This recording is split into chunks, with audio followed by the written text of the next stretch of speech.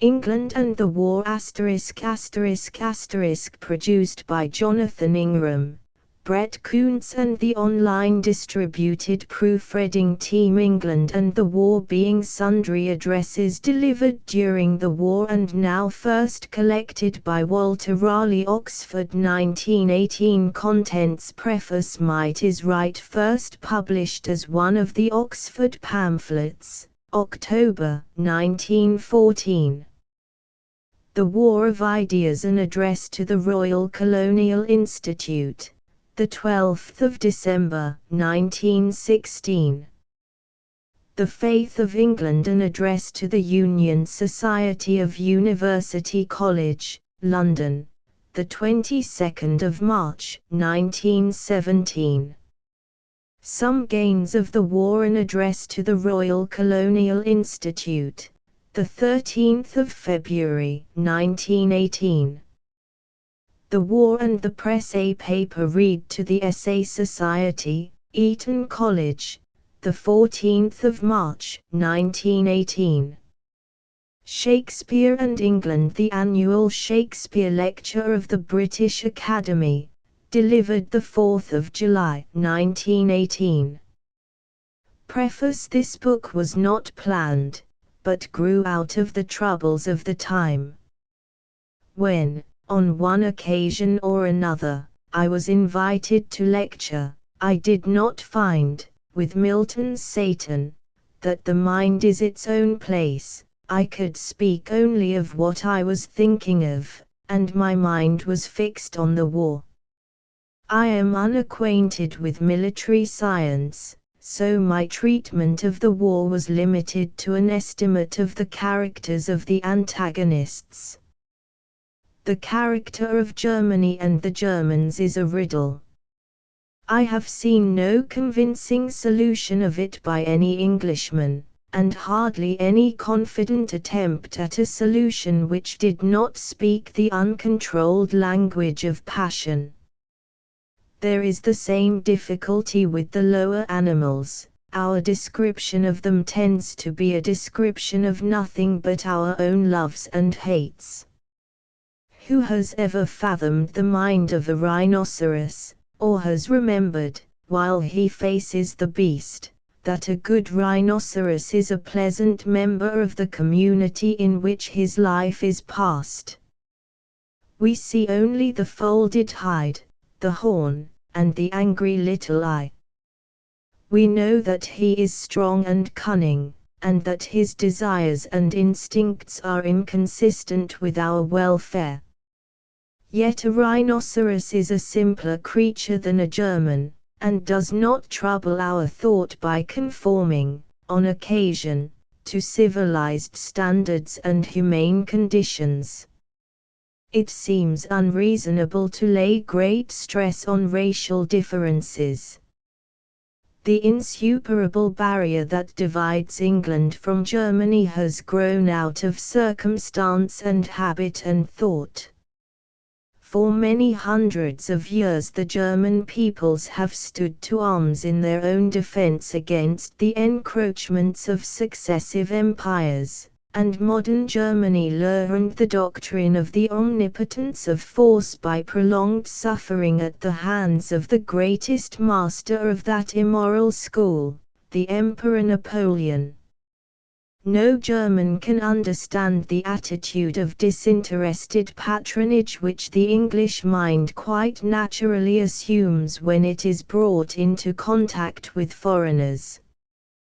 The best example of this superiority of attitude is to be seen in the people who are called pacifists. They are a peculiarly English type, and they are the most arrogant of all the English. The idea that they should ever have to fight for their lives is to them supremely absurd. There must be some mistake, they think, which can be easily remedied once it is pointed out. Their title to existence is so clear to themselves that they are convinced it will be universally recognized. It must not be made a matter of international conflict. Partly, no doubt, this belief is fostered by lack of imagination. The sheltered conditions and leisured life which they enjoy as the parasites of a dominant race have produced in them a false sense of security. But there is something also of the English strength and obstinacy of character in their self-confidence, and if ever Germany were to conquer England, some of them would spring to their full stature as the heroes of an age-long and indomitable resistance.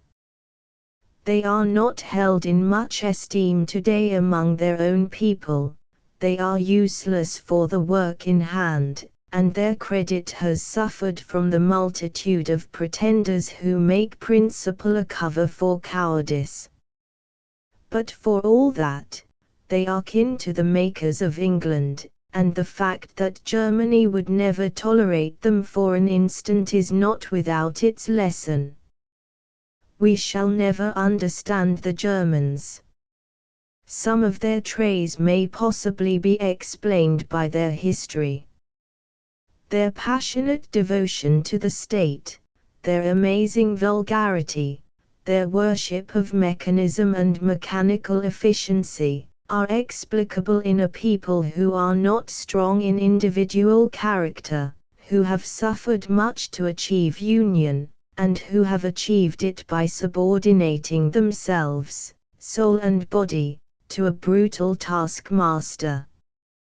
But the convulsions of war have thrown up things that are deeper than these, primeval things, which, until recently, civilization was believed to have destroyed.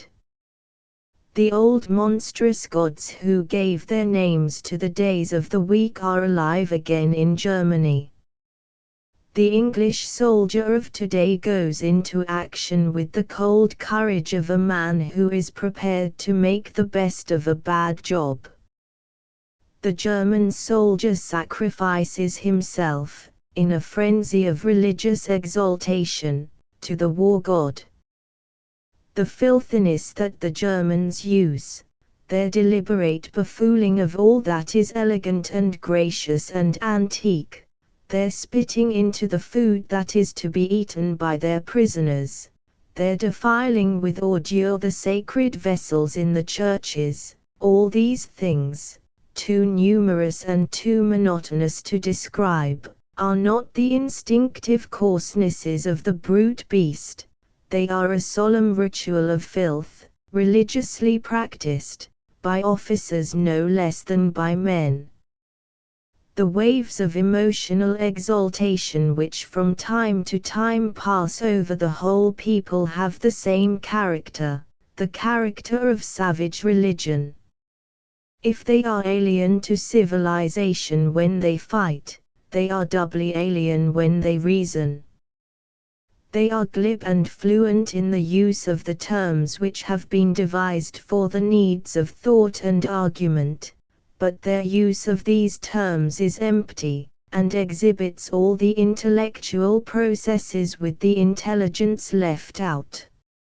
I know nothing more distressing than the attempt to follow any German argument concerning the war. If it were merely wrong-headed, cunning, deceitful, there might still be some compensation in its cleverness. There is no such compensation. The statements made are not false, but empty, the arguments used are not bad, but meaningless. It is as if they despised language, and made use of it only because they believe that it is an instrument of deceit. But a man who has no respect for language cannot possibly use it in such a manner as to deceive others, especially if those others are accustomed to handle it delicately and powerfully. It ought surely to be easy to apologize for a war that commands the wholehearted support of a nation, but no apology worthy of the name has been produced in Germany. The pleadings which have been used are servile things, written to order, and directed to some particular address, as if the truth were of no importance. No one of these appeals has produced any appreciable effect on the minds of educated Frenchmen, or Englishmen, or Americans, even among those who are eager to hear all that the enemy has to say for himself. This is a strange thing, and is perhaps the widest breach of all. We are hopelessly separated from the Germans. We have lost the use of a common language, and cannot talk with them if we would. We cannot understand them. Is it remotely possible that they will ever understand us? Here, too, the difficulties seem insuperable. It is true that in the past they have shown themselves willing to study us and to imitate us. But unless they change their minds and their habits, it is not easy to see how they are to get near enough to us to carry on their study. While they remain what they are, we do not want them in our neighborhood. We are not fighting to Anglicize Germany, or to impose ourselves on the Germans. Our work is being done, as work is so often done in this idle sport-loving country, with a view to a holiday. We wish to forget the Germans, and when once we have policed them into quiet and decency, we shall have earned the right to forget them, at least for a time. The time of our respite perhaps will not be long. If the Allies defeat them, as the Allies will, it seems as certain as any uncertain thing can be that a mania for imitating British and American civilization will take possession of Germany. We are not vindictive to a beaten enemy, and when the Germans offer themselves as pupils, we are not likely to be either enthusiastic in our welcome or obstinate in our refusal. We shall be bored but concessive. I confess that there are some things in the prospect of this imitation which haunt me like a nightmare.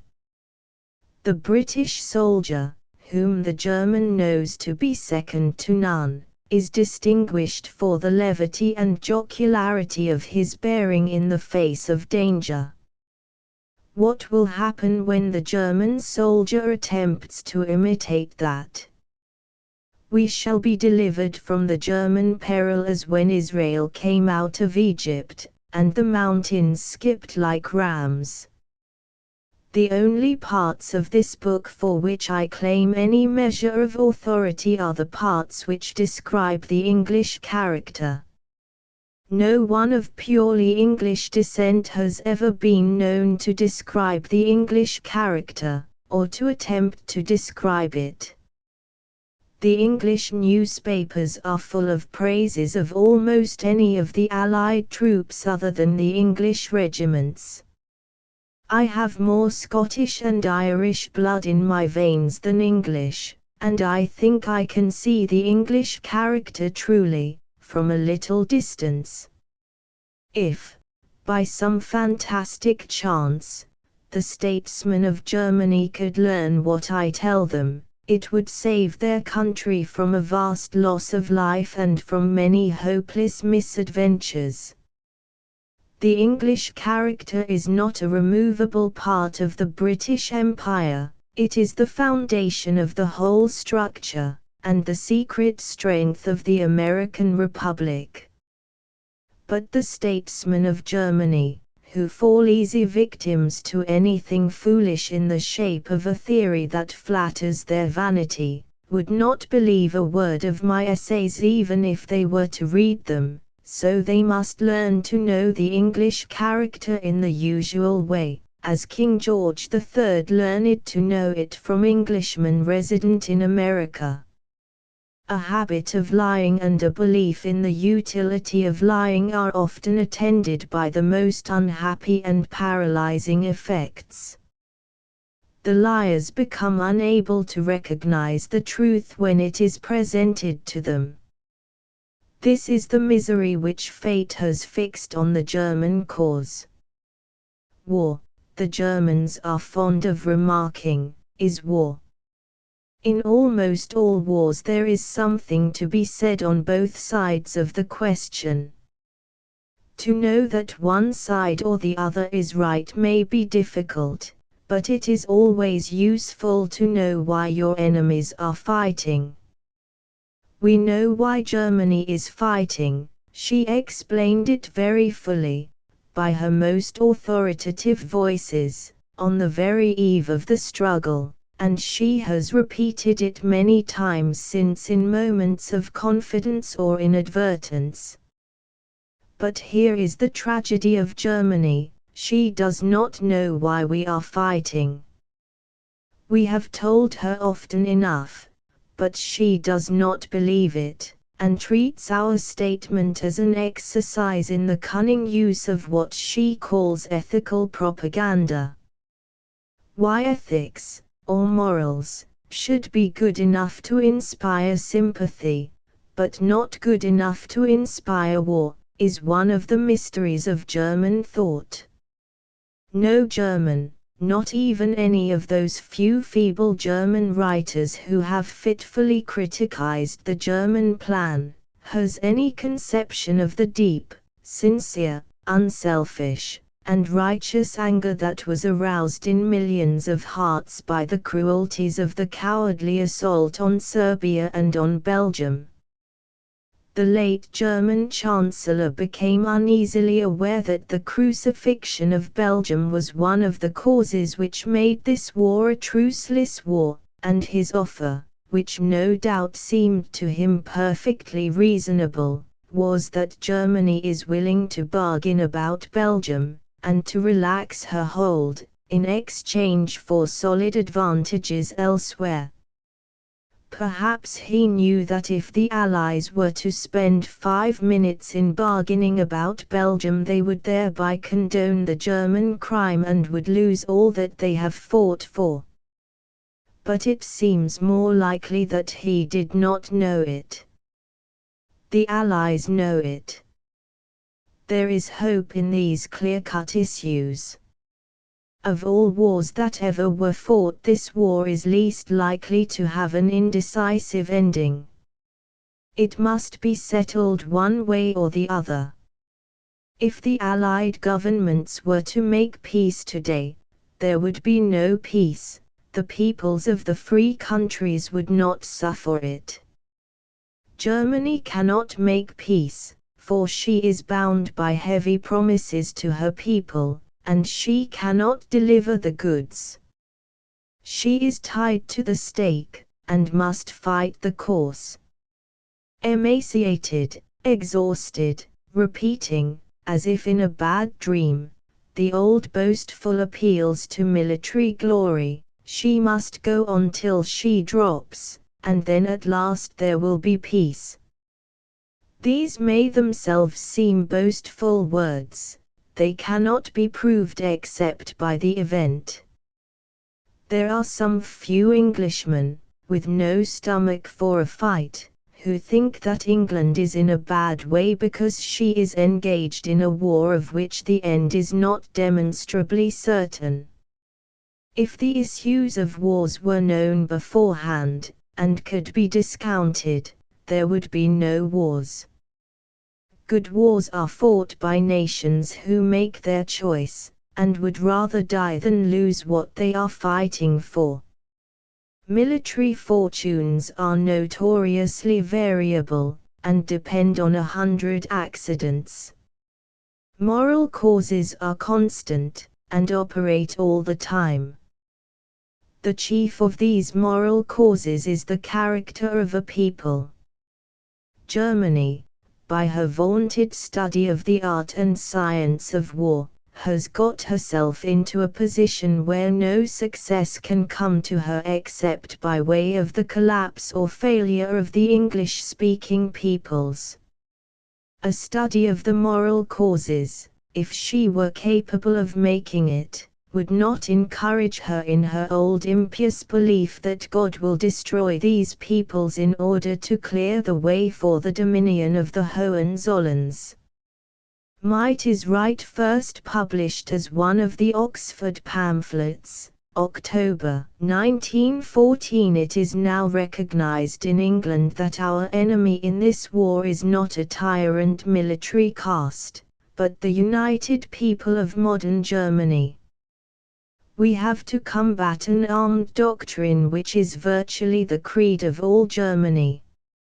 Saxony and Bavaria, it is true, would never have invented the doctrine, but they have accepted it from Prussia, and they believe it.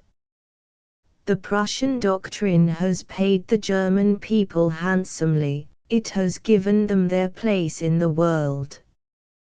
When it ceases to pay them, and not till then, they will reconsider it. They will not think, till they are compelled to think. When they find themselves face to face with a greater and more enduring strength than their own, they will renounce their idol. But they are a brave people, a faithful people, and a stupid people, so that they will need rough proofs. They cannot be driven from their position by a little paper shot. In their present mood, if they hear an appeal to pity, sensibility, and sympathy, they take it for a cry of weakness. I am reminded of what I once heard said by a genial and humane Irish officer concerning a proposal to treat with the leaders of a Zulu rebellion. "Kill them all," he said, "it's the only thing they understand." He meant that the Zulu chiefs would mistake moderation for a sign of fear. By the irony of human history, this sentence has become almost true of the great German people, who built up the structure of modern metaphysics. They can be argued with only by those who have the will and the power to punish them.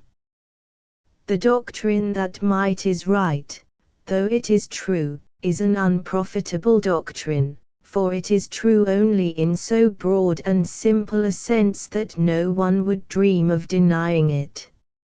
If a single nation can conquer, depress, and destroy all the other nations of the earth and acquire for itself a sole dominion, there may be matter for question whether God approves that dominion. What is certain is that He permits it. No earthly governor who is conscious of his power will waste time in listening to arguments concerning what his power ought to be. His right to wield the sword can be challenged only by the sword. An all-powerful governor who feared no assault would never trouble himself to assert that might is right. He would smile and sit still. The doctrine, when it is propounded by weak humanity, is never a statement of abstract truth, it is a declaration of intention, a threat, a boast, an advertisement. It has no value except when there is someone to be frightened. But it is a very dangerous doctrine when it becomes the creed of a stupid people, for it flatters their self-sufficiency, and distracts their attention from the difficult, subtle, frail, and wavering conditions of human power. The tragic question for Germany today is what she can do, not whether it is right for her to do it. The buffaloes, it must be allowed, had a perfect right to dominate the prairie of America, till the hunters came. They moved in herds, they practiced shock tactics, they were violent, and very cunning. There are but few of them now. A nation of men who mistake violence for strength, and cunning for wisdom, may conceivably suffer the fate of the buffaloes and perish without knowing why.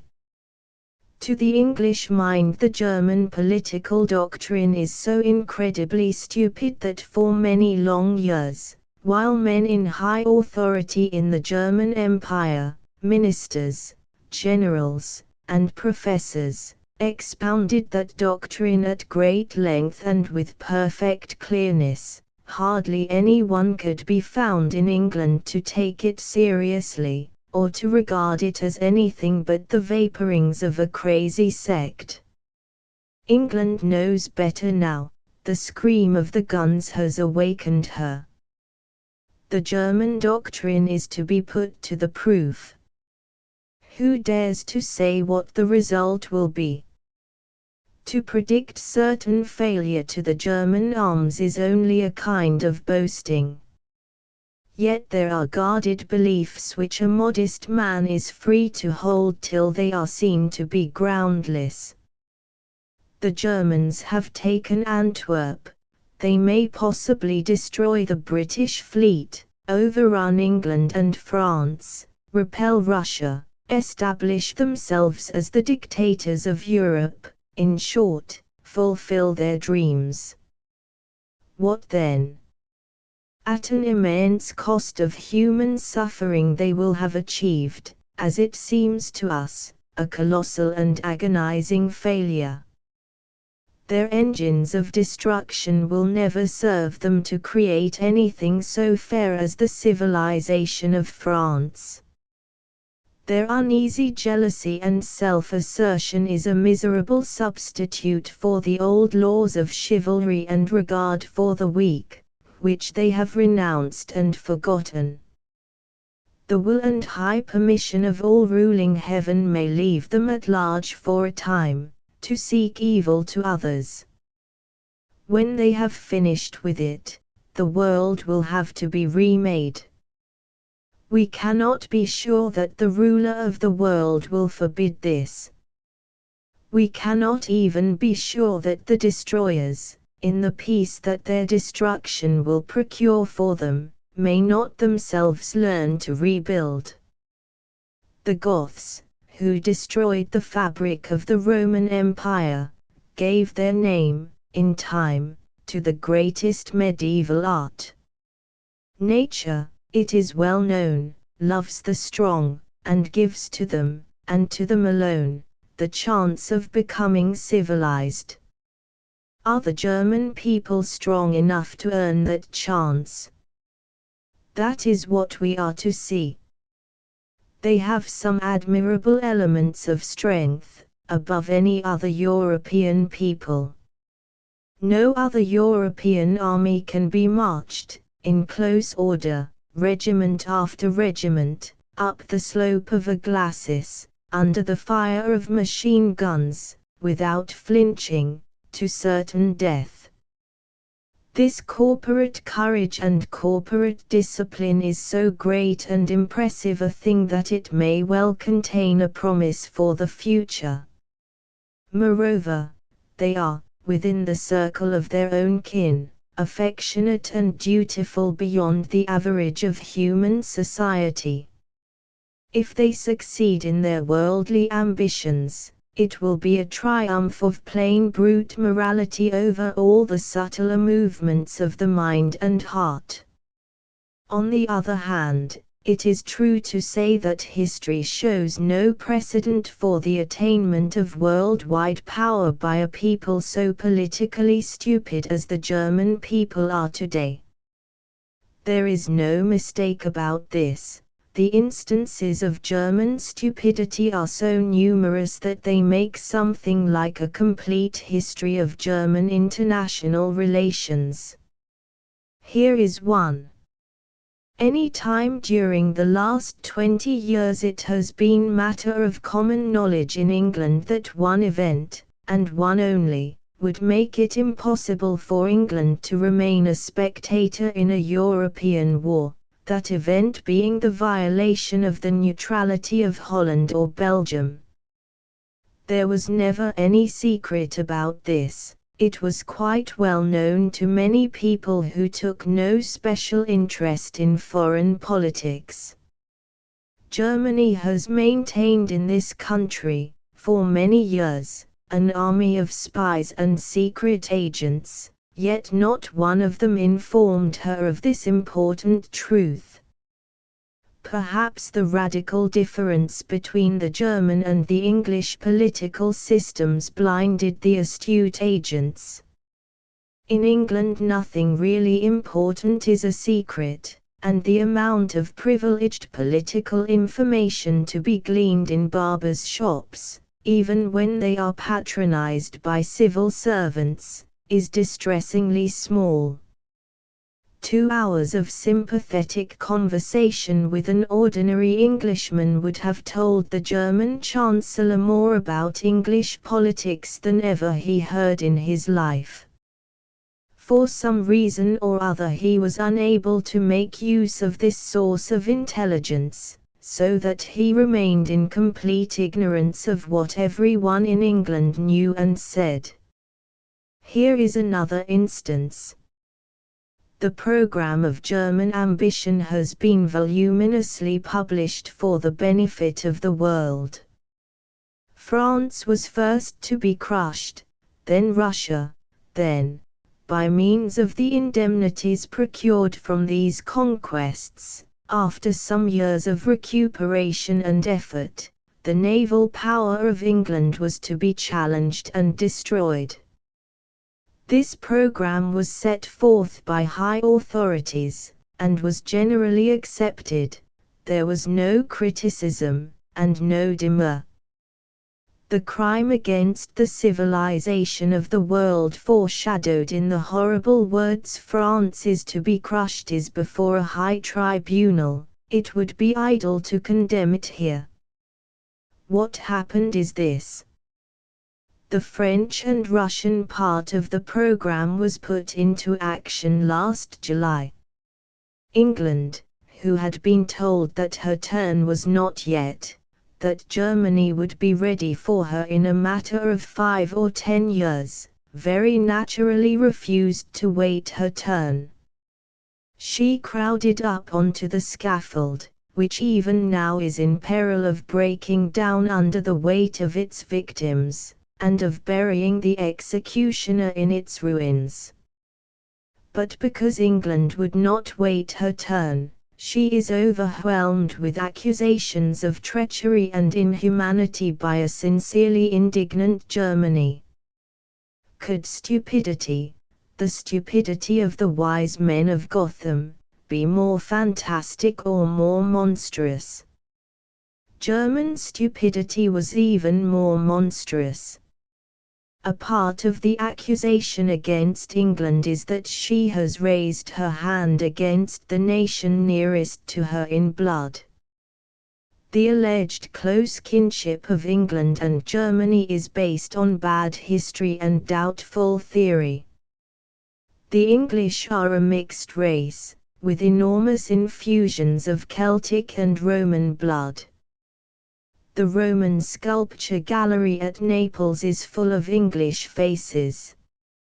If the German agents would turn their attention to hatters' shops, and give the barbers a rest, they would find that no English hat fits any German head.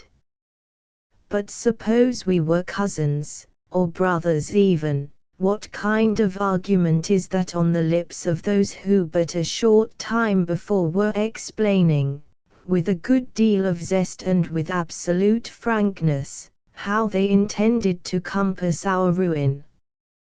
There is something almost amiable in fatuity like this. A touch of the fool softens the brute. The Germans have a magnificent war machine which rolls on its way, crushing all that it touches. We shall break it if we can. If we fail, the German nation is at the beginning, not the end, of its troubles. With the making of peace, even an armed peace, the war machine has served its turn. Some other instrument of government must then be invented. There is no trace of a design for this new instrument in any of the German shops. The governors of Alsace-Lorraine offer no suggestions. The bald fact is that there is no spot in the world where the Germans govern another race and are not hated. They know this, and are disquieted. They meet with coldness on all hands, and their remedy for the coldness is self-assertion and brag. The Russian statesman was right who remarked that modern Germany has been too early admitted into the Committee of European Nations. Her behavior, in her new international relations, is like the behavior of an uneasy, jealous upstart in an old-fashioned quiet drawing room. She has no genius for equality. Her manners are a compound of threatening and flattery. When she wishes to assert herself, she bullies. When she wishes to endear herself, she crawls, and the one device is no more successful than the other. Might is right, but the sort of might which enables one nation to govern another in time of peace is very unlike the armored thrust of the war engine. It is a power compounded of sympathy and justice. The English, it is admitted by many foreign critics, have studied justice and desired justice. They have inquired into and protected rights that were unfamiliar, and even grotesque, to their own ideas, because they believed them to be rights. In the matter of sympathy their reputation does not stand so high. They are chill in manner, and dislike all effusive demonstrations of feeling.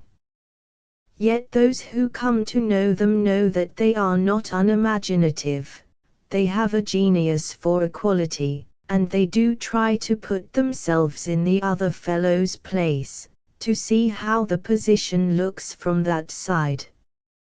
What has happened in India may perhaps be taken to prove, among many other things, that the inhabitants of India begin to know that England has done her best, and does feel a disinterested solicitude for the peoples under her charge.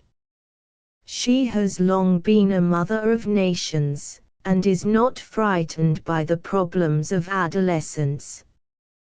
The Germans have as yet shown no sign of skill in governing other peoples. Might is right, and it is quite conceivable that they may acquire colonies by violence. If they want to keep them they will have to shut their own professors' books, and study the intimate history of the British Empire.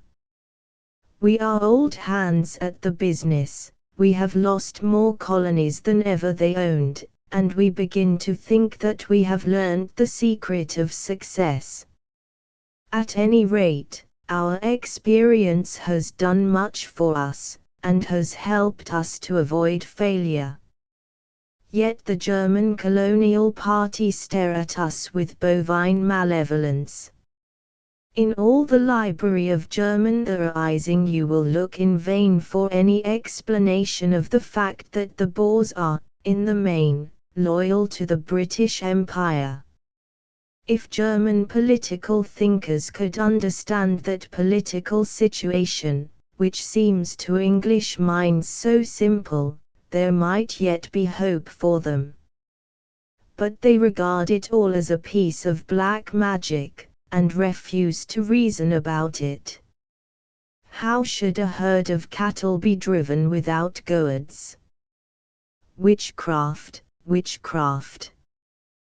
Their worldwide experience it is, perhaps, which has made the English quick to appreciate the virtues of other peoples. I have never known an Englishman who traveled in Russia without falling in love with the Russian people. I have never heard a German speak of the Russian people without contempt and dislike. Indeed, the Germans are so unable to see any charm in that profound and humane people that they believe that the English liking for them must be an insincere pretense, put forward for wicked or selfish reasons. What would they say if they saw a sight that is common in Indian towns, a British soldier and a Gurkha arm in arm, rolling down the street in cheerful brotherhood. And how is it that it has never occurred to any of them that this sort of brotherhood has its value in empire building? The new German political doctrine has bidden farewell to Christianity, but there are some political advantages in Christianity which should not be overlooked. It teaches human beings to think of one another and to care for one another. It is an antidote to the worst and most poisonous kind of political stupidity. Another thing that the Germans will have to learn for the welfare of their much-talked empire is the value of the lone man. The architects and builders of the British Empire were all lone men. Might is right, but when a young Englishman is set down at an outpost of empire to govern a warlike tribe, he has to do a good deal of hard thinking on the problem of political power and its foundations. He has to trust to himself, to form his own conclusions, and to choose his own line of action. He has to try to find out what is in the mind of others. A young German, inured to skilled slavery, does not shine in such a position. Man for man, in all that asks for initiative and self-dependence, Englishmen are the better men, and some Germans know it. There is an old jest that if you settle an Englishman and a German together in a new country, at the end of a year you will find the Englishman governor, and the German his head clerk. A German must know the rules before he can get to work. More than 300 years ago a book was written in England which is in some ways a very exact counterpart to General von Bernhardi's notorious treatise. It is called Tamburlaine, and, unlike its successor, is full of poetry and beauty. Our own colonization began with a great deal of violent work, and much wrong done to others. We suffered for our misdeeds, and we learned our lesson, in part at least. Why, it may be asked, should not the Germans begin in the same manner, and by degrees adapt themselves to the new task? Perhaps they may, but if they do, they cannot claim the Elizabethans for their model. Of all men on earth the German is least like the undisciplined, exuberant Elizabethan adventurer. He is reluctant to go anywhere without a copy of the rules, a guarantee of support, and a regular pension. His outlook is as prosaic as General von Bernhardi's or General von der Goltz's own, and that is saying a great deal. In all the German political treatises there is an immeasurable dreariness. They lay down rules for life, and if they be asked what makes such a life worth living they are without any hint of an answer. Their world is a workhouse, tyrannically ordered, and full of pusillanimous jealousies. It is not impious to be hopeful. A Germanized world would be a nightmare. We have never attempted or desired to govern them, and we must not think that God will so far forget them as to permit them to attempt to govern us. Now they hate us, but they do not know for how many years the cheerful brutality of their political talk has shocked and disgusted us. I remember meeting, in one of the French Mediterranean dependencies, with a Prussian nobleman, a well-bred and pleasant man, who was fond of expounding the Prussian creed. He was said to be a political agent of sorts, but he certainly learned nothing in conversation. He talked all the time, and propounded the most monstrous paradoxes with an air of mathematical precision. Now it was the character of Sir Edward Grey, a cunning Machiavel, whose only aim was to set Europe by the ears and make neighbors fall out. A friend who was with me, an American, laughed aloud at this, and protested, without producing the smallest effect. The stream of talk went on. The error of the Germans, we were told, was always that they are too humane. Their dislike of cruelty amounts to a weakness in them. They let France escape with a paltry fine. Next time France must be beaten to the dust. Always with a pleasant outward courtesy, he passed on to England. England was decadent and powerless, her rule must pass to the Germans. But we shall treat England rather less severely than France, said this bland apostle of Prussian culture, for we wish to make it possible for ourselves to remain in friendly relations with other English-speaking peoples. And so on, the whole of the Bernhardi doctrine, explained in quiet fashion by a man whose very debility of mind made his talk the more impressive, for he was simply parroting what he had often heard. No one criticized his proposals, nor did we dislike him.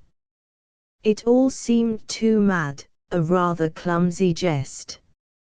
His world of ideas did not touch our world at any point, so that real talk between us was impossible. He came to see us several times, and always gave the same kind of mesmerized recital of Germany's policy. The grossness of the whole thing was in curious contrast with the polite and quiet voice with which he uttered his insolences. When I remember his talk, I find it easy to believe that the German Emperor and the German Chancellor have also talked in such a manner that they have never had the smallest opportunity of learning what Englishmen think and mean. While the German doctrine was the plaything merely of hysterical and supersensitive persons, like Carlyle and Nietzsche, it mattered little to the world of politics. An excitable man, of vivid imagination and invalid constitution, like Carlyle, feels a natural predilection for the cult of the healthy brute. Carlyle's English style is itself a kind of epilepsy. Nietzsche was so nervously sensitive that everyday life was an anguish to him, and broke his strength. Both were poets, as Marlowe was a poet, and both sang the song of power. The brutes of the swamp and the field, who gathered round them and listened, found nothing new or unfamiliar in the message of the poets. This, they said, is what we have always known, but we did not know that it is poetry. Now that great poets teach it, we need no longer be ashamed of it. So they went away resolved to be twice the brutes that they were before, and they named themselves culture brutes. It is difficult to see how the world, or any considerable part of it, can belong to Germany, till she changes her mind. If she can do that, she might make a good ruler, for she has solid virtues and good instincts. It is her intellect that has gone wrong. Bishop Butler was one day found pondering the problem whether a whole nation can go mad. If he had lived today, what would he have said about it? Would he have admitted that that strangest of grim fancies is realized?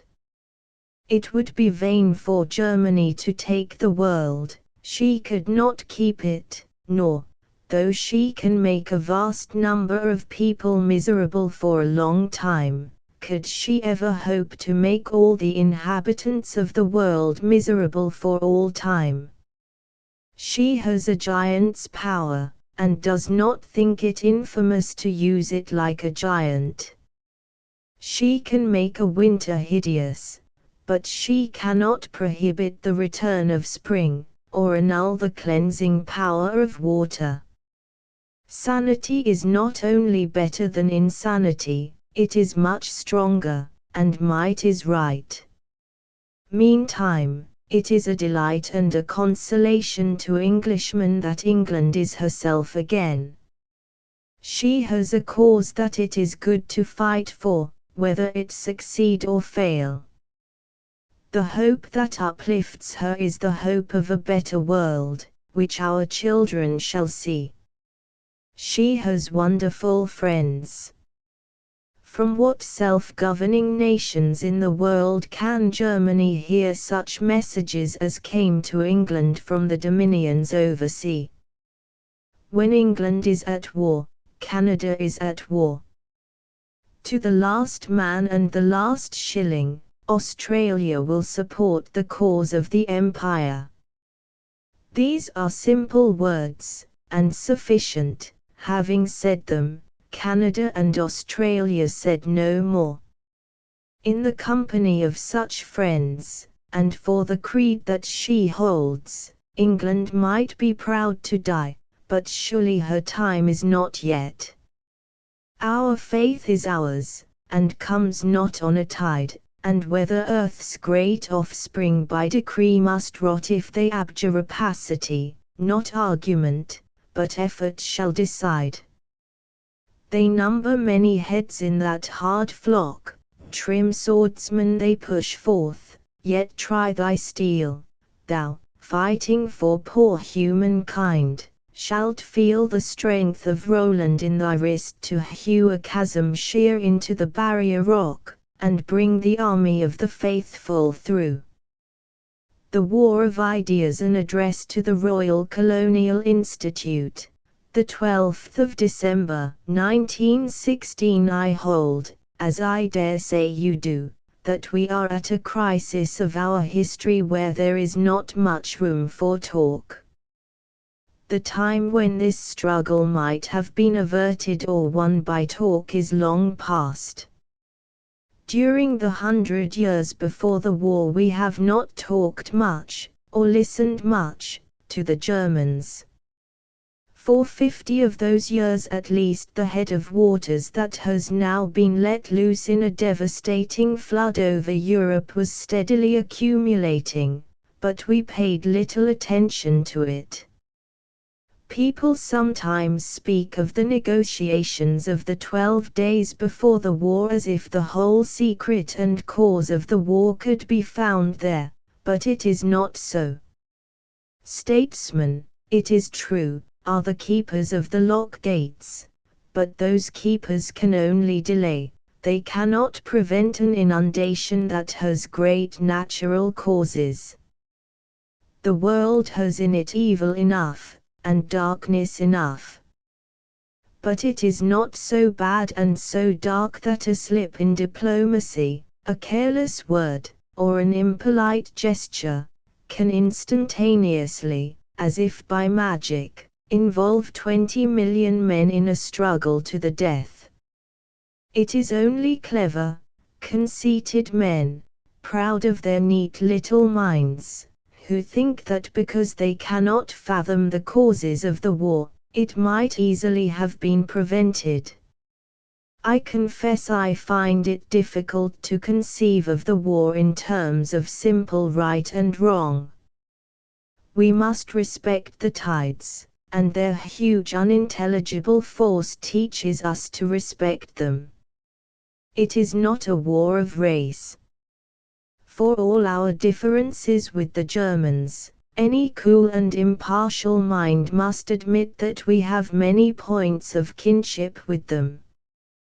During the years before the war our naval officers in the Mediterranean found, I believe, that it was easier to associate on terms of social friendship with the Austrians than with the officers of any other foreign navy. We have a passionate admiration for France, and a real devotion to her, but that is a love affair, not a family tie. We begin to be experienced in love affairs, for Ireland steadily refuses to be treated on any other footing. In any case, we are much closer to the Germans than they are to the Bulgarians or the Turks. Of these three we like the Turks the best, because they are chivalrous and generous enemies, which the Germans are not. It is a war of ideas. We are fighting an armed doctrine. Yet Burke's use of those words to describe the military power of revolutionary France should warn us against fallacious attempts to simplify the issue. When ideas become motives and are filtered into practice, they lose their clearness of outline and are often hard to recognize. They leaven the lump, but the lump is still human clay, with its passions and prejudices, its pride and its hate. I remember seeing in a provincial paper, in the early days of the war, two adjacent columns, both dealing with the war. The first was headed A Holy War and set forth the great principles of nationality, respect for treaties, and protection of the weak, which in our opinion are the main motives of the Allies in this war. The second was headed The War on Commerce, tips to capture German trade, and set forth those other principles and motives which, in the opinion of the Germans, brought England into this war.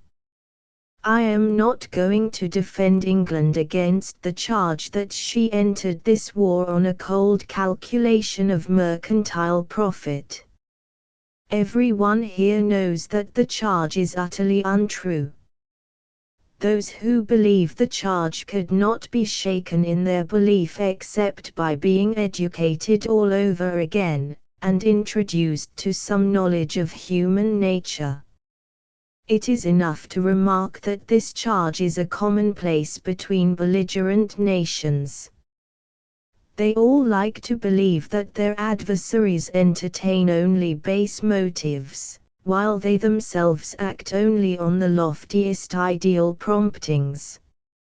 If the charge means only that every nation at war is bound to think of its own interests, to conserve its own strength, and to seize on all material gains that are within its reach, the charge is true and harmless. When two angry women quarrel in a back street, they commonly accuse each other of being amorous. They might just as well accuse each other of being human. The charge is true and insignificant. So also with nations, they all cherish themselves and seek to preserve their means of livelihood. If this were their sole concern, there would be few wars. Certainly this war, which is desolating and impoverishing Europe, would be impossible. No one, surely, can look at the war and say that nations are moved only by their material interests. It would be more plausible to say that they are too little moved by those interests. Bacon, in his Essay of Death, remarks that the fear of death does not much affect mankind. There is no passion in the mind of man so weak, but it mates and masters the fear of death, and therefore death is no such terrible enemy when a man hath so many attendants about him that can win the combat of him. Revenge triumphs over death, love slights it, honor aspireth to it, grief flieth to it, fear preoccupateth it. Nay, we read, after Utho the emperor had slain himself, pity, which is the tenderest of affections, provoked many to die out of mere compassion to their sovereign, and as the truest sort of followers. If this is true of the fear of death, how much truer it is of the love of material gain. Any whim, or point of pride, or fixed idea, or old habit, is enough to make a man or a nation forego the hope of profit and fight for a creed. The German creed is by this time well known. Before the war we took little notice of it. We sometimes saw it stated in print, but it seemed to us too monstrous and inhuman to be the creed of a whole people. We were wrong, it was the creed of a whole people. By the mesmerism of state education, by the discipline of universal military service, by the pride of the German people in their past victories, and by the fears natural to a nation that finds enemies on all its fronts, an absolute belief in the state, in war as the highest activity of the state, and in the right of the state to enslave all its subjects, body and soul, to its purposes, had become the creed of all those diverse peoples that are united under the Prussian monarchy. Most of them are not naturally warlike peoples. They have been lured, and frightened, and drilled, and bribed into war, but it is true to say that, on the whole, they enjoy fighting less than we do. One of the truest remarks ever made on the war was that famous remark of a British private soldier, who was telling how his company took a trench from the enemy. Fearing that his account of the affair might sound boastful, he added, "You see, sir, they are not a military people, like we are." Only the word was wrong, the meaning was right. They are, as everyone knows, an enormously military people, and, if they want to fight at all, they have to be a military people, for the vast majority of them are not a warlike people. A first-class army could never have been fashioned in Germany out of volunteer civilians, like our army on the Somme. That army has a little shaken the faith of the Germans in their creed. Again I must quote one of our soldiers. "I don't say," he remarked, "that our average can run rings round their best. What I say is that our average is better than their average, and our best is better than their best."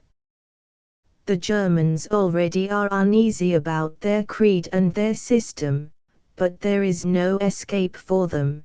They have sacrificed everything to it. They have impoverished the mind and drilled the imagination of every German citizen, so that Germany appears before the world with the body of a giant and the mind of a dwarf. They have sacrificed themselves in millions that their creed may prevail, and with their creed they must stand or fall. The state, organized as absolute power, responsible to no one, with no duties to its neighbor, and with only nominal duties to a strictly subordinate God, has challenged the soul of man in its dearest possessions. We cannot predict the course of military operations, but if we were not sure of the ultimate issue of this great struggle, we should have no sufficient motive for continuing to breathe. The state has challenged the soul of man before now, and has always been defeated. A miserable remnant of men and women, tied to stakes or starved in dungeons, have before now shattered what seemed an omnipotent tyranny, because they stood for the soul and were not prompted by vanity or self-regard. They had great allies. Their friends were exaltations, agonies, and love, and man's unconquerable mind. If we are defeated, we shall be defeated not by German strength but by our own weakness. The worst enemy of the martyr is doubt and the divided mind, which suggests the question, is it, after all, worthwhile? We must know what we have believed. What do we stand for in this war? It is only the immovable conviction that we stand for something ultimate and essential that can help us and carry us through. No war of this kind and on this scale is good enough to fight unless it is good enough to fail in. The calculation of profit, said Burke, in all such wars is false. On balancing the account of such wars, 10,000 hogsheads of sugar are purchased at 10,000 times their price. The blood of man should never be shed but to redeem the blood of man. It is well shed for our family, for our friends, for our God, for our country, for our kind. The rest is vanity, the rest is crime. The question I have asked is a difficult question to answer, or, rather, the answer is not easy to formulate briefly and clearly. Most of the men at the front know quite well what they are fighting for. They know that it is for their country, but that it is also for their kind, for certain ideals of humanity. We at home know that we are at war for liberty and humanity. But these words are invoked by different nations in different senses. The Germans, or at least most of them, have as much liberty as they desire, and believe that the highest good of humanity is to be found in the prevalence of their own ideas and of their own type of government and society. No abstract demonstration can help us. Liberty is a highly comparative notion, no one asks for it complete. Humanity is a highly variable notion, it is interpreted in different senses by different societies. What we are confronted by is two types of character, two sets of aims, two ideals for society. There can be no harm in trying to understand both. The Germans can never be understood by those who neglect their history. They are a solid, brave, and earnest people, who, till quite recent times, have been denied their share in the government of Europe. In the 16th century they were deeply stirred by questions of religion, and were rent asunder by the Reformation. Compromise proved futile. The small German states were ranked on this side or on that at the will of their rulers and princes. Men of the same race were ranged in mortal opposition on the question of religious belief, and there was no solution but war. For 30 years in the 17th century the war raged.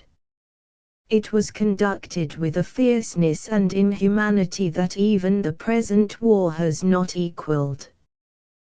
The civilian population suffered hideously. Whole provinces were desolated and whole states were bereaved of their men. When, from mere exhaustion, the war came to an end, Germany lay prostrate, and the chief gains of the war fell to the rising monarchy of France, which had intervened in the middle of the struggle. By the Treaty of Westphalia in 1648 Alsace and Lorraine went to France, and the rule of the great monarch, Louis XIV, had nothing to fear from the German peoples. The ambitions of Germany, for long after this, were mainly cosmopolitan and intellectual. But political ambitions, though they seemed almost dead, were revived by the hardy state of Prussia, and the rest of Germany's history, down to our own time, is the history of the welding of the Germanic peoples into a single state by Prussian monarchs and statesmen. This history explains many things.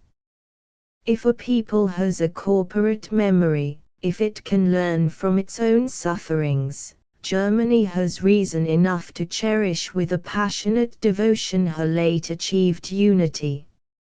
And German brutality, which is not the less brutality because Germans regard it as quite natural and right, has its origin in German history. The Prussian is a Spartan, a natural brute, but brutal to himself as well as to others, capable of extremes of self-denial and self-discipline. From the Prussians the softer and more emotional German peoples of the South received the gift of national unity, and they repaid the debt by extravagant admiration for Prussian prowess and hardihood, which had been so serviceable to their cause. The southern Germans, the Bavarians especially, have developed a sort of sentimentalism of brutality, expressed in the hysterical hymn of hate, which hails from Munich, expressed also in those monstrous excesses and cruelties, surpassing anything that mere insensibility can produce, which have given the Bavarian troops their foul reputation in the present war. The last half-century of German history must also be remembered.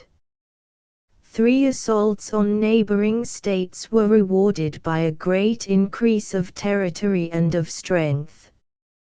From Denmark, in 1864, Prussia took Schleswig-Holstein. The defeat of Austria in 1866 brought Hanover and Bavaria under the Prussian leadership. Alsace and Lorraine were regained from France in 1870. The Prussian mind, which is not remarkable for subtlety, found a justification in these 3 wars for its favorite doctrine of frightfulness. That doctrine, put briefly, is that people can always be frightened into submission, and that it is cheaper to frighten them than to fight them to the bitter end. Denmark was a small nation, and moreover was left utterly unsupported by the European powers who had guaranteed her integrity. Bavaria was frightened, and will be frightened again when her hot fit gives way to her cold fit. France was divided and half-hearted under a tinsel emperor. It is Germany's misfortune that on these 3 special cases she based a general doctrine of war. A very little knowledge of human nature, a knowledge so alien to her that she calls it psychology and assigns it to specialists, would have taught her that, for the most part, human beings when they are fighting for their homes and their faith cannot be frightened, and must be killed or conciliated. The practice of frightfulness has not worked very well in this war. It has steeled the heart of Germany's enemies.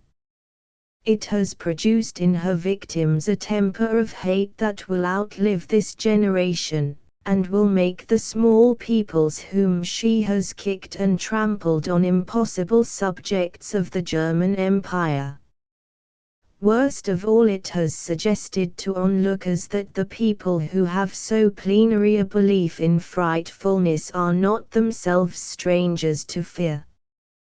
There is an old English proverb, hackneyed and stale 300 years ago, but now freshened again by disuse, that the goodwife would never have looked for her daughter in the oven unless she had been there herself. How shall I describe the English temper, which the Germans, high and low, learned and ignorant, have so profoundly mistaken? You can get no description of it from the Englishman pure and simple. He has no theory of himself, and it bores him to hear himself described. Yet it is this temper which has given England her great place in the world and which has cemented the British Empire. It is to be found not in England alone, but wherever there is a strain of English blood or an acceptance of English institutions.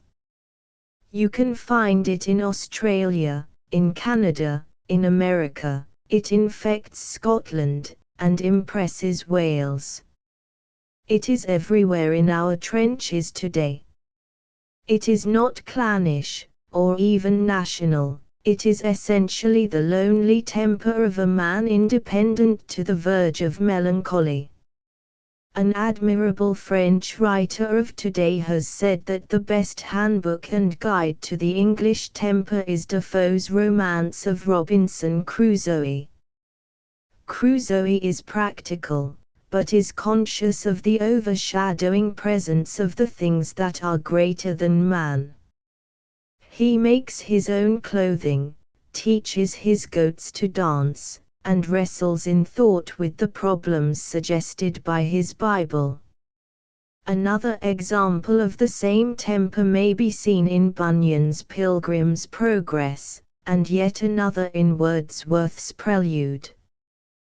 There is no danger that English thought will ever underestimate the value and meaning of the individual soul.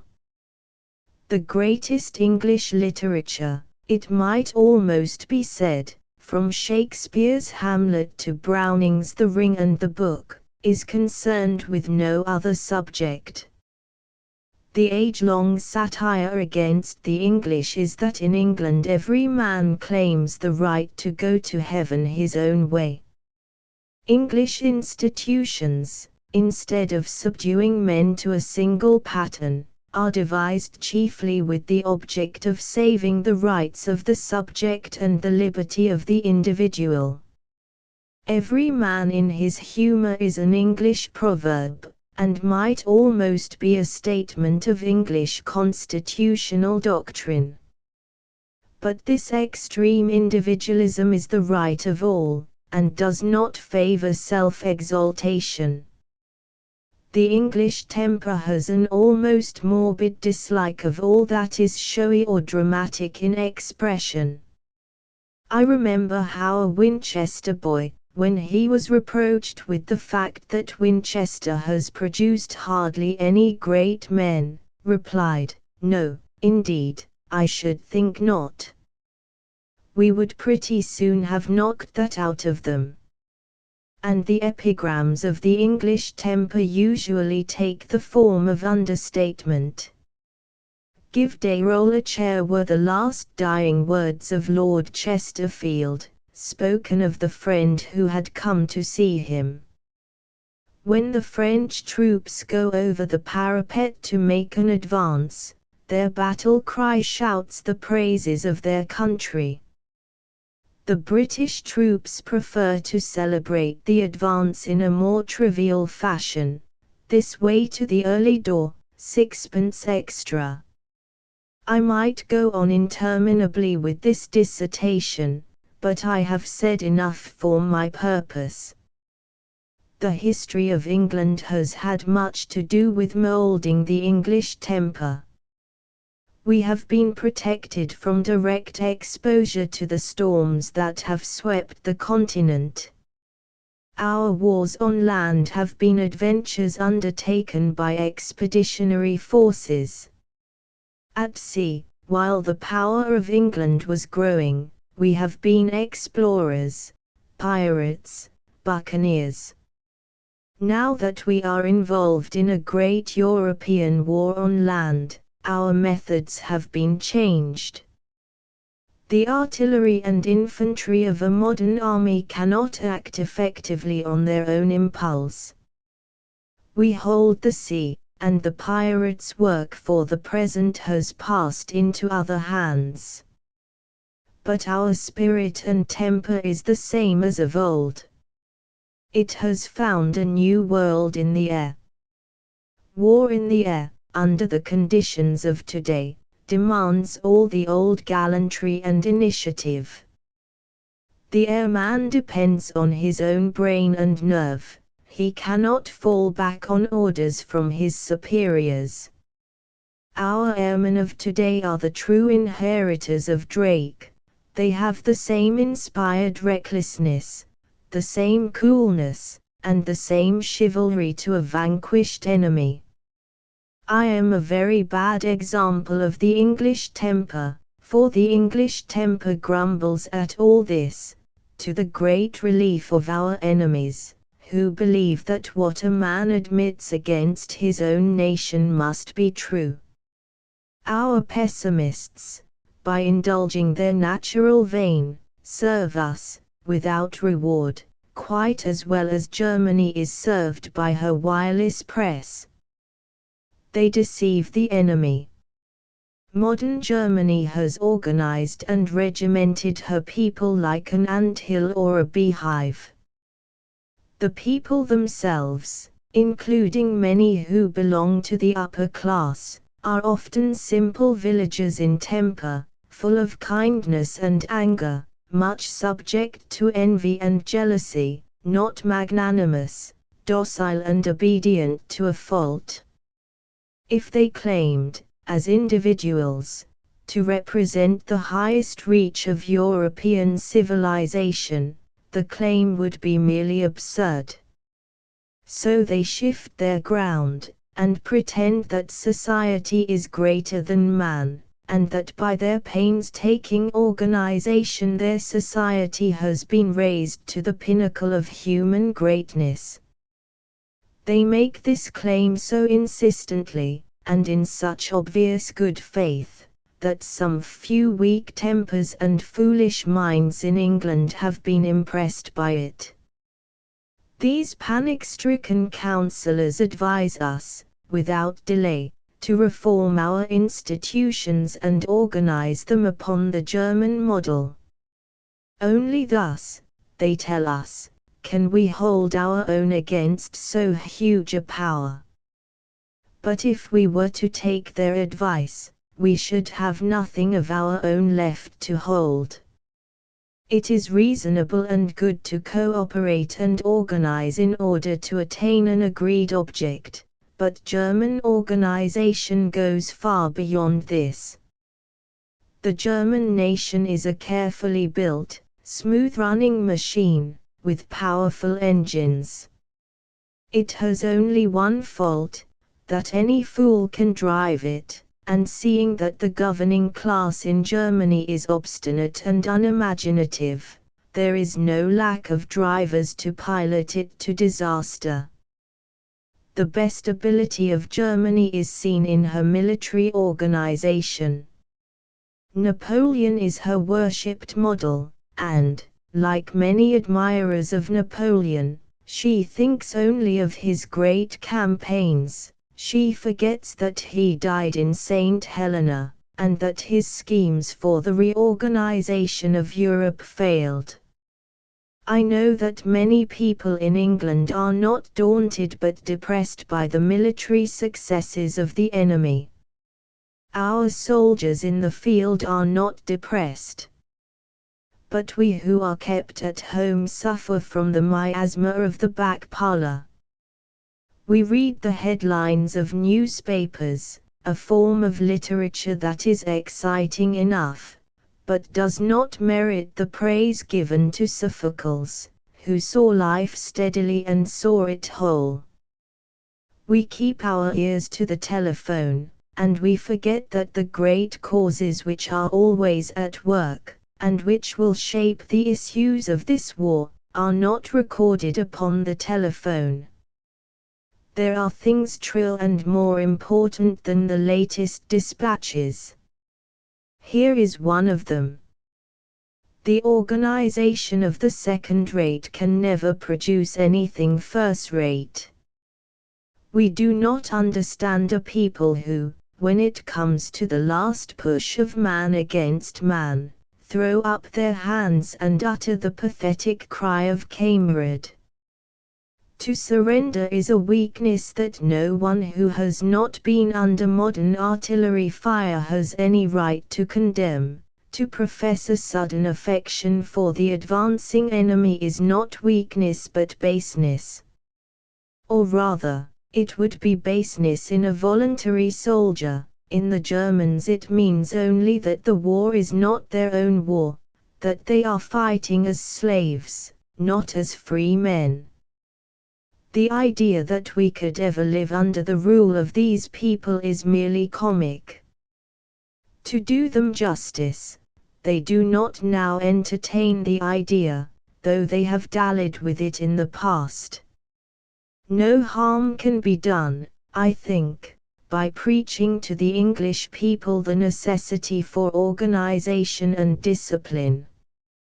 We shall still be ourselves, and there is no danger that we shall overdo discipline or make organization a thing to be worshipped for its own sake. The danger is all the other way. We have learned much from the war, and the work that we shall have to do when it ends is almost more important than the terms of peace, or concessions made this way and that. If the treacherous assault of the Germans on the liberties and peace of Europe is rewarded by any solid gain to the German Empire, then history may forgive them, but this people of the British Empire will not forgive them. Nothing will be as it was before, and our cause, which will not be lost in the war, will still have to be won in the so-called peace. I know that some say, let us have war when we are at war, and peace when we are at peace. It sounds plausible and magnanimous, but it is utopian. You must reckon with your own people. They know that when we last had peace, the sunshine of that peace was used by the Germans to hatch the spawn of malice and treason. If the Germans are defeated in the war, we shall, I suppose, forgive them, for the very English reason that it is a bore not to forgive your enemies. But if they escape without decisive defeat in battle, their harder trial is yet to come. In some ways we are stronger than we have been in all our long history. We have found ourselves, and we have found our friends. Our dead have taught the children of today more and better than any living teachers can teach them. No one in this country will ever forget how the people of the Dominions, at the first note of war, sprang to arms like one man. We must not thank or praise them, like the Navy. They regard our thanks and praise as something of an impertinence. They are not fighting, they say, for us. But that is how we discovered them. They are doing much better than fighting for us, they are fighting with us, because, without a word of explanation or appeal, their ideas and ours are the same. We never have discussed with them, and we never shall discuss, what is decent and clean and honorable in human behavior. A philosopher who is interested in this question can find plenty of intellectual exercise by discussing it with the Germans, where an Englishman, a Canadian, and an Australian are met. There is no material for such a debate. It would be extravagant to suppose that a discovery like this can leave our future relations untouched. We now know that we are profoundly united in a union much stronger and deeper than any mechanism can produce. I know how difficult a problem it is to hit on the best device for giving political expression to this union between states separated from one another by the whole world's diameter, differing in their circumstances, their needs, and their outlook. I do not dare to prescribe, but I should like to make a few remarks, and to call attention to a few points which are perhaps more present to the mind of the ordinary citizen than they are in the discussions of constitutional experts. We must arrange for cooperation and mutual support. If the arrangement is complicated and lengthy, we must not wait for it, we must meet and discuss our common affairs. Ministers from the Dominions have already sat with the British Cabinet. We can never go back on that, it is a landmark in our history. Our ministers must travel. If their supporters are impatient of their absence on the affairs of the empire, they must find some less parochial set of supporters. We have begun in the right way. The right way is not to pass laws determining what you are to do, but to do what is needful, and do it at once. Do a lot of things, and regularize your successes by later legislation. Now is the time, while the empire is white hot. Our first need is not lawyers, but men who, feeling friendly, know how to behave as friends do. They will not be impeached if they go beyond the letter of the law. One act of faith is worth 100 arguments. This is a family affair. The habits of an affectionate and united family are the only good model. As for the Crown Colonies and India, the Dominions must share our burden. It is objected, both here and in India, that life in the Dominions is a very inadequate education for the sympathetic handling of alien races and customs. So is life in many parts of this island. The fact is that the process of learning to govern these alien peoples is the best education in the world. The Indian Civil Service is a great college, and it governs India. I can speak to this point, for I have lived there and seen it at work. If India were really governed by the ideas of the young novices who go out there fresh from their examinations, she would be a distressful country. But the novice is taken in hand at once by the older members of the service. He works under the eye of the collector and the assistant collector. They shoulder him and instruct him as tame elephants shoulder and instruct the wild.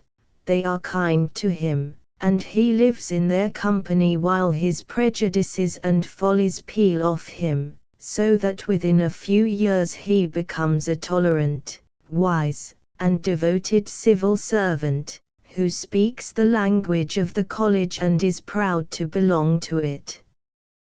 The success of the government of India is not to be credited to the classes from which the civil service is recruited, but to the discipline of the service itself, a service so high in tradition and so free from corruption that advancement in it is to be gained only by intelligence and sympathy. What I am saying is that I can imagine no finer raw material for the political discipline of the Indian civil service than some of the generous and clean-run spirits who have come from the Dominions to help in this war. They could be introduced to a share of our responsibilities without impeding or retarding the movement to give to selected natives of India a larger share in the government of their country.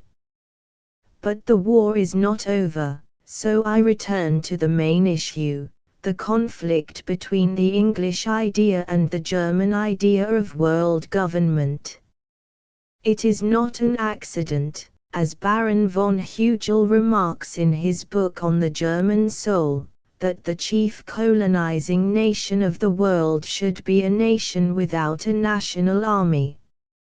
We have depended enormously in the past on the initiative and virtue of the individual adventurer. If our adventurers were to fail us, which is not likely, or if the state were to supersede them, and attempt to do their work, which is not conceivable, our political power and influence would vanish with them. The world might perhaps be well ordered, but there would be no freedom, and no fun. The beauty of the adventurer is that he is practically invincible. He does not wait for orders. Under the most perfect police system that Germany could devise, he would be up and at it again. We are not so numerous as the Germans, but there are enough and to spare of us to make German government impossible in any place where we pitch our tents. We are practiced hands at upsetting governments. Our political system is a training school for rebels. This is what makes our very existence an offense to the moral instincts of the German people. They are quite right to want to kill us. The only way to abolish fun and freedom is to abolish life. But I must not be unjust to them. Their forethought provides for everything, and no doubt they would prescribe authorized forms of fun for half an hour a week, and would gather together their subjects in public assembly, under municipal regulations, to perform approved exercises in freedom. Mankind lives by ideas, and if an irreconcilable difference in ideas makes a good war, then this is a good war. The contrast between the two ideas is profound and far-reaching. My business lies in a university.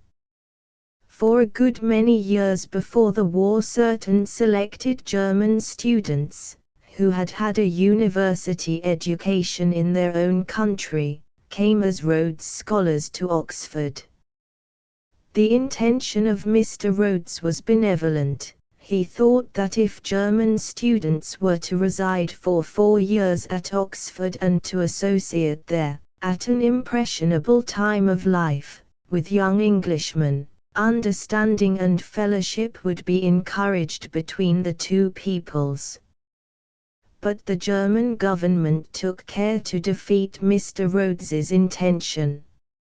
Instead of sending a small number of students for the full period, as Mr. Rhodes had provided, Germany asked and, by whose mistake I do not know, obtained leave to send a larger number for a shorter stay. The students selected were intended for the political and diplomatic service, and were older than the usual run of Oxford freshmen. Their behavior had a certain ambassadorial flavor about it. They did not mix much in the many undergraduate societies which flourish in a college, but met together in clubs of their own to drink patriotic toasts. They were nothing if not superior. I remember a conversation I had with one of them who came to consult me. He wished, he said, to do some definite piece of research work in English literature. I asked him what problems or questions in English literature most interested him, and he replied that he would do anything that I advised. We had a talk of some length, wholly at cross purposes. At last I tried to make my point of view clear by reminding him that research means finding the answer to a question, and that if his reading of English literature, which had been fairly extensive, had suggested no questions to his mind, he was not in the happiest possible position to begin research. This touched his national pride, and he gave me something not unlike a lecture. In Germany, he said, the professor tells you what you are to do, he gives you a subject for investigation, he names the books you are to read, and advises you on what you are to write. You follow his advice, and produce a thesis, which gains you the degree of Doctor of Letters. I have seen a good many of these theses, and I am sure this account is correct. With very rare exceptions they are as dead as mutton, and much less nourishing. The upshot of our conversation was that he thought me an incompetent professor, and I thought him an unprofitable student. There are many people in England today who praise the thoroughness of the Germans, and their devotion to systematic thought. Has anyone ever taken the trouble to trace the development of the thesis habit, and its influence on their national life? They theorize everything, and they believe in their theories. They have solemn theories of the English character, of the French character, of the nature of war, of the history of the world. No breath of skepticism dims their complacency, although events steadily prove their theories wrong.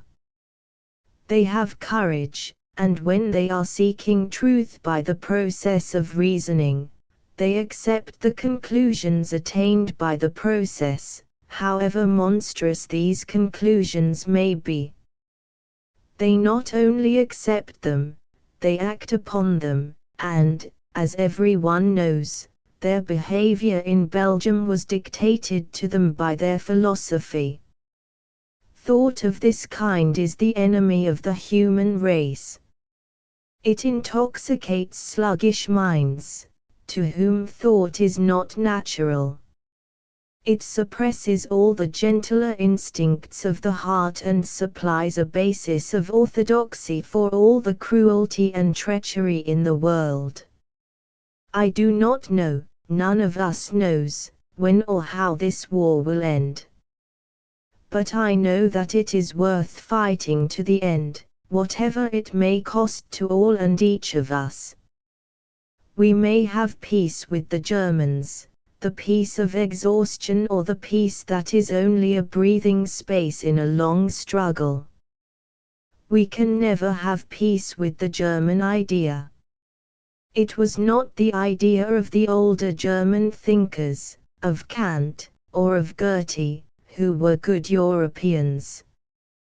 Kant said that there is nothing good in the world except the goodwill. The modern German doctrine is that there is nothing good in the world except what tends to the power and glory of the state. The inventor of this doctrine, it may be remembered, was the devil, who offered to the Son of Man the glory of all the kingdoms of the world, if only he would fall down and worship him.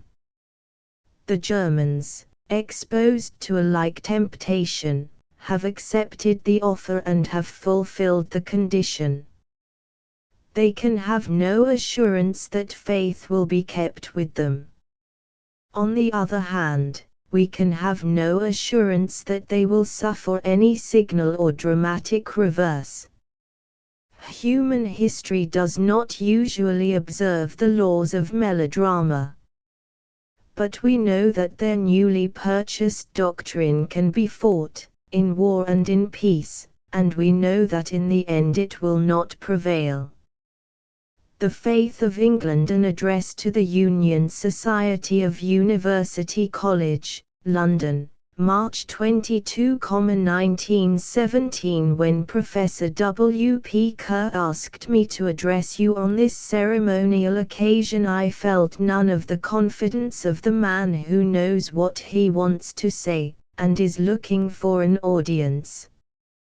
But Professor Kerr is my old friend, and this place is the place where I picked up many of those fragmentary impressions which I suppose must be called my education. So I thought it would be ungrateful to refuse, even though it should prove that I have nothing to express save goodwill and the affections of memory. When I matriculated in the University of London and became a student in this place, my professors were Professor Goodwin, Professor Church, Professor Heresy, Professor Groom Robertson, and Professor Henry Morley. I remember all these, though, if they were alive, I do not think that any of them would remember me. The indescribable exhilaration, which must be familiar to many of you, of leaving school and entering college, is in great part the exhilaration of making acquaintance with teachers who care much about their subject and little or nothing about their pupils. To escape from the eternal personal judgments which make a school a place of torment is to walk upon air. The schoolmaster looks at you, the college professor looks the way you are looking. The statements made by Euclid, that thoughtful Greek, are no longer encumbered at college with all those preposterous and irrelevant moral considerations which desolate the atmosphere of a school. The question now is not whether you have perfectly acquainted yourself with what Euclid said, but whether what he said is true. In my earliest days at college I heard a complete exposition of the first 6 books of Euclid, given in 4 lectures, with masterly ease and freedom, by Professor Heresy, who did not hesitate to employ methods of demonstration which, though they are perfectly legitimate and convincing, were rejected by the daintiness of the Greek. Professor Groom Robertson introduced his pupils to the mysteries of mental and moral philosophy, and incidentally disaffected some of us by what seemed to us his excessive reverence for the works of Alexander Bain. Those works were our favorite theme for satirical verse, which we did not pain our professor by publishing. Professor Henry Morley lectured hour after hour to successive classes in a room halfway down the passage, on the left. Even overwork could not deaden his enormous vitality, but I hope that his immediate successor does not lecture so often.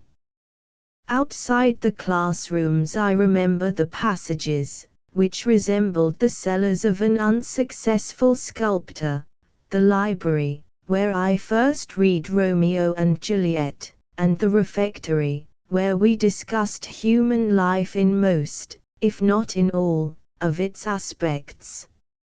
In the neighborhood of the college there was the classic severity of Gower Street, and, for those who preferred the richer variety of romance, there was always the Tottenham Court Road. Beyond all, and throughout all, there was friendship, and there was freedom. The college was founded, I believe, partly in the interests of those who object to subscribe to a conclusion before they are permitted to examine the grounds for it. It has always been a free place, and if I remember it as a place of delight, that is because I found here the delights of freedom. My thoughts in these days are never very long away from the war, so that I should feel it difficult to speak of anything else. Yet there are so many ways in which it would be unprofitable for me to pretend to speak of it, that the difficulty remains. I have no knowledge of military or naval strategy. I am not intimately acquainted with Germany or with German culture.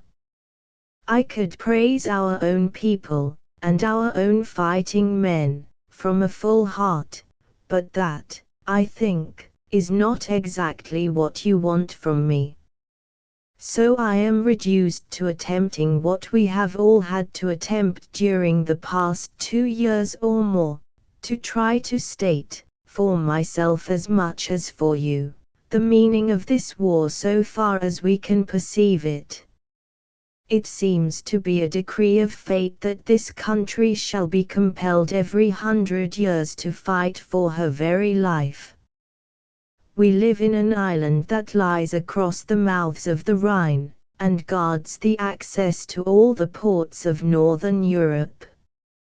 In this island we have had enough safety and enough leisure to develop for ourselves a system of constitutional and individual liberty which has had an enormous influence on other nations. It has been admired and imitated, it has also been hated and attacked. To the majority of European statesmen and politicians it has been merely unintelligible. Some of them have regarded it with a kind of superstitious reverence, for we have been very successful in the world at large, and how could so foolish and ineffective a system achieve success except by adventitious aid? Others, including all the statesmen and political theorists who prepared Germany for this war, have refused to admire the power of England.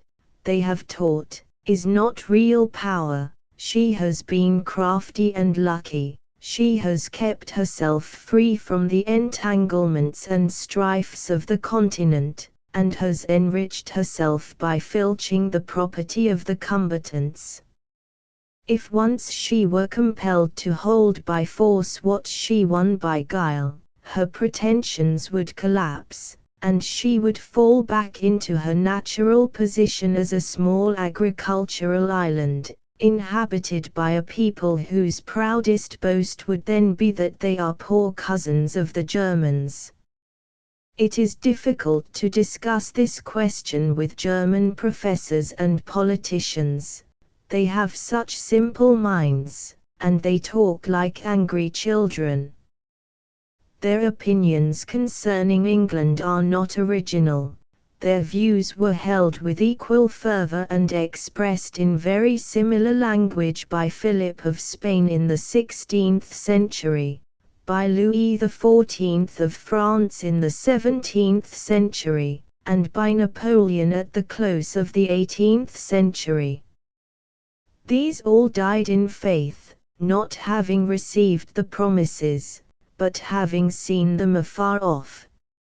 I will ask you to consider the attack made upon England by each of these three powerful rulers. Anyone who reads the history of these three great wars will feel a sense of illusion, as if he were reading the history of today. The points of resemblance in all four wars are so many and so great that it seems as if the four wars were all one war, repeated every century.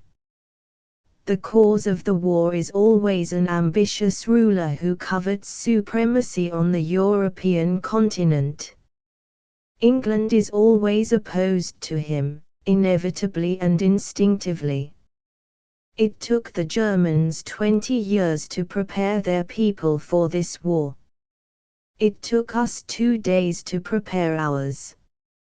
Our instinct is quick and sound, for the resources and wealth of the continent, if once they were controlled by a single autocratic power, would make it impossible for England to follow her fortunes upon the sea. But we never stand quite alone. The smaller peoples of the continent, who desire self-government, or have achieved it, always give the conqueror trouble, and rebel against him or resist him. England always sends help to them, the help of an expeditionary force, or, failing that, the help of irregular volunteers. Sir Philip Sidney dies at Zutphen, Sir John Moore at Corunna. There is always desperate fighting in the Low Countries, and the names of Mons, Liege, Narmer, and Lille recur again and again. England always succeeds in maintaining herself, though not without some reverses, on the sea. In the end the power of the Master of Legions, Philip, Louis, Napoleon, and shall we say William, crumbles and melts. His ambitions are too costly to endure, his people chafe under his lash, and his kingdom falls into insignificance or is transformed by internal revolution. In all these wars there is one other resemblance which it is good to remember today. The position of England, at one time or another in the course of the war, always seems desperate. When Philip of Spain invaded England with the greatest navy of the world, he was met on the seas by a fleet made up chiefly of volunteers. When Louis overshadowed Europe and threatened England, our king was in his pay and had made a secret treaty with him. Our statesmen, moreover, had destroyed our alliance with the maritime powers of Sweden and Holland. We had war with the Dutch, and our fleet was beaten by them. During the war against Napoleon we were in an even worse plight.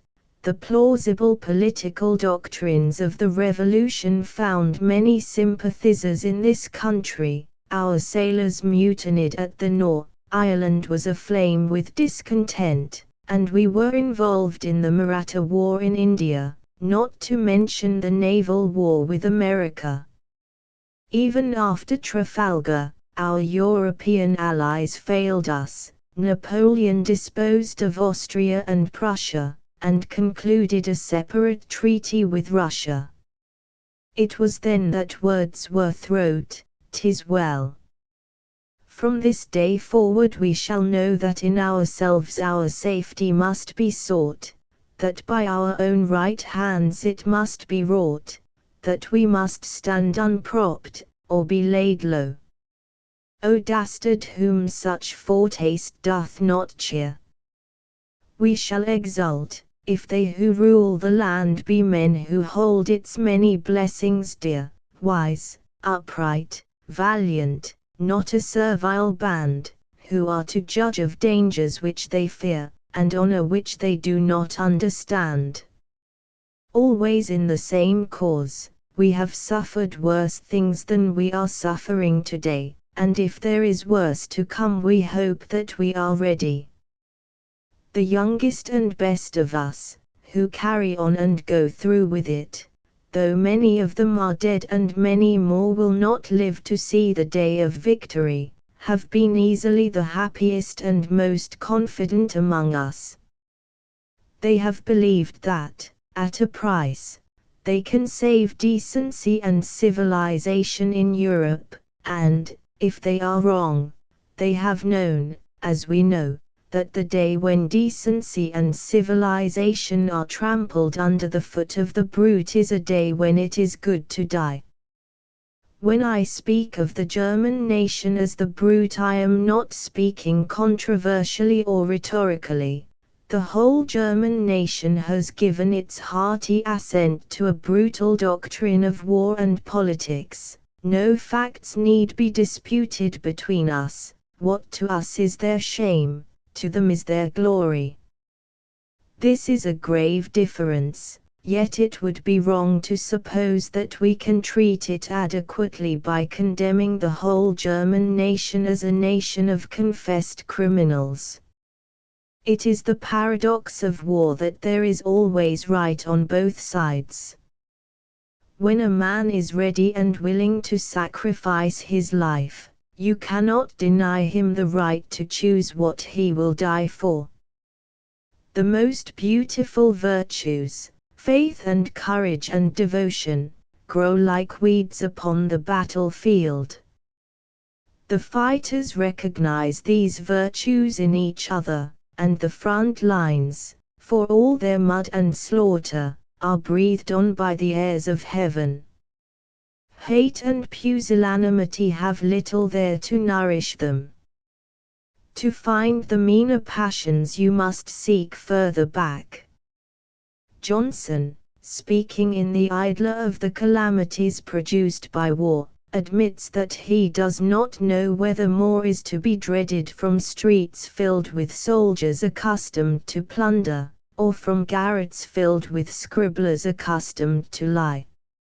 Now that our army is the nation in arms, the danger from a lawless soldiery has become less, or has vanished, but the other danger has increased. Journalists are not the only offenders. It is a strange, squalid background for the nobility of the soldier that is made by the deceits and boasts of diplomatists and statesmen. In one of the prison camps of England, some weeks ago, I saw a Saxon boy who had fought bravely for his country. Simplicity and openness and loyalty were written on his face. There are hundreds like him, and I would not mention him if it were not that same day I read with a new and heightened sense of disgust a speech by the German Chancellor, writhing with timidity and dishonesty and uneasy braggadocio. Those who feel this contrast as I did may be excused, I think, if they come to the conclusion that to talk about war is an accursed trade, and that to fight well, whether on the one side or the other, is the only noble part. Yet there is no escape for us, if we are to avoid chaos, if the daily life of the world is to be re-established and carried on. There must be an understanding between nations, and there is no possible way to come to an understanding save by the action and words of representative men on the one side and the other. Such representative men there is no reason to doubt that they do in the main truly express the aspirations and wishes of their people, and on both sides they have either explicitly or virtually made offers. The offer of the Allied powers is on record. What does Germany offer? She has refused to make a definite statement, but her rulers have talked a great deal, and what she intends is not really in doubt, only she is not sure whether she can get it, and still clings to the hope that a favorable turn of events may relieve her of the duty of making proposals, and put her in a position to dictate a settlement. We all know what that settlement would be. The German offer for a solution of the problem of world government is German sentiments, German racial pride, German manners and customs, an immense increase of German territory and German influence, and above all an acknowledged supremacy for the German race among the nations of the world. She thinks she has not stated these aims in so many words, but she has. When it was suggested that the future peace of the world might be assured by the formation of a league to enforce peace, Germany, through her official spokesman, expressed her sympathy with that idea, and stated that she would very gladly put herself at the head of such a league. I can hardly help loving the Germans when their rustic simplicity and rustic cunning lead them all unconsciously into self-revelation. The very idea of a league to enforce peace implies equality among the contracting parties, and Germany does not understand equality. By all means, she says, let us sit at a round table, and I will sit at the top of it. Her panacea for human ills is Germanism. She has nothing to offer but a purely national sentiment, which some, greatly privileged, may share, and the rest must revere and bow to. In the book of Genesis we are told how Joseph was thrown into a pit by his elder brothers for talking just like this. But he meant it quite innocently, and so do the Germans. They do not intend irreverence to God when they call him the good German God. On the contrary, they choose for his praise a word that to them stands for all goodness and all greatness. Their worship expresses itself naturally in the tribal ritual and the tribal creed. This tribal creed, there can be no doubt, is what they offer us for a talisman to ensure the right ordering of the world. Patriotism and loyalty to hearth and home are passions so strong in humanity that a creed like this, when men are under its influence, is not easily seen to be absurd. The Saxon boy, whom I saw in his prison camp, probably would not quarrel with it. And even in the wider world of thought the illusions of nationalism are all-pervading. I once heard Professor Henry Sidgwick remark that it is not easy for us to understand how the troops of Portugal are stirred to heroic effort when their commanders call on them to remember that they are Portuguese. He would no doubt have been the first to admit, for he had an alert and skeptical mind, that it is only our stupidity which finds anything comic in such an appeal.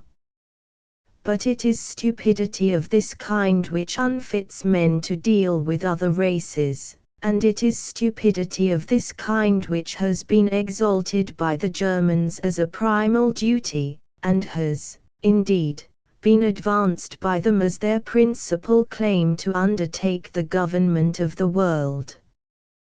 This extreme nationalism, this unwillingness to feel any sympathy for other peoples, or to show them any consideration, has stupefied and blinded the Germans. One of the heaviest charges that can be brought against them is that they have seen no virtue in France. I do not ask that they shall interrupt the war to express admiration for their enemies. I am speaking of the time before the war.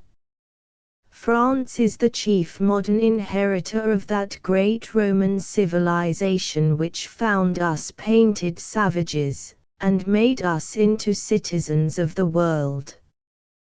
The French mind, it is admitted, and admitted most readily by the most intelligent men, is quick and delicate and perceptive, surer and clearer in its operation than the average European mind. Yet the Germans, infatuated with a belief in their own numbers and their own brute strength, have dared to express contempt for the genius of France. A contempt for foreigners is common enough among the vulgar and unthinking of all nations, but I do not believe that you will find anywhere but in Germany a large number of men trained in the learned professions who are so besotted by vanity as to deny to France her place in the vanguard of civilization. These louts cannot be informed or argued with.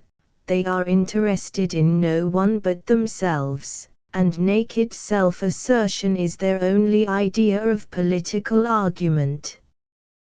Treitschke, who was for 20 years professor of history at Berlin, and who did perhaps more than any other man to build up the modern German creed, has crystallized German politics in a single sentence.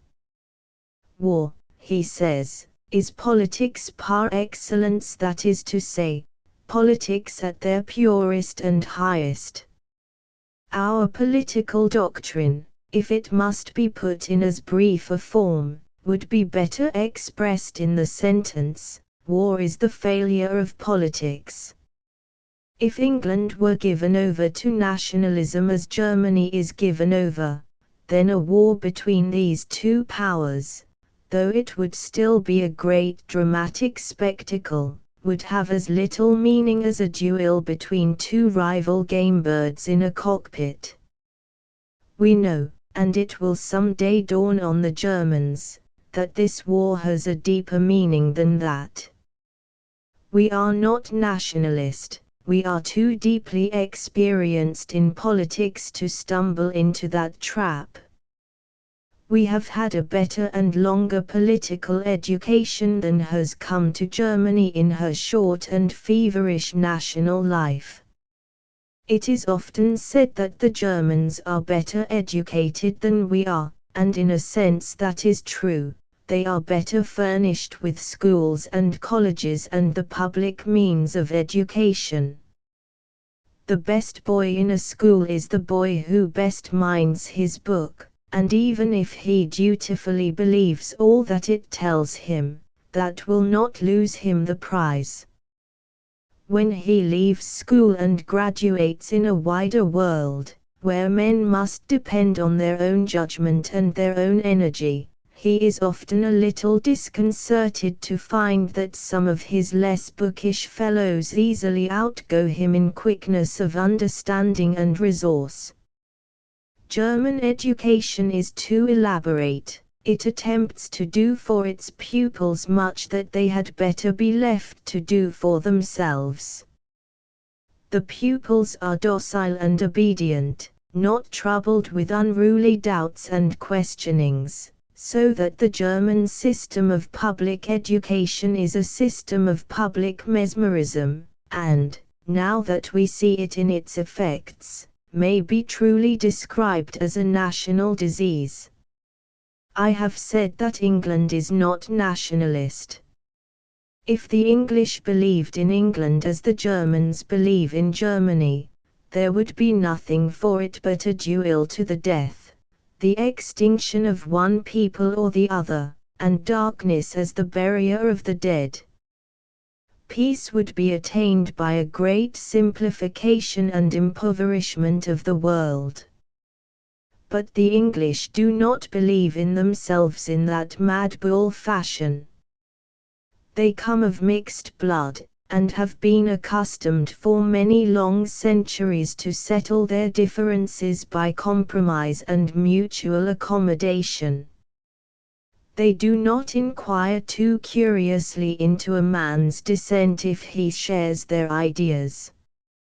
They have shown again and again that they prefer a tolerant and intelligent foreigner to rule over them rather than an obstinate and wrong-headed man of native origin. The earliest strong union of the various parts of England was achieved by William the Norman, a man of French and Scandinavian descent. Our native-born king, Charles I, was put to death by his people. His son, James II, was banished, and the Dutchman, William III, who had proved himself a statesman and soldier of genius in his opposition to Louis XIV, was elected to the throne of England. The fierce struggles of the 17th century, between royalists and parliamentarians, between Cavaliers and Puritans, were settled at last, not by the destruction of either party, but by the stereotyping of the dispute in the milder and more tolerable shape of the party system. The only people we have ever shown ourselves unwilling to tolerate are the people who will tolerate no one but their own kind. We hate all acts of uniformity with a deadly hatred. We are careful for the rights of minorities.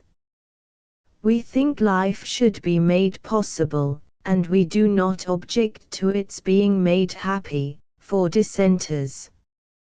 Voltaire, the acutest French mind of his age, remarked on this when he visited England in 1726.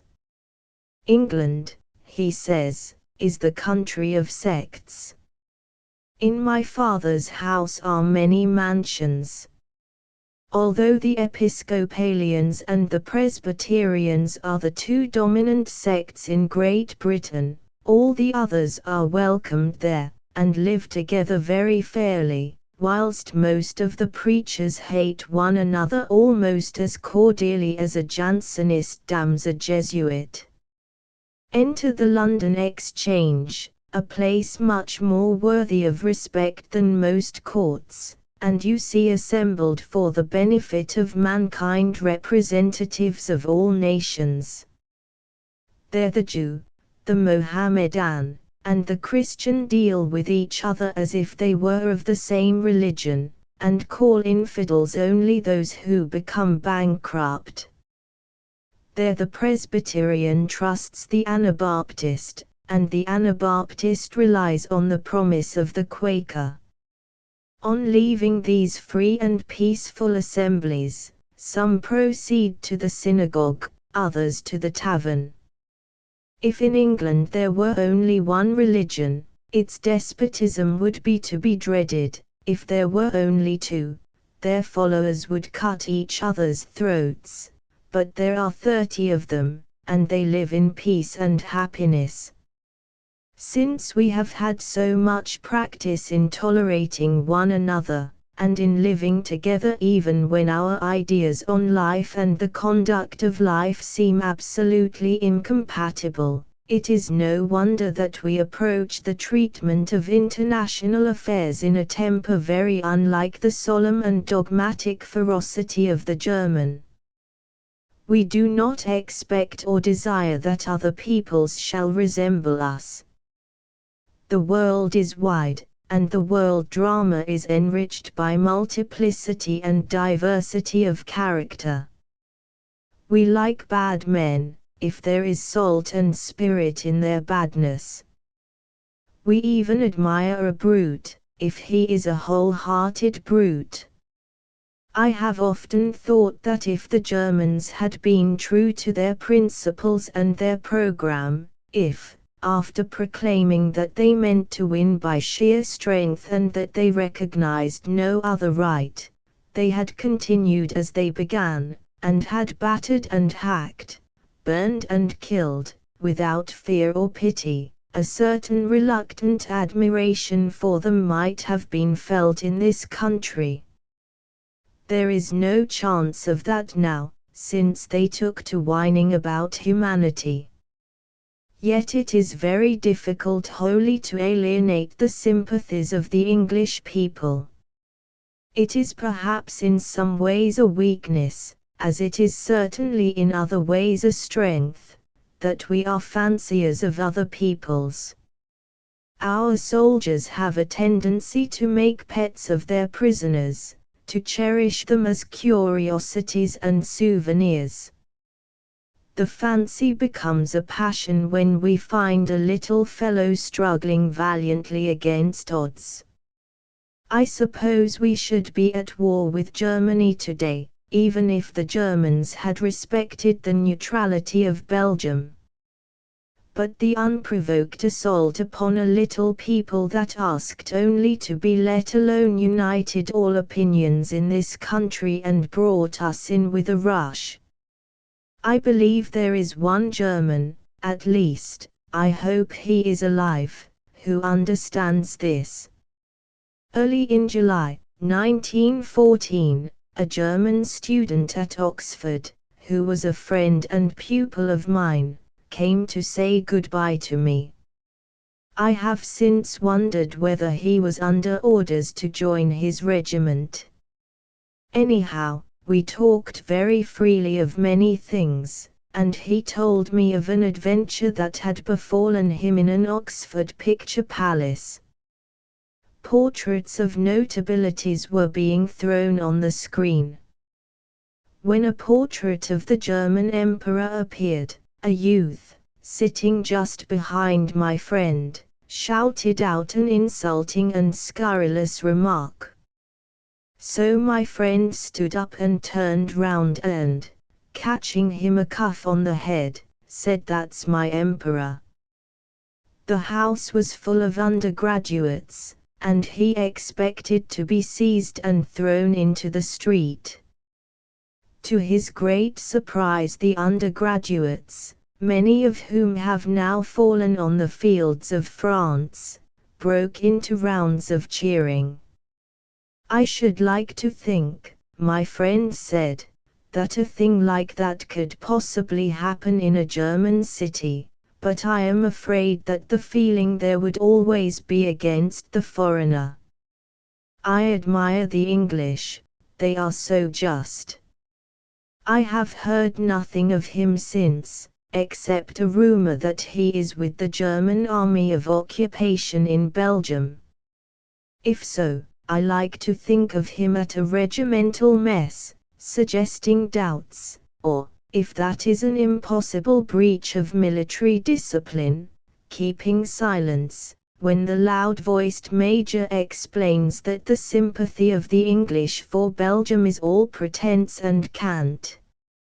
Ideal and disinterested motives are always to be reckoned with in human nature. What the Germans call real politics, that is to say, politics which treat disinterested motives as negligible, have led them into a morass and have bogged them there. How easy it is to explain that the British Empire depends on trade, that we are a nation of traders, that all our policy is shaped by trade, that therefore it can only be hypocrisy in us to pretend to any of the finer feelings. This is not, as you might suppose, the harmless sally of a one-eyed wit. It is the carefully reasoned belief of Germany's profoundest political thinkers. They do not understand a cavalier, so they confidently assert that there is no such thing in nature. That is a bad mistake to make about any nation, but perhaps worst when it is made about the English, for the cavalier temper in England runs through all classes. You can find it in the schoolmaster, the small trader, the clerk, and the laborer, as readily as in the officer of dragoons, or the Arctic explorer.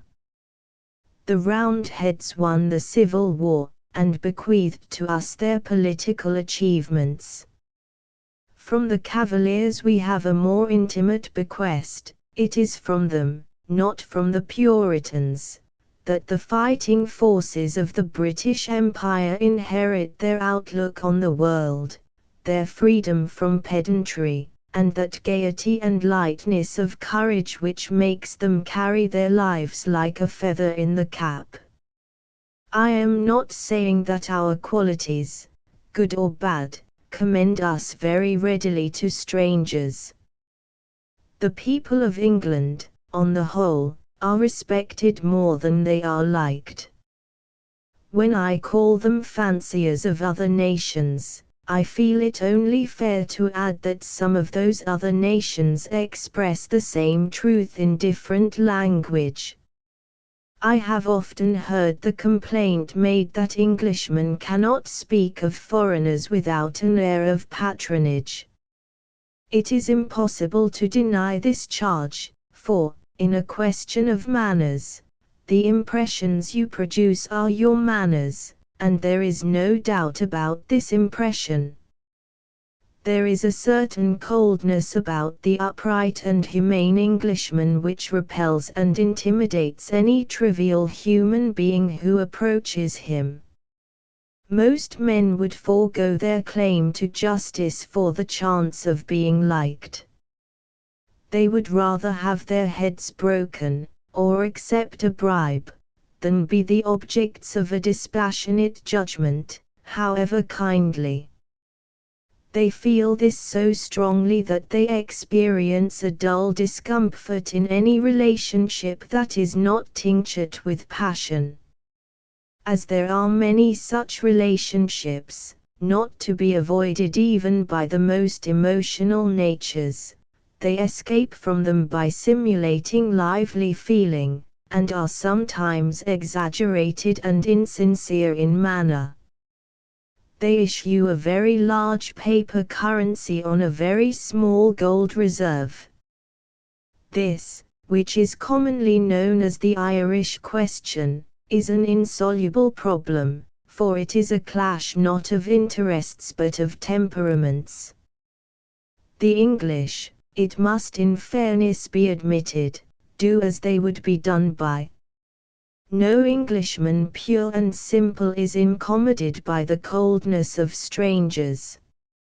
He prefers it, for there are many stupid little businesses in the world, which are falsified when they are made much of, and even when important facts are to be told, he would rather have them told in a dreary manner. He hates a fuss. The Germans, who are a highly emotional and excitable people, have concentrated all their energy on a few simple ideas. Their moral outlook is as narrow as their geographical outlook is wide. Will their faith prevail by its intensity, narrow and false though it be? I cannot prove that it will not, but I have a suspicion, which I think has already occurred to some of them, that the world is too large and willful and strong to be mastered by them. We have seen what their hatchets and explosives can do, and they are nearing the end of their resources. They can still repeat some of their old exploits, but they make no headway, and time is not their friend. One service, perhaps, they have done to civilization. There is a growing number of people who hold that when this war is over, international relations must not be permitted to slip back into the unstable condition which tempted the Germans to their crime. A good many Pacific theorists, no doubt, have not the experience and the imagination which would enable them to pass a useful judgment, or to make a valuable suggestion, on the affairs of nations. The abolition of war would be easily obtained if it were generally agreed that war is the worst thing that can befall a people. But this is not generally agreed, and, further, it is not true. While men are men, they cannot be sure that they will never be challenged on a point of deep and intimate concern, where they would rather die than yield. But something can perhaps be done to discourage gamblers' wars, though even here any stockbroker will tell you how difficult it is to suppress gambling without injuring the spirit of enterprise. The only real check on war is an understanding between nations. For the strengthening of such an understanding the Allies have a great opportunity, and admirable instruments. I do not think that we shall call on Germany to preside at our conferences. But we shall have the help of all those qualities of heart and mind which are possessed by France, by Russia, by Italy, and by America, who, for all her caution, hates cruelty even more than she loves peace. There has never been an alliance of greater promise for the government and peace of the world. What is the contribution of the British Empire, and of England, towards this settlement? Many of our domestic problems, as I have said, bear a curious resemblance to international problems. We have not solved them all. We have had many stumblings and many backslidings. But we have shown again and again that we believe in toleration on the widest possible basis, and that we are capable of generosity, which is a virtue much more commonly shown by private persons than by communities. We abolished the slave trade. We granted self-government to South Africa just after our war with her. Only a few days ago we gave India her will, and allowed her to impose a duty on our manufactures. Ireland could have self-government tomorrow if she did not value her feuds more than anything else in the world. All these are peoples to whom we have been bound by ties of kinship or trusteeship. A wider and greater opportunity is on its way to us. We are to see whether we are capable of generosity and trust towards peoples who are neither our kin nor our wards. Our understanding with France and Russia will call for great goodwill on both sides, not so much in the drafting of formal treaties as in indulging one another in our national habits. Families who fail to live together in unity commonly fail not because they quarrel about large interests, but because they do not like each other's little ways. The French are not a dull people, and the Russians are not a tedious people. What they do suddenly, without explanation, so that if we fail to take pleasure in them we have ourselves to blame. If we are not equal to our opportunities, if we do not learn to feel any affection for them, then not all the pacts and congresses in the world can make peace secure. Of Germany it is too early to speak. We have not yet defeated her. If we do defeat her, no one who is acquainted with our temper and our record believes that we shall impose cruel or vindictive terms. If it were only the engineers of this war who were in question, we would destroy them gladly as common pests. But the thing is not so easy. A single home is in many ways a greater and more appealing thing than a nation. We should find ourselves thinking of the miseries of simple and ignorant people who have given their all for the country of their birth, and our hearts would fail us. The Germans would certainly despise this address of mine, for I have talked only of morality, while they talk and think chiefly of machines. Zeppelins are a sad disappointment. But if any address on the war is being delivered tonight by a German professor, there can be no doubt that it deals with submarines, and treats them as the saviors of the fatherland. Well, I know very little about submarines, but I notice that they have not had much success against ships of war. We are so easygoing that we expected to carry on our commerce in war very much as we did in peace.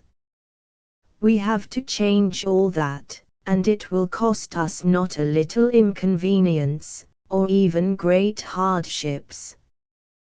But I cannot believe that a scheme of privy attacks on the traders of all nations, devised as a last resort, in lieu of naval victory, can be successful when it is no longer a surprise. And when I read history, I am strengthened in my belief that morality is all important. I do not find that any war between great nations was ever won by a machine. The Trojan horse will be trotted out against me, but that was a municipal affair. Wars are won by the temper of a people. Serbia is not yet defeated. It is a frenzied and desperate quest that the Germans undertook when they began to seek for some mechanical trick or dodge, some monstrous engine, which should enable the less resolved and more excited people to defeat the more resolved and less excited. If we are to be defeated, it must be by them, not by their bogeymen. We got their measure on the Somme, and we found that when their guns failed to protect them, many of them threw up their hands. These men will never be our masters until we deserve to be their slaves. So I am glad to be able to end on a note of agreement with the German military party. If they defeat us, it will be no more than we deserve. Till then, or till they throw up their hands, we shall fight them, and God will defend the right. Some gains of the war. An address to the Royal Colonial Institute, the 13th of February, 1918. Our losses in this war continue to be enormous, and we are not yet near to the end. So it may seem absurd to speak of our gains, of gains that we have already achieved. But if you will look at the thing in a large light, I think you will see that it is not absurd. I do not speak of gains of territory, and prisoners, and booty. It is true that we have taken from the Germans about 1,000,000 square miles of land in Africa, where land is cheap. We have taken more prisoners from them than they have taken from us, and we have whole parks of German artillery to set over against the battered and broken remnants of British field guns which were exhibited in Berlin, a monument to the immortal valor of the little old army. I am speaking rather of gains which cannot be counted as guns are counted, or measured as land is measured, but which are none the less real and important. The Germans have achieved certain great material gains in this war, and they are fighting now to hold them. If they fail to hold them, the Germany of the warlords is ruined.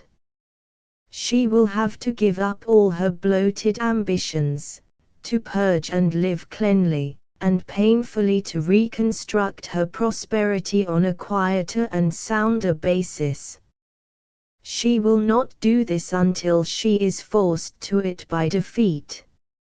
No doubt there are moderate and sensible men in Germany, as in other countries, but in Germany they are without influence, and can do nothing. War is the national industry of Prussia. Prussia has knit together the several states of the larger Germany by means of war, and has promised them prosperity and power in the future, to be achieved by war. You know the Prussian doctrine of war.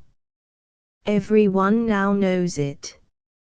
According to that doctrine, it is a foolish thing for a nation to wait till it is attacked. It should carefully calculate its own strength and the strength of its neighbors, and, when it is ready, it should attack them, on any pretext, suddenly, without warning, and should take from them money and land. When it has gained territory in this fashion, it should subject the population of the conquered territory to the strictest laws of military service, and so supply itself with an instrument for new and bolder aggression. This is not only the German doctrine, it is the German practice. In this way and no other modern Germany has been built up.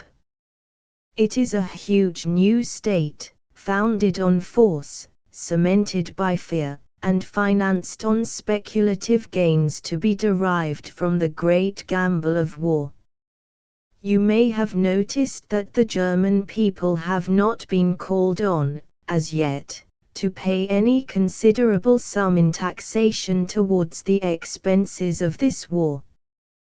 Those expenses, that, at least, was the original idea, were to be borne wholly by the conquered enemy.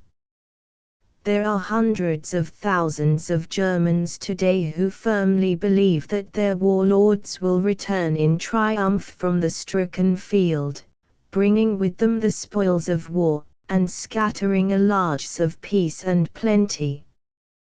To us it seems a marvel that any people should accept such a doctrine, and should willingly give their lives and their fortunes to the work of carrying it out in practice, but it is not so marvelous as it seems.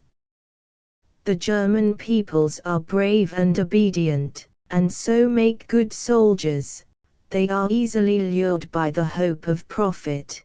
They are naturally attracted by the spectacular and sentimental side of war. Above all, they are so curiously stupid that many of them do actually believe that they are a divinely chosen race, superior to the other races of the world. They are very carefully educated, and their education, which is ordered by the state, is part of the military machine. Their thinking is done for them by officials. It would require an extraordinary degree of courage and independence for a German youth to cut himself loose and begin thinking and judging for himself. It must always be remembered, moreover, that their recent history seems to justify their creed. I will not go back to Frederick the Great, though the history of his wars is the Prussian handbook, which teaches all the characteristic Prussian methods of treachery and deceit. But consider only the last two German wars. How, in the face of these, can it be proved to any German that war is not the most profitable of adventures? In 1866 Prussia had war with Austria. The war lasted 40 days, and Prussia had from 5,000 to 6,000 soldiers killed in action. As a consequence of the war, Prussia gained much territory, and established her control over the states of Greater Germany. In 1870 she had war with France. Her total casualties in that war were approximately 100,000, just about the same as our casualties in Gallipoli. From the war she gained, besides a great increase of strength at home, the rich provinces of Alsace and Lorraine, with all their mineral wealth, and an indemnity of £200 million, that is to say, 4 times the actual cost of the war in money. How then can it be maintained that war is not good business? If you say so to any Prussian, he thinks you are talking like a child. Not only were these two wars rich in profit for the Germans, but they did not lose them much esteem. There was sympathy in this country for the union of the German peoples, just as there was sympathy, a few years earlier, for the union of the various states of Italy. There was not a little admiration for German efficiency and strength. So that Bismarck, who was an expert in all the uses of bullying, blackmail, and fraud, was accepted as a great European statesman. I have always believed, and I still believe, that Germany will have to pay a heavy price for Bismarck, all the heavier because the payment has been so long deferred. The present war, then, is in the direct line of succession to these former wars. It was planned by Germany, elaborately and deliberately planned, on a calculation of the profits to be derived from operations on a large scale. Well, as I said, we, as a people, do not believe in gambling in human misery to attain uncertain speculative gains. We hold that war can be justified only by a good cause, not by a lucky event. The German doctrine seems to us impious and wicked. Though we have defined our war aims in detail, and the Germans have not dared publicly to define theirs, our real and sufficient war aim is to break the monstrous and inhuman doctrine and practice of the enemy, to make their calculations miscarry. And observe, if their calculations miscarry, they have fought and suffered for nothing.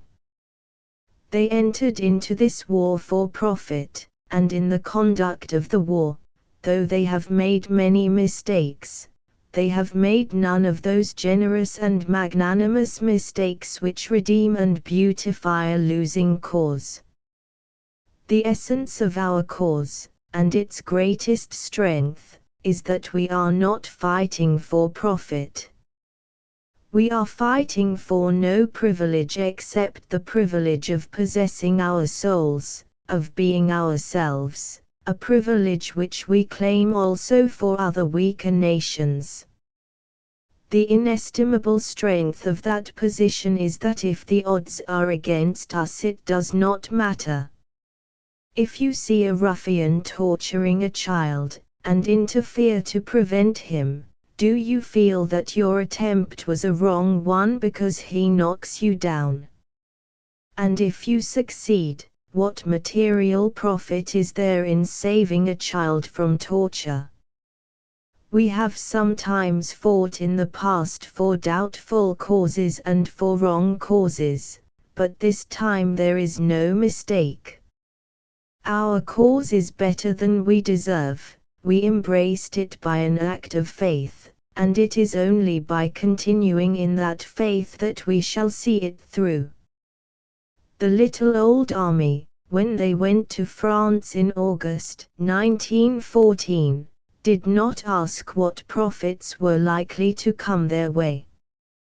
They knew that there were none, but they were willing to sacrifice themselves to save decency and humanity from being trampled in the mud. This was the army that the Germans called a mercenary army, and its epitaph has been written by a good poet. These, in the day when heaven was falling, the hour when earth's foundations fled, followed their mercenary calling, and took their wages, and are dead.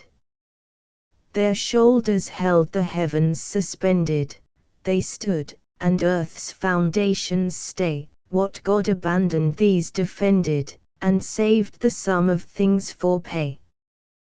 We must follow their example, for we shall never get a better.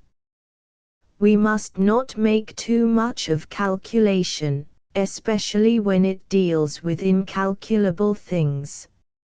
Nervous public critics, like Mr. H. G. Wells, are always calling out for more cleverness in our methods, for new and effective tricks, so that we may win the war. I would never disparage cleverness. The more you can get of it, the better. But it is useless unless it is in the service of something stronger and greater than itself, and that is character. Cleverness can grasp, it is only character that can hold.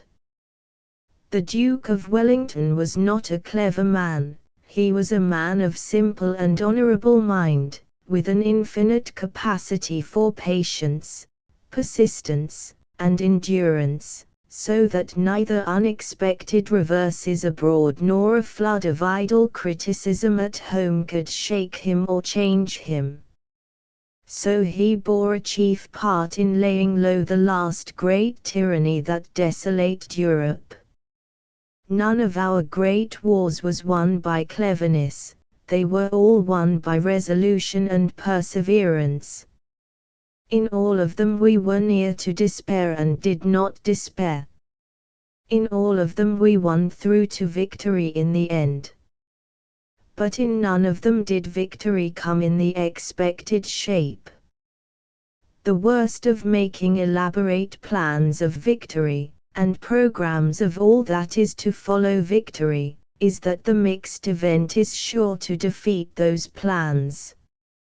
Not every war finds its decision in a single great battle.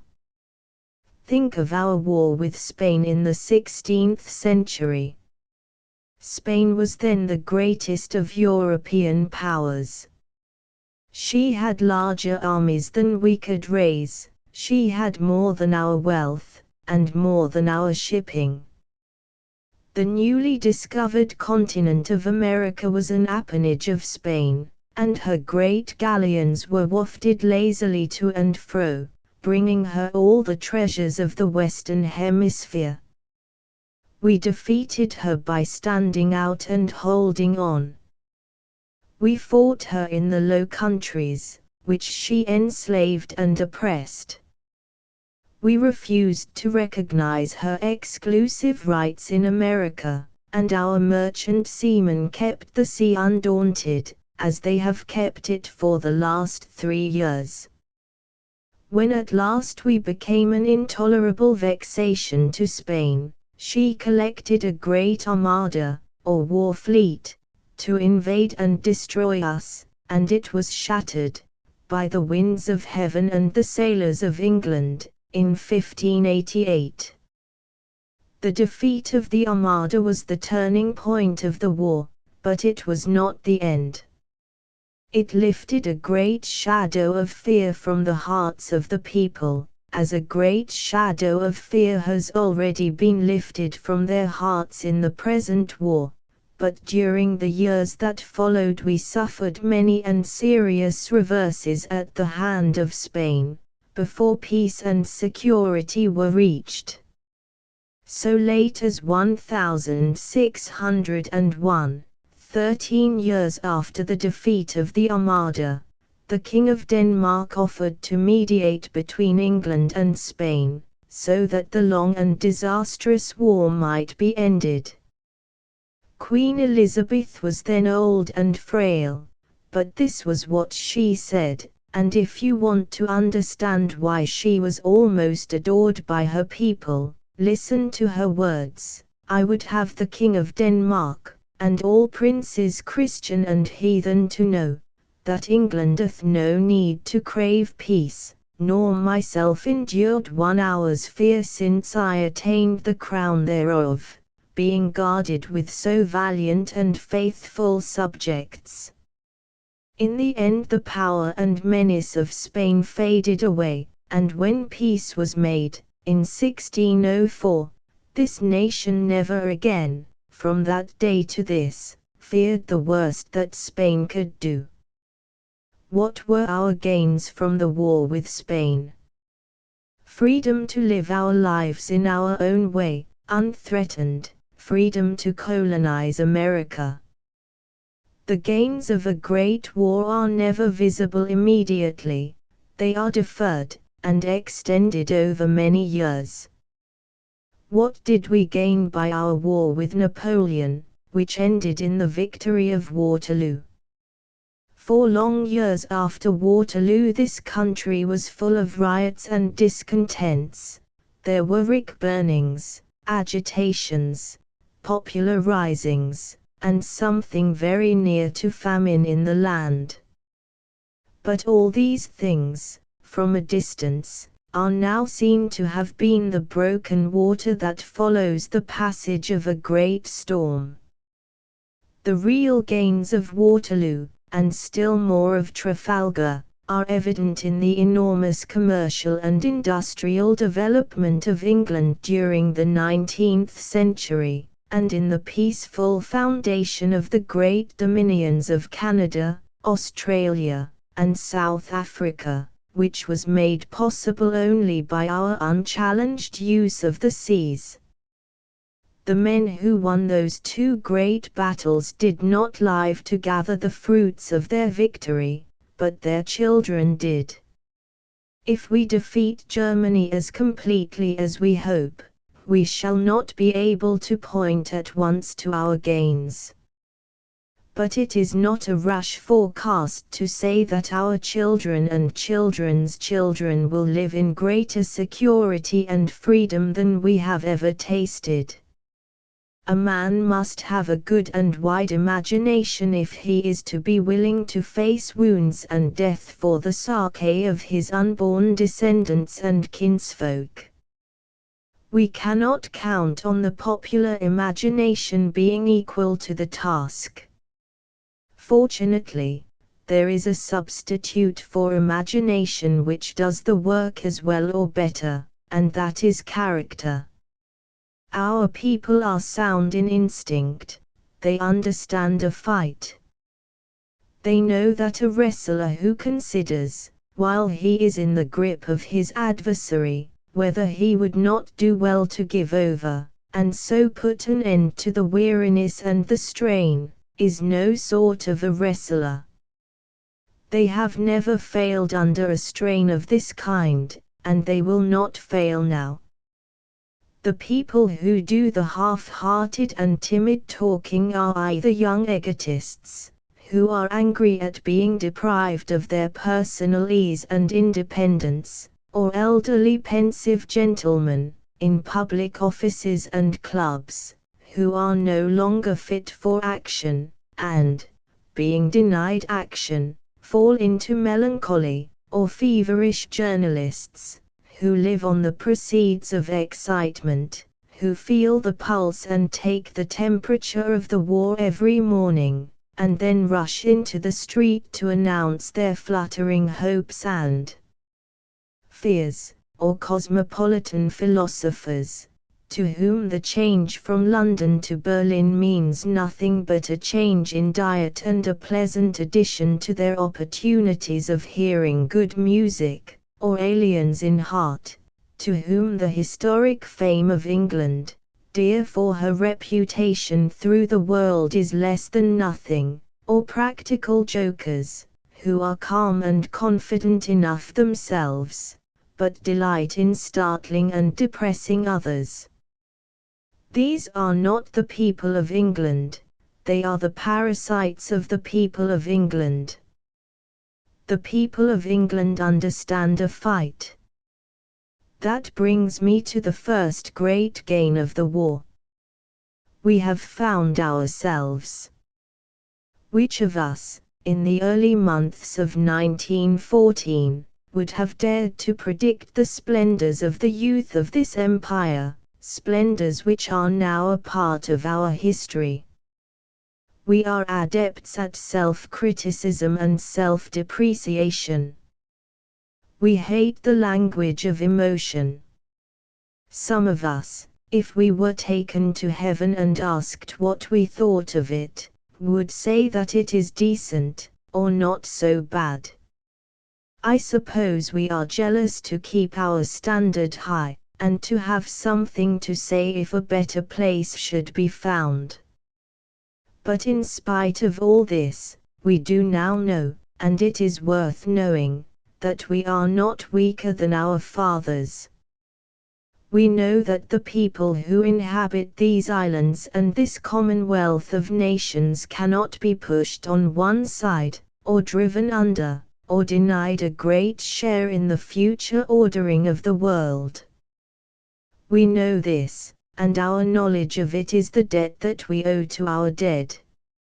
It is not vanity to admit that we know it, on the contrary, it would be vanity to pretend that we do not know it. It is visible to other eyes than ours. Some time ago I heard an address given by a friend of mine, an Indian Mohammedan of warrior descent, to university students of his own faith. He was urging on them the futility of dreams and the necessity of self-discipline and self-devotion. Why do the people of this country, he said, count for so much all the world over? It is not because of their dreams, it is because thousands of them are lying at the bottom of the sea. Further, we have not only found ourselves, we have found one another. A new kindliness has grown up, during the war, between people divided by the barriers of class, or wealth, or circumstance. A statesman of the 17th century remarks that it is a misfortune for a man not to have a friend in the world, but for that reason he shall have no enemy.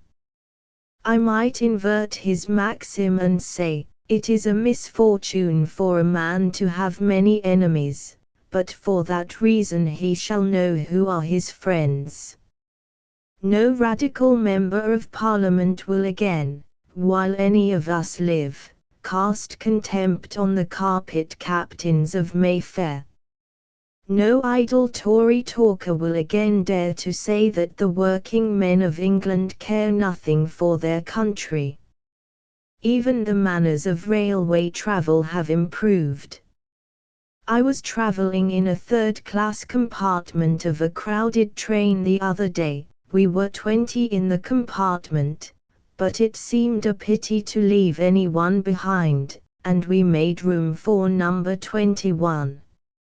Nothing but a very kindly human feeling could have packed us tight enough for this. Yet now is the time that has been chosen by some of these pensive gentlemen that I spoke of, and by some of these excitable journalists, to threaten us with class war, and to try to make our flesh creep by conjuring up the horrors of revolution. I advise them to take their opinions to the third-class compartment and discuss them there. It is a good tribunal, for, sooner or later, you will find everyone there, even officers, when they are traveling in mufti at their own expense. I have visited this tribunal very often, and I have always come away from it with the same impression, that this people means to win the war. But I do not travel much in the north of England, so I asked a friend of mine, whose dealings are with the industrial north, what the workpeople of Lancashire and Yorkshire think of the war. He said, their view is very simple, they mean to win it, and they mean to make as much money out of it as ever they can. Certainly, that is very simple, but before you judge them, put yourselves in their place. There are great outcries against profiteers, for making exorbitant profits out of the war, and against munition workers, for delaying work in order to get higher wages. I do not defend either of them, they are unimaginative and selfish, and I do not care how severely they are dealt with, but I do say that the majority of them are not wicked in intention. A good many of the more innocent profiteers are men whose sin is that they take an offer of 2 shillings rather than an offer of 18p for what cost them 1.1. Some of us, in our weaker moments, might be betrayed into doing the same. As for the munition workers, I remember what Goldsmith, who had known the bitterest poverty, wrote to his brother. Avarice, he said, in the lower orders of mankind is true ambition. Avarice is the only ladder the poor can use to preferment. Preach then, my dear sir, to your son, not the excellence of human nature nor the disrespect of riches, but endeavor to teach him thrift and economy. Let his poor wandering uncle's example be placed in his eyes. I had learned from books to love virtue before I was taught from experience the necessity of being selfish. The profiteers and the munition workers are endeavoring, incidentally, to better their own position. But make no mistake, the bulk of these people would rather die than allow 1 spire of English grass to be trodden under the foot of a foreign trespasser. Their chief sin is that they do not fear. They think that there is plenty of time to do a little business for themselves on the way to defeat the enemy. I cannot help remembering the mutiny at the Nore, which broke out in our fleet during the Napoleonic Wars.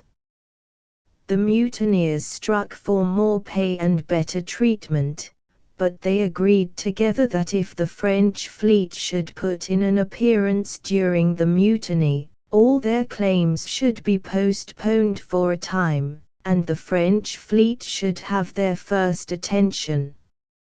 Employers and employed do, no doubt, find in some trades today that their relations are strained and irksome. They would do well to take a lesson from the army, where, with very few exceptions, there is harmony and understanding between those who take orders and those who give them. It is only in the army that you can see realized the ideal of ancient Rome. Then none was for a party, then all were for the state, then the great man helped the poor, and the poor man loved the great.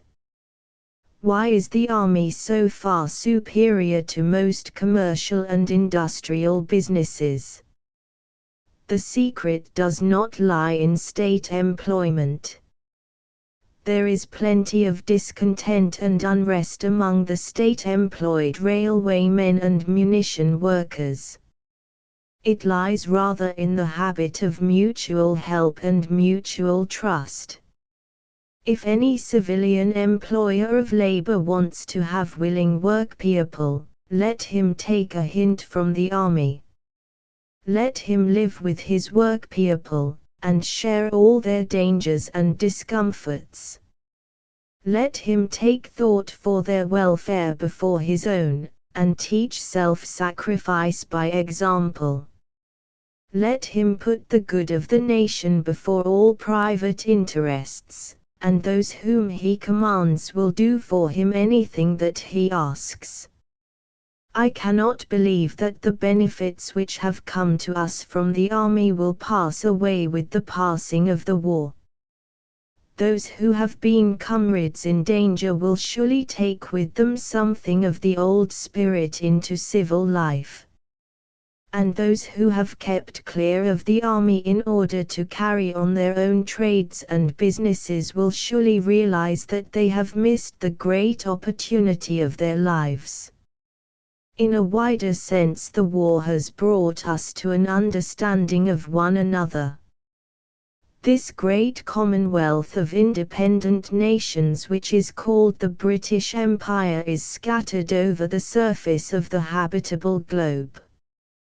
It embraces people who live 10,000 miles apart, and whose ways of life are so different that they might seem to have nothing in common. But the war has brought them together, and has done more than half a century of peace could do to promote a common understanding. Hundreds of thousands of men of our blood who, before the war, had never seen this little island, have now made acquaintance with it. Hundreds of thousands of the inhabitants of this island to whom the dominions were strange, far places, if, after the war, they should be called on to settle there, will not feel that they are leaving home. I can only hope that the Canadians and Anzacs think as well of us as we do of them. We do not like to praise our friends in their hearing, so I will say no more than this. I am told that a new kind of peerage, very haughty and very self-important, has arisen in South London. Its members are those householders who have been privileged to have Anzac soldiers billeted on them. It is private ties of this kind, invisible to the constitutional lawyer and the political historian, which make the fine meshes of the web of empire. Because he knew that the strength of the whole texture depends on the strength of the fine meshes, Earl Grey, who died last year, will always be remembered in our history. Not many men have his opportunity to make acquaintance with the domain that is their birthright, for he had administered a province of South Africa, and had been Governor-General of Canada. He rediscovered the glory of the empire, as poets rediscover the glory of common speech. He had breathed its air. A friend of his says, fished its rivers, walked in its valleys, stood on its mountains, met its people face to face. He had seen it in all the zones of the world. He knew what it meant to mankind. Under the British flag, wherever he journeyed, he found men of English speech living in an atmosphere of liberty and carrying on the dear domestic traditions of the British Isles. He saw justice firmly planted there, industry and invention hard at work unfettered by tyrants of any kind, domestic life prospering in natural conditions, and our old English kindness and cheerfulness and broad-minded tolerance keeping things together. But he also saw room under that same flag, ample room, for millions and millions more of the human race. The empire wasn't a word to him. It was a vast, an almost boundless, home for honest men. The war did not dishearten him. When he died, in August 1917, he said, "Here I lie on my deathbed, looking clear into the promised land. I'm not allowed to enter it, but there it is before my eyes. After the war the people of this country will enter it, and those who laughed at me for a dreamer will see that I wasn't so wrong after all. But there's still work to do for those who didn't laugh, hard work, and with much opposition in the way. All the same, it is work right up against the goal. My dreams have come true." One of the clear gains of the war is to be found in the increased activity and alertness of our own people. The motto of today is, "Let those now work who never worked before, and those who always worked now work the more." Before the war we had a great national reputation for idleness, in this island, at least. I remember a friendly critic from Canada who, some 5 or 6 years ago, expressed to me, with much disquiet, his opinion that there was something very far wrong with the old country, that we had gone soft. As for our German critics, they expressed the same view in gross and unmistakable fashion. Wheat is not a native product in Germany. It all has to be imported, so they could not satirize us, but their caricatures of the typical Englishman showed us what they thought. He was a young weakling with a foolish face, and was dressed in cricketing flannels. It would have been worth their while to notice what they did not notice, that his muscles and nerves are not soft. They learned that later, when the bank clerks of Manchester broke the Prussian Guard into fragments at Contalmaison. This must have been a sad surprise, for the Germans had always taught, in their delightful authoritative fashion, that the chief industries of the young Englishman are lawn tennis and afternoon tea. They are a fussy people, and they find it difficult to understand the calm of the man who, having nothing to do, does it. Perhaps they were right, and we were too idle. The disease was never so serious as they thought it, and now, thanks to them, we are in a fair way to recovery. The idle classes have turned their hand to the lathe and the plough. Women are doing 100 things that they never did before, and are doing them well. The elasticity and resourcefulness that the war has developed will not be lost or destroyed by the coming of peace. Least of all will those qualities be lost if we should prove unable, in this war, to impose our own terms on Germany. Then the peace that follows will be a long struggle, and in that struggle we shall prevail. In the last long peace we were not suspicious, we felt friendly enough to the Germans, and we gave them every advantage. They despised us for our friendliness and used the peace to prepare our downfall. That will never happen again. If we cannot tame the cunning animal that has assaulted humanity, at least we can and will tether him. Laws will not be necessary. There are millions of others besides the seamen of England who will have no dealings with an unsubdued and unrepentant Germany. What the Germans are not taught by the war they will have to learn in the more tedious and no less costly school of peace. In any case, whether we win through to real peace and real security, or whether we are thrown back on an armed peace and the duty of unbroken vigilance, we shall be dependent for our future on the children who are now learning in the schools or playing in the streets. It is a good dependence. The children of today are better than the children whom I knew when I was a child. I think they have more intelligence and sympathy, they certainly have more public spirit. We cannot do too much for them. The most that we can do is nothing to what they are going to do for us, for their own nation and people. I am not concerned to discuss the education problem. Formal education, carried on chiefly by means of books, is a very small part of the making of a man or a woman. But I am interested to know what the children are thinking.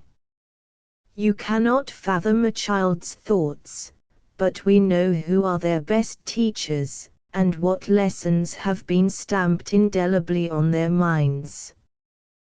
Their teachers, whom they never saw, and whose lessons they will never forget, lie in graves in Flanders and France and Gallipoli and Syria and Mesopotamia, or unburied at the bottom of the sea. The runner falls, but the torch is carried forward. This is what Julian Grenfell, who gave his mind and his life to the war, has said in his splendid poem called Into Battle, and life is colour and warmth and light, and a striving evermore for these, and he is dead who will not fight, and who dies fightingeth increase. Those who died fighting will have such increase that a whole new generation, better even than the old, will be ready, no long time hence, to uphold and extend and decorate the commonwealth of nations which their fathers and brothers saved from ruin. One thing I have never heard discussed, but it is the clearest gain of all, and already it may be called a certain gain. After the war the English language will have such a position as it has never had before.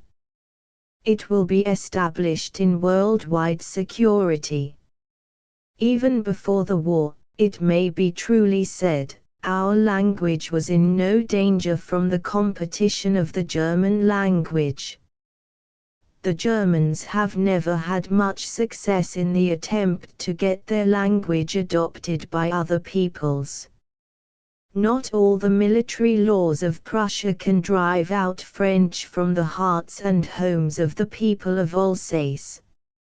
In the ports of the Near and Far East you will hear English spoken, Pidgin English, as it is called, that is to say, a selection of English words suited for the business of daily life. But you may roam the world over, and you will hear no Pidgin German. Before the war many Germans learned English, while very few English-speaking people learned German. In other matters we disagreed, but we both knew which way the wind was blowing. It may be said, and said truly, that our well-known laziness was one cause of our failing or neglecting to learn German. But it was not the only cause, and we are not lazy in tasks which we believe to be worth our while. Rather we had an instinctive belief that the future does not belong to the German tongue. That belief is not likely to be impaired by the war. Armed ruffians can do some things, but one thing they cannot do, they cannot endear their language to those who have suffered from their violence. The Germans poisoned the wells in Southwest Africa. In Europe they did all they could to poison the wells of mutual trust and mutual understanding among civilized men. Do they think that these things will make a good advertisement for the explosive guttural sounds and the huddled deformed syntax of the speech in which they express their arrogance and their hate? Which of the chief European languages will come first, after the war, with the little nations? Will Serbia be content to speak German? will Norway and Denmark feel a new affection for the speech of the men who have degraded the old humanity of the seas? Neighborhood, kinship, and the necessities of commerce may retain for the German language a certain measure of custom in Sweden and Switzerland, and in Holland. But for the most part Germans will have to be content to be addressed in their own tongue only by those who fear them, or by those who hope to cheat them. This gain, which I make bold to predict for the English language, is a real gain, apart from all patriotic bias. The English language is incomparably richer, more fluid, and more vital than the German language. Where the German has but one way of saying a thing, we have two or three, each with its distinctions and its subtleties of usage. Our capital wealth is greater, and so are our powers of borrowing. English sprang from the old Teutonic stock, and we can still coin new words, such as food hoard and joyride, in the German fashion.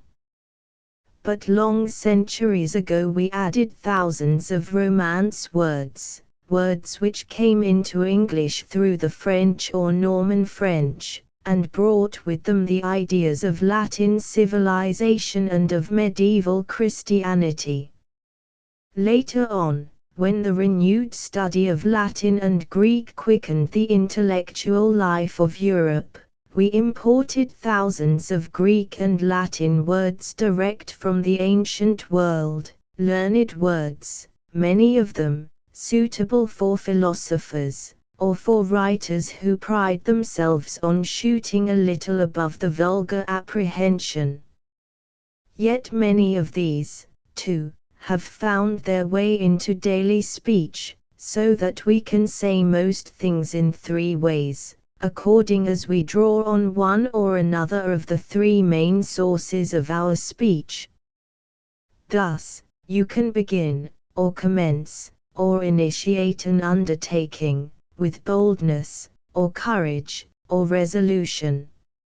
If you are a workman, or laborer, or operative, you can ask, or bequest, or solicit your employer to yield, or grant, or concede, an increase in the earnings, or wages, or remuneration which fall to the lot of your fellow, or companion, or associate. Your employer is perhaps old, or veteran, or superannuated, which may hinder, or delay, or retard the success of your application. But if you foretell, or prophesy, or predict that the war will have an end, or close, or termination that shall not only be speedy, or rapid, or accelerated, but also great, or grand, or magnificent, you may perhaps stir, or move, or actuate him to have ruth, or pity, or compassion on your mate, or colleague, or collaborator. The English language, then, is a language of great wealth, much greater wealth than can be illustrated by any brief example. But wealth is nothing unless you can use it. The real strength of English lies in the inspired freedom and variety of its syntax. There is no grammar of the English speech which is not comic in its stiffness and inadequacy.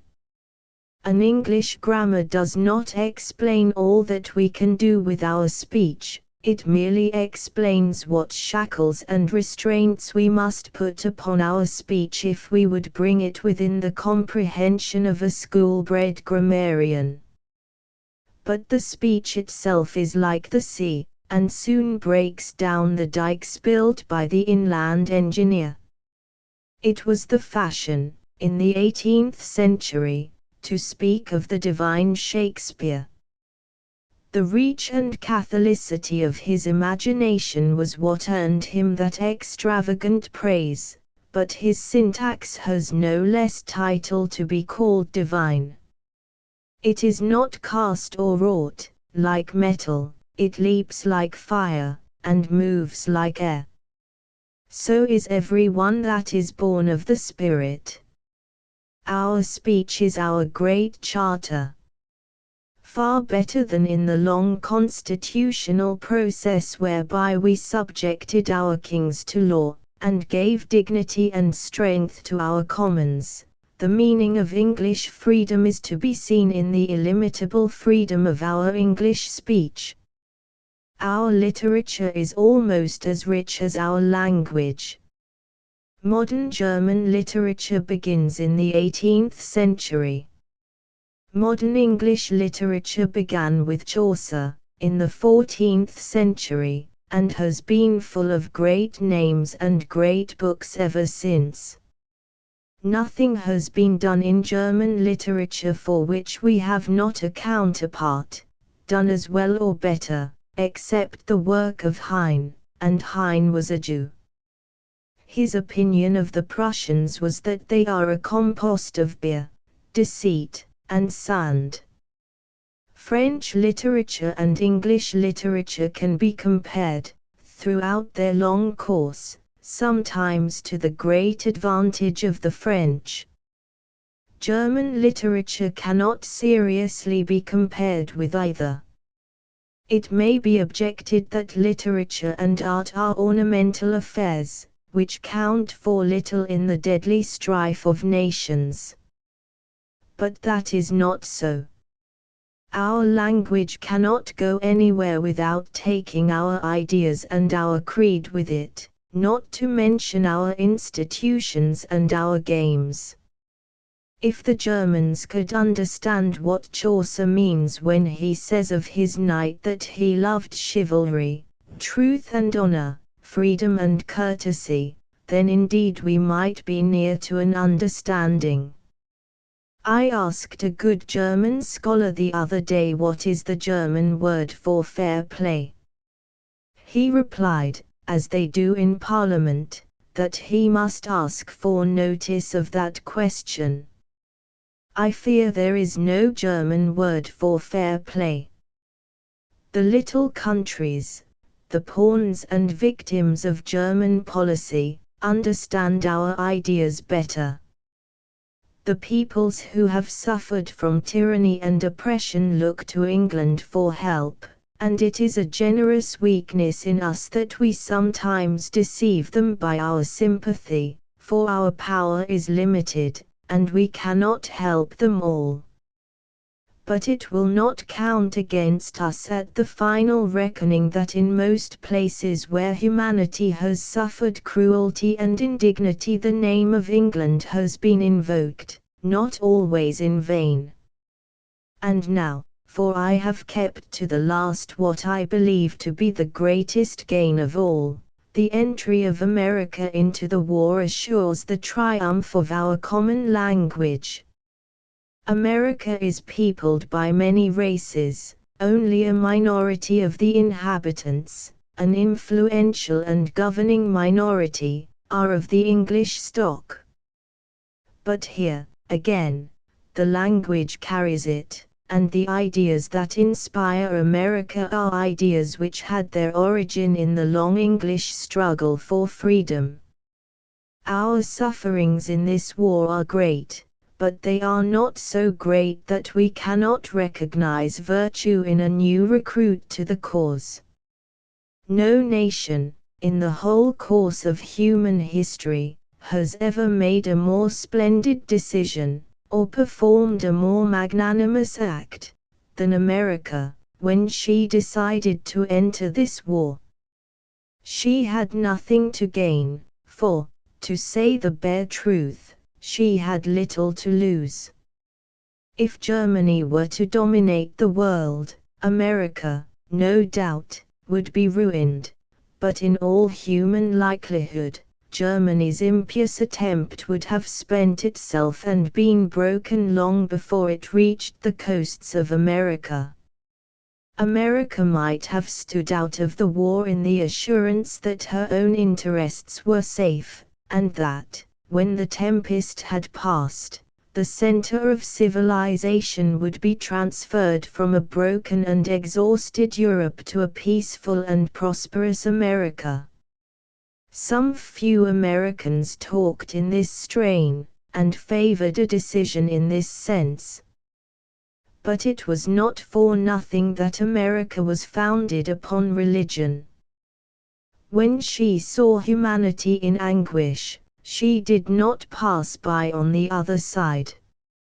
Her entry into the war has put an end, I hope forever, to the family quarrel, not very profound or significant, which for a century and a half has been a jarring note in the relations of mother and daughter. And it has put an end to another danger.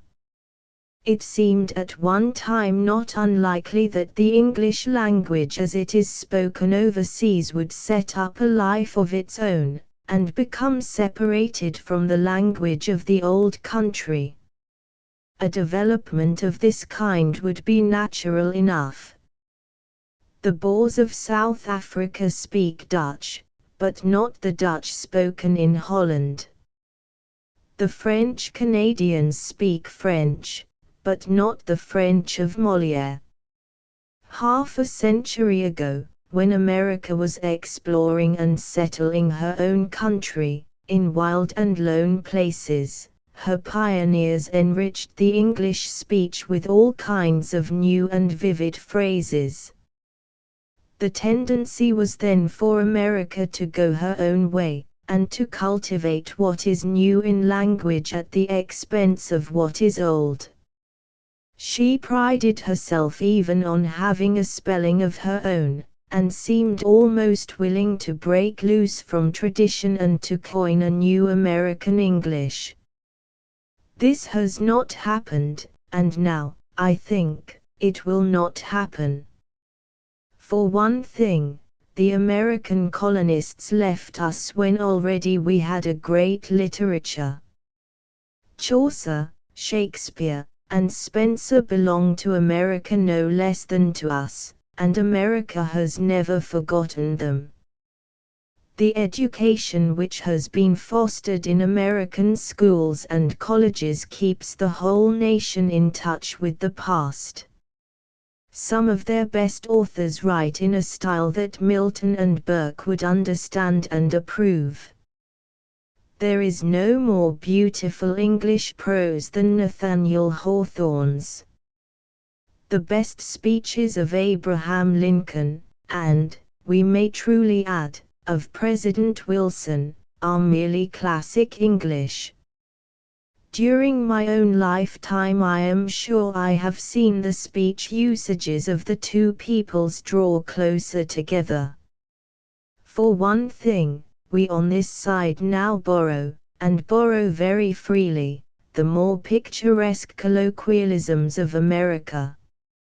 On informal occasions I sometimes brighten my own speech with phrases which I think I owe to one of the best of living American authors, Mr. George Ade, of Chicago, the author of Fables in Slang. The press, the telegraph, the telephone, and the growing habit of travel bind us closer together every year, and the English that we speak, however rich and various it may be, is going to remain one and the same English, our common inheritance. One question, the most important and difficult of all, remains to be asked. Will this war, in its course and in its effects, tend to prevent or discourage later wars? If the gains that it brings prove to be merely partial and national gains, if it exalts one nation by unjustly depressing another, and conquers cruelty by equal cruelty, then nothing can be more certain than that the peace of the world is farther off than ever. When she was near her death, Edith Cavell, patriot and martyr, said that patriotism is not enough.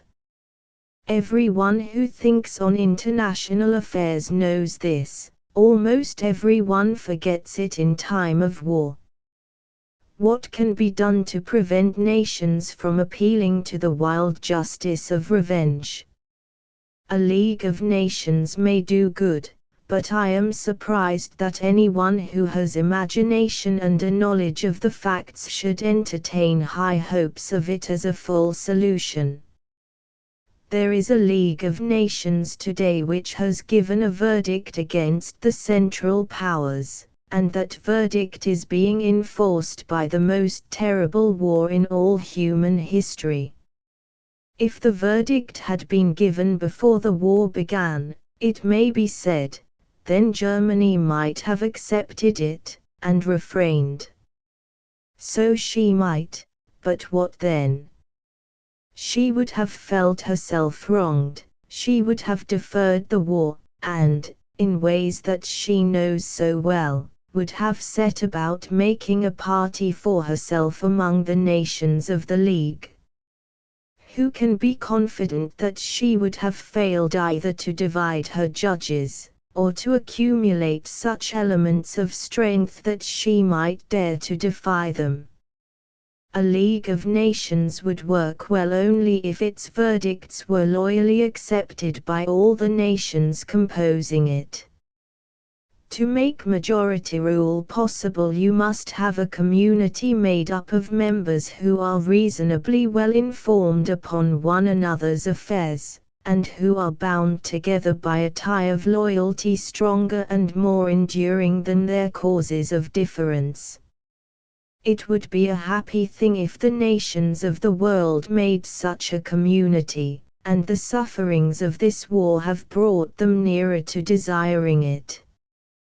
But those who believe that such a community can be formed today or tomorrow are too sanguine. It must not be forgotten that the very principle of the League, if its judgments are to take effect, involves a world war in cases where a strong minority resists those judgments. Every war would become a world war. Perhaps this very fact would prevent wars, but it cannot be said that experience favors such a conclusion. There is no escape for us by way of the Gospels. The Gospel precept to turn the other cheek to the aggressor was not addressed to a meeting of trustees. Christianity has never shirked war, or even much disliked it. Where the whole soul is set on things unseen, wounds and death become of less account. And if the Christians have not helped us to avoid war, how should the pacifists be of use? Those of them whom I happen to know, or to have met, have shown themselves, in the relations of civil life, to be irritable, self-willed, combative creatures, where the average soldier is calm, unselfish, and placeable. There is something incongruous and absurd in the pacifist of British descent. He has fighting in his blood, and when his creed, or his nervous sensibility to physical horrors, denies him the use of fighting, his blood turns sour. He can argue, and object, and criticize, but he cannot lead. All that he can offer us in effect is eternal quarrels in place of occasional fights. No one can do anything to prevent war who does not recognize its splendor, for it is by its splendor that it keeps its hold on humanity, and persists. The wickedest and most selfish war in the world is not fought by wicked and selfish soldiers. The spirit of man is immense, and for an old memory, a pledged word, a sense of fellowship, offers this frail and complicated tissue of flesh and blood, which a pin or a grain of sand will disorder, to be the victim of all the atrocities that the wit of man can compound out of fire and steel and poison. If that spirit is to be changed, or directed into new courses, It must be by one who understands it, and approaches it reverently, with bared head. The best hope seems to me to lie in paying chief attention to the improvement of war rather than to its abolition, to the decencies of the craft, to the style rather than the matter. Style is often more important than matter, and this war would not have been so fierce or so prolonged if it had not become largely a war on a point of style, a war, that is to say, to determine the question how war should be waged. If the Germans had behaved humanely and considerately to the civil population of Belgium, if they had kept their solemn promise not to use poison gas, if they had refrained from murder at sea, if their valor had been accompanied by chivalry, the war might now have been ended, perhaps not in their disfavor, for it would not have been felt, as it now is felt, that they must be defeated at no matter how great a cost, or civilization will perish. Even as things are, there have been some gains in the manner of conducting war, which, when future generations look back on them, will be seen to be considerable. It is true that modern science has devised new and appalling weapons. The invention of a new weapon in war always arouses protest, but it does not usually, in the long run, make war more inhuman. There was a great outcry in Europe when the broadsword was superseded by the rapier, and a tall man of his hands could be spitted like a cat or a rabbit by any dexterous little fellow with a trained wrist. There was a wave of indignation, which was 100 years in passing, when musketry first came into use, and a man-at-arms of great prowess could be killed from behind a wall by one who would not have dared to meet him in open combat. But these changes did not, in effect, make war crueler or more deadly. They gave more play to intelligence, and abolished the tyranny of the bully, who took the wall of every man he met, and made himself a public nuisance. The introduction of poison gas, which is a small thing compared with the invention of firearms, has given the chemist a place in the ranks of fighting men. And if science has lent its aid to the destruction of life, it has spent greater zeal and more prolonged effort on the saving of life. No previous war will compare with this in care for the wounded and maimed. In all countries, and on all fronts, an army of skilled workers devote themselves to this single end. I believe that this quickening of the human conscience, for that is what it is, will prove to be the greatest gain of the war, and the greatest advance made in restraint of war. If the nations come to recognize that their first duty, and their first responsibility, is to those who give so much in their service, that recognition will of itself do more than can be done by any conclave of statesmen to discourage war. It was the monk Telemachus, according to the old story, who stopped the gladiatorial games at Rome, and was stoned by the people. If war, in process of time, shall be abolished, or, failing that, shall be governed by the codes of humanity and chivalry, like a decent tournament, then the one sacrificial figure which will everywhere be honored for the change will be the figure not of a priest or a politician, but of a hospital nurse.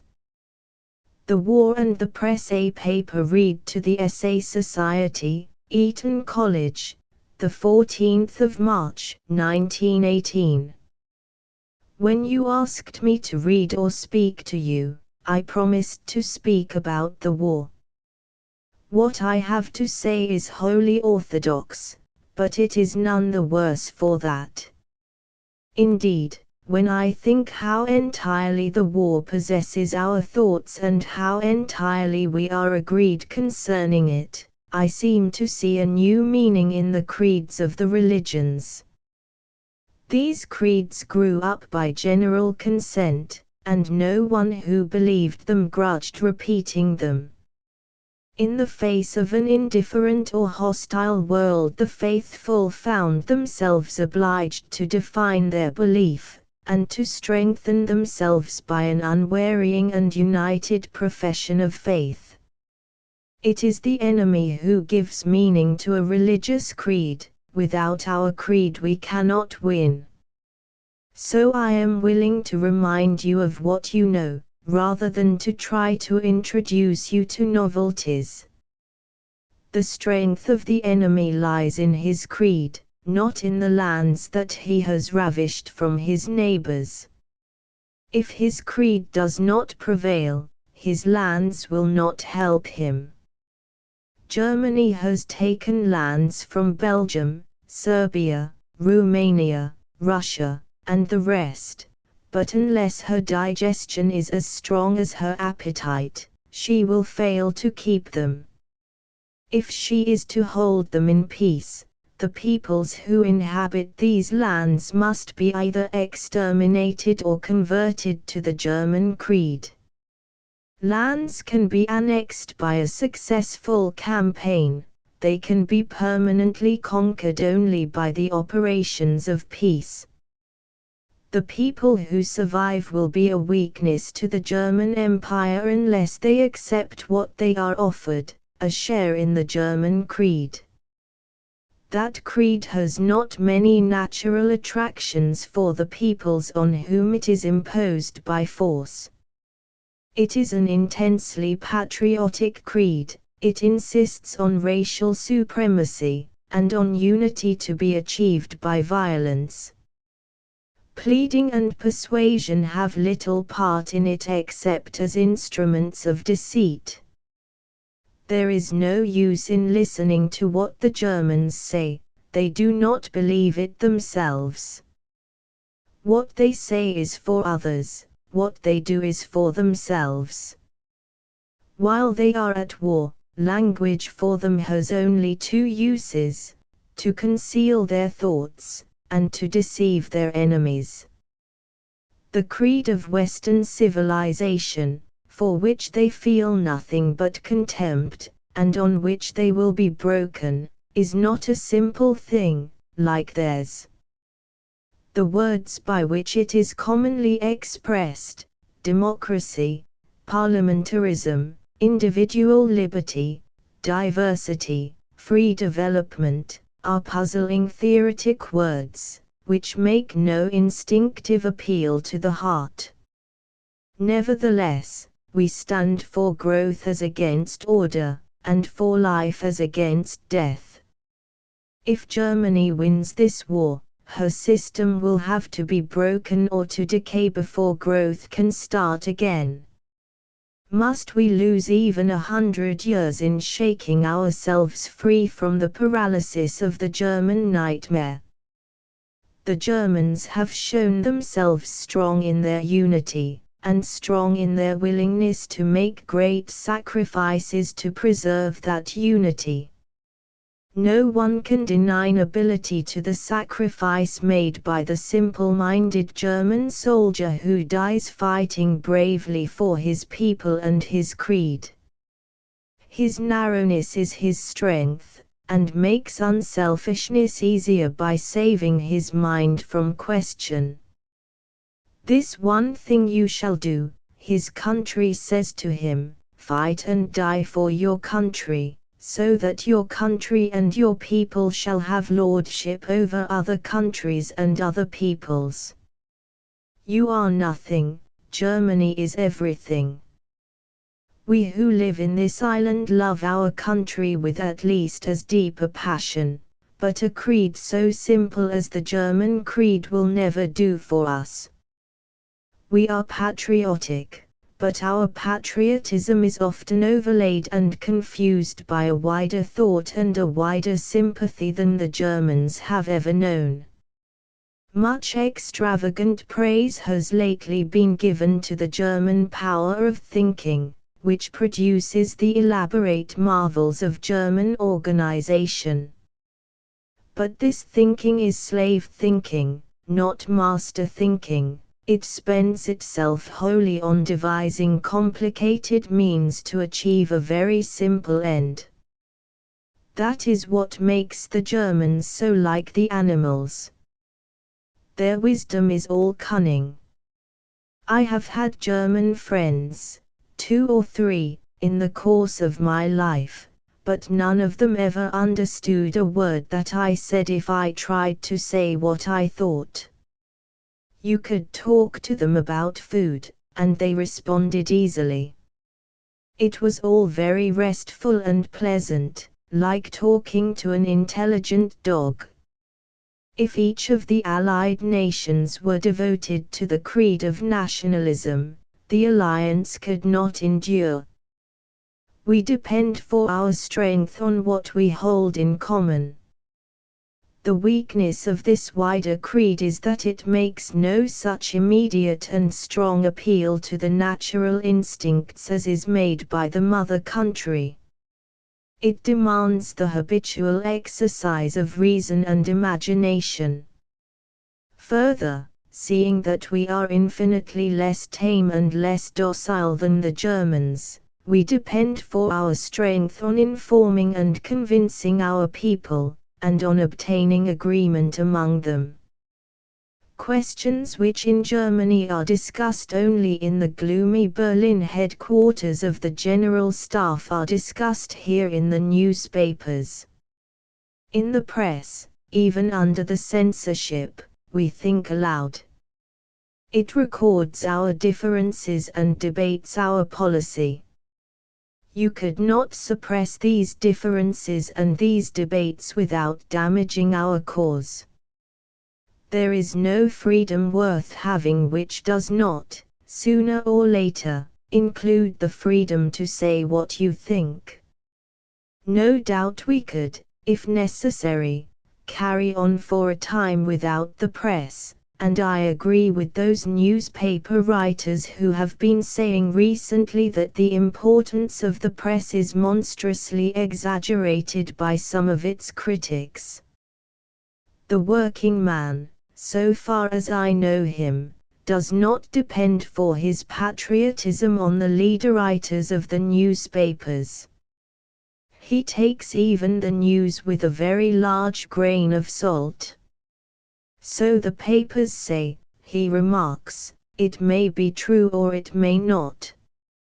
Yet the press has done good service, and might do better, in putting the meaning of the war before our people and in holding them together. Freedom means that we must love our diversity well enough to be willing to unite to protect it. We must die for our differences as cheerfully as the Germans die for their pattern. Or, if we can sketch a design of our cause, we must be as passionate in defense of that large vague design as the Germans are passionate in defense of their tight uniformity and their drill. If we were to fail to keep together, our cause, I believe, would still prevail, but at a cost that we dare not contemplate, by way of anarchy, and the dissolution of societies, by long tortures, and tears, and martyrdoms. If we refuse to die in the ranks against the German tyranny, we can keep our faith by dying at the stake. There are those who think martyrdom the better way, and certainly that was how Christianity prevailed in Europe. You can read the story in Caxton's translation of the Golden Legend. But these saints and martyrs were making a beginning. We are fighting to keep what we have won, and it would be a huge failure on our part if we could keep nothing of it, but had to begin all over again. The business of the press, then, at this present crisis, is to keep the cause for which we are fighting clearly before us, and this it has done well, Also, because we do not fight best in blindness, to tell us all that can be known of the facts of the situation, and this it has done not so well. The power of the newspapers is that most people read them, and that many people read nothing else. Their weakness is that they have to sell or cease to be, so that by a natural instinct of self-preservation they fall back on the two sure methods whereby you can always capture the attention of the public. Any man who is trying to say what he thinks, making full allowance for all doubts and differences, runs the risk of losing his audience. He can regain their attention by flattering them or by frightening them. Flattery and fright, the one following the other from day to day, and often from paragraph to paragraph, is a very large part of the newspaper reader's diet. If he is a sane and busy man, he is not too much impressed by either. He is not mercurial enough for the quick changes of an orator's or journalist's fancy, whereby he is called on, one day, to dig the German warships like rats out of their harbor, and, not many days later, to spend his last shilling on the purchase of the last bullet to shoot at the German invader. He knows that this is such stuff as dreams are made of. He knows also that the orator or journalist, after calling on him for these achievements, goes home to dinner. No great harm is done, just as no great harm is done by bad novels. But an opportunity is lost. The press and the platform might do more than they do to strengthen us and inform us, and help forward our cause. I name the press and the platform together because they are essentially the same thing. Journalism is a kind of talk. The press, it is fair to say, is ourselves, and every people, it may truly be said, has the press that it deserves. But reading is a thing that we do chiefly for indulgence and pleasure in our idle time, and the press falls in with our mood, and supplies us with what we want in our weaker and lazier moments. No responsible man, with an eager and active mind, spends much of his time on the newspapers. Those who are excited to action by what they read in the papers are mostly content with the mild exercise of writing to these same papers to explain that someone else ought to do something and to do it at once. Their excitement worries themselves more than it hurts others.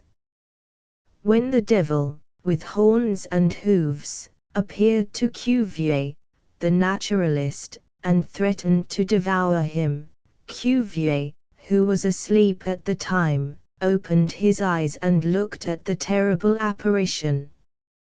He said, cloven-footed, graminivorous, needn't be afraid of you, and he went to sleep again. A man who says that he has not time to read the morning papers carefully is commonly a man who counts.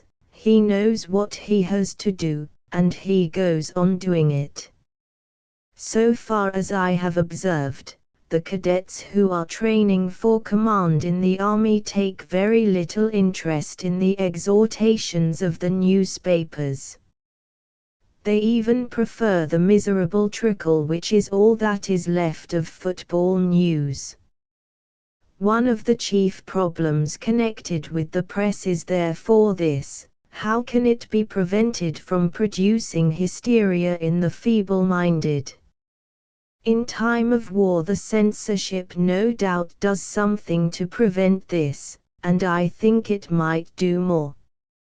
Scalines, as they are called, that is, sensational headings in large capital letters, might be reduced by law to modest dimensions. More important, the censorship might insist that all who write shall sign their names to their articles. Why should journalists alone be relieved of responsibility to their country? Is it possible that the government is afraid of the press? There is no need for fear. Beware of Aristophanes, says Lander. He can cast your name as a byword to 1,000 cities of Asia for 1,000 years. But all that the press can do by its disfavor is to keep your name obscure in 100 cities of England for 100 days. Signed articles are robbed of their vague impressiveness, and are known for what they are, the opinions of one man. I would also recommend that a photograph of the author be placed at the head of every article. I have been saved from many bad novels by the helpful pictorial advertisements of modern publishers. The real work of the press, as I said, is to help to hold the people together. Nothing else that it can do is of any importance compared with this. We are at one in this war as we have never been at one before within living memory, as we were not at one against Napoleon or against Louis XIV. Our trial is on us, and if we cannot preserve our oneness, we fail. What would be left to us I do not know, but I am sure that an England which had accepted conditions of peace at Germany's hands would not be the England that any of us know. There might still be a few Englishmen, but they would have to look about for somewhere to live. Serbia would be a good place. It has made no peace treaty with Germany. We are profoundly at one, and are divided only by illusions, which the press, in times past, has done much to keep alive. One of these illusions is the illusion of party. I have never been behind the scenes, among the creaking machinery, but my impression, as a spectator, is that parties in England are made very much as you pick up sides for a game. I have observed that they are all conservative. The affections are conservative, every one has a liking for his old habits and his old associates. There is something comic in a well-nourished rich man who believes that he is a bold reformer and a destructive thinker. For real clotted reactionary sentiment I know nothing to match the table talk of any aged parliamentary radical. When we get a Labour government, it will be patriotic, prejudiced, opposed to all innovation, superstitiously reverential of the past, sticky and, probably, tyrannical. The party illusion has been much weakened by the war, and those who still repeat the old catchwords are very near to lunacy. There is a deeper and more dangerous illusion which has not been killed, the class illusion. We are all very much alike, but we live in watertight compartments called classes, and the inhabitants of each compartment tend to believe that they alone are patriotic. This illusion, to be just, is not fostered chiefly by the press, which wants to sell its work to all classes, but it has strong hold of the government office. The government does not know the people, except as an actor knows the audience, and therefore does not trust the people. It is pathetic to hear officials talking timidly of the people. Will they endure hardships and sacrifices? Will they carry through? Yet most of the successes we have won in the war have to be credited not so much to the skill of the management as to the amazing high courage of the ordinary soldier and sailor. Even soldiers are often subject to class illusion. I remember listening, in the first month of the war, to a retired colonel, who explained, with some heat, that the territorials could never be of any use. That illusion has gone. Then it was Kitchener's army, well-meaning people, no doubt, but impossible for a European war. Kitchener's army made good. Now it is the civil population, who, though they are the blood relatives of the soldiers, are distrusted, and believed to be likely to fail under a strain. Yet all the time, if you want to hear half-hearted, timid, pusillanimous talk, the place where you are most likely to hear it is in the public offices. Most of those who talk in this way would be brave enough in fight, but they are kept at desks, and worried with detailed business, and harassed by speculative dangers, and they lose perspective. Soon or late, we are going to win this war, and it is the people who are going to win it. If the press, or perhaps the government, which controls the press, is not afraid of the people, why does it tell them so little about our reverses, and the merits of our enemies? For information concerning these things we have to depend wholly on conversation with returned soldiers. For instance, the horrible stories that we hear of the brutal treatment of our prisoners are numerous, and are true, and make a heavy bill against Germany, which bill we mean to present. But are they fair examples of the average treatment? We cannot tell. The accounts published are almost exclusively confined to the worst happenings. Most of the officers with whom I have talked who had been in several German military prisons said that they had nothing serious to complain of. Prison is not a good place, and it is not pleasant to have your pea soup and your coffee, one after the other, in the same tin dipper, but they were soldiers, and they agreed that it would be absurd to make a grievance of things like that. One private soldier was an even greater philosopher. "No," he said, "I have nothing to complain of. Of course, they do spit at you a good deal." That man was unconquerable.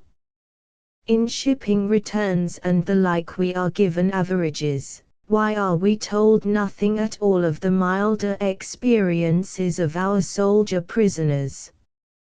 It would not make us less resolved to do all that we can to better the lot of those who are suffering insult and torture, and to exact full retribution from the enemy.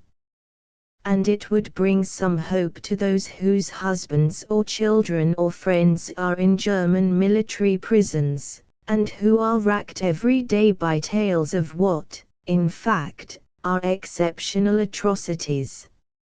Or take the question of the conduct of German officers. We know that the Prussian military government, in its approved handbooks, teaches its officers the use of brutality and terror as military weapons. The German philosophy of war, of which this is a part, is not really a philosophy of war, it is a philosophy of victory. For a long time now the Germans have been accustomed to victory, and have studied the arts of breaking the spirit and torturing the mind of the peoples whom they invade. Their philosophy of war will have to be rewritten when the time comes for them to accommodate their doctrine to their own defeat. In the meantime they teach frightfulness to their officers, and most of their officers prove ready pupils. There must be some, one would think, here and there, if only a sprinkling, who fall short of the Prussian doctrine, and are betrayed by human feeling into what we should recognize as decent and honorable conduct. And so there are, only we do not hear of them through the press. I should like to tell two stories which come to me from personal sources. The first may be called the story of the Christmas truce and the German captain. In the lull which fell on the fighting at the time of the first Christmas of the war, a British officer was disquieted to notice that his men were fraternizing with the Germans, who were standing about with them in no man's land, laughing and talking. He went out to them at once, to bring them back to their own trenches. When he came up to his men, he met a German captain who had arrived on the same errand. The two officers, British and German, fell into talk, and while they were standing together, in not unfriendly fashion, one of the men took a snapshot photograph of them, copies of which were afterwards circulated in the trenches. Then the men were recalled to their duty, on the one side and the other, and, after an interval of some days, the war began again. A little time after this the British officer was in charge of a patrol, and, having lost his way, found himself in the German trenches, where he and his men were surrounded and captured. As they were being marched off along the trenches, they met the German captain, who ordered the men to be taken to the rear, and then, addressing the officer without any sign of recognition, said in a loud voice, "You, follow me." He led him by complicated ways along a whole series of trenches and up a sap, at the end of which he stopped, saluted, and, pointing with his hand, said, "Your trenches are there. Good day." My second story, the story of the British lieutenant in no man's land, is briefer. I was with a friend of mine, a young officer back from the front, wounded, and the conduct of German officers was being discussed. He said, "You can't expect me to be very hard on German officers, for one of them saved my life." He then told how he and a companion crept out into no man's land to bring in some of our wounded who were lying there. When they had reached the wounded, and were preparing to bring them in, they were discovered by the Germans opposite, who at once whipped up a machine gun and turned it on them. Their lives were not worth half a minute's purchase, when suddenly a German officer leapt up onto the parapet, and, angrily waving back the machine gunners, called out, in English, "That's all right. You may take them in." These are no doubt exceptional cases, the rule is very different. But a good many of such cases are known to soldiers, and I have seen none of them in the press. Soldiers are silent by law, and journalists either do not hear these things, or, believing that hate is a valuable asset, suppress all mention of them. If England could ever be disgraced by a mishap, she would be disgraced by having given birth to those Englishmen, few and wretched, who, when an enemy behaves generously, conceal or deny the fact. And consider the effect of this silence on the Germans. There are some German officers, as I said, who are better than the German military handbooks, and better than their monstrous chiefs. Which of them will pay the smallest attention to what our papers say when he finds that they collect only atrocities, and are blind to humanity if they see it in an enemy? He will regard our press accounts of the German army as the work of malicious cripples, and our perfectly true narrative of the unspeakable brutality and filthiness of the German army's doings will lose credit with him. If I had my way, I would staff the newspaper offices, as far as possible, with wounded soldiers, and I would give some of the present staff a holiday as stretcher-bearers. Then we should hear more of the truth. Is it feared that we should have no heart for the war if once we are convinced that among the Germans there are some human beings? Is it believed that our people can be heroic on one condition only, that they shall be asked to fight no one but orangutans? Our airmen fight as well as anyone, in this world or above it, has ever fought, and we owe them a great debt of thanks for maintaining, and, by their example, actually teaching the Germans to maintain, a high standard of decency. This war has shown, what we might have gathered from our history, that we fight best uphill. From our history also we may learn that it does not relax our sinews to be told that our enemy has some good qualities. We should like him better as an enemy if he had more. We know what we have believed, and we are not going to fail in resolve or perseverance because we find that our task is difficult, and that we have not a monopoly of all the virtues. Most of us will not live to see it, for our recovery from this disease will be long and troublesome, but the war will do great things for us. It will make a reality of the British Commonwealth, which until now has been only an aspiration and a dream. It will lay the sure foundation of a League of Nations in the affection and understanding which it has promoted among all English-speaking peoples, and in the relations of mutual respect and mutual service which it has established between the English-speaking peoples and the Latin races. Our united rolls of honor make the most magnificent list of benefactors that the world has ever seen. In the end, the war may perhaps even save the soul of the main criminal, awaken him from his bloody dream, and lead him back by degrees to the possibility of innocence and goodwill. Shakespeare and England Annual Shakespeare Lecture of the British Academy, delivered the 4th of July, 1918. There is nothing new and important to be said of Shakespeare. In recent years antiquaries have made some additions to our knowledge of the facts of his life. These additions are all tantalizing and comparatively insignificant.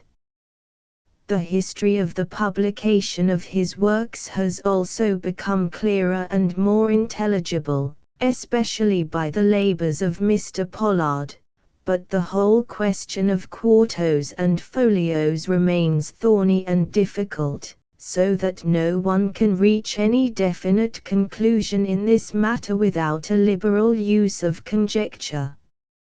I propose to return to the old Catholic doctrine which has been illuminated by so many disciples of Shakespeare, and to speak of him as our great national poet. He embodies and exemplifies all the virtues, and most of the faults, of England. Anyone who reads and understands him understands England. This method of studying Shakespeare by reading him has perhaps gone somewhat out of vogue in favor of more roundabout ways of approach, but it is the best method for all that. Shakespeare tells us more about himself and his mind than we could learn even from those who knew him in his habit as he lived, if they were all alive and all talking. To learn what he tells we have only to listen. I think there is no national poet, of any great nation whatsoever, who is so completely representative of his own people as Shakespeare is representative of the English. There is certainly no other English poet who comes near to Shakespeare in embodying our character and our foibles. No one, in this connection, would venture even to mention Spenser or Milton. Chaucer is English, but he lived at a time when England was not yet completely English, so that he is only half conscious of his nation. Wordsworth is English, but he was a recluse. Browning is English, but he lived apart or abroad, and was a tourist of genius. The most English of all our great men of letters, next to Shakespeare, is certainly Dr. Johnson, but he was no great poet. Shakespeare, it may be suspected, is too poetic to be a perfect Englishman, but his works refute that suspicion. He is the Englishman endowed, by a fortunate chance, with matchless powers of expression. He is not silent or dull, but he understands silent men, and he enters into the minds of dull men. Moreover, the Englishman seems duller than he is. It is a point of pride with him not to be witty and not to give voice to his feelings. The shepherd Corin, who was never in court, has the true philosophy. He that hath learned no wit by nature nor art may complain of good breeding or comes of a very dull kindred. Shakespeare knew nothing of the British Empire.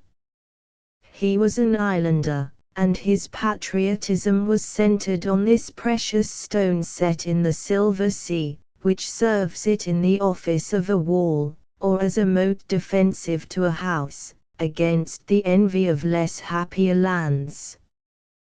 When he speaks of Britons and British he always means the Celtic peoples of the island. Once only he makes a slip. There is a passage in King Lear, 4:249, where the followers of the king, who in the text of the quarto versions are correctly called the British party, appear in the folio version as the English party.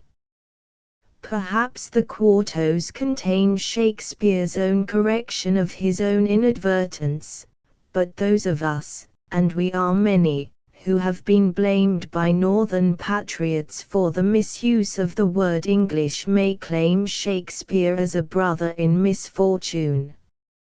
Our critics, at home and abroad, accuse us of arrogance. I doubt if we can prove them wrong, but they do not always understand the nature of English arrogance. It does not commonly take the form of self-assertion. Shakespeare's casual allusions to our national characteristics are almost all of a kind. They are humorous and depreciatory. Here are some of them. Every holiday fool in England, we learn from Trinculo in The Tempest, would give a piece of silver to see a strange fish, though no one will give a doit to relieve a lame beggar. The English are quarrelsome, Master Slender testifies, at the game of bear baiting. They are great drinkers, says Iago, most potent in potting. Your Dane, your German, and your swag-bellied Hollander are nothing to your English. They are epicures, says Macbeth. They will eat like wolves and fight like devils, says the Constable of France.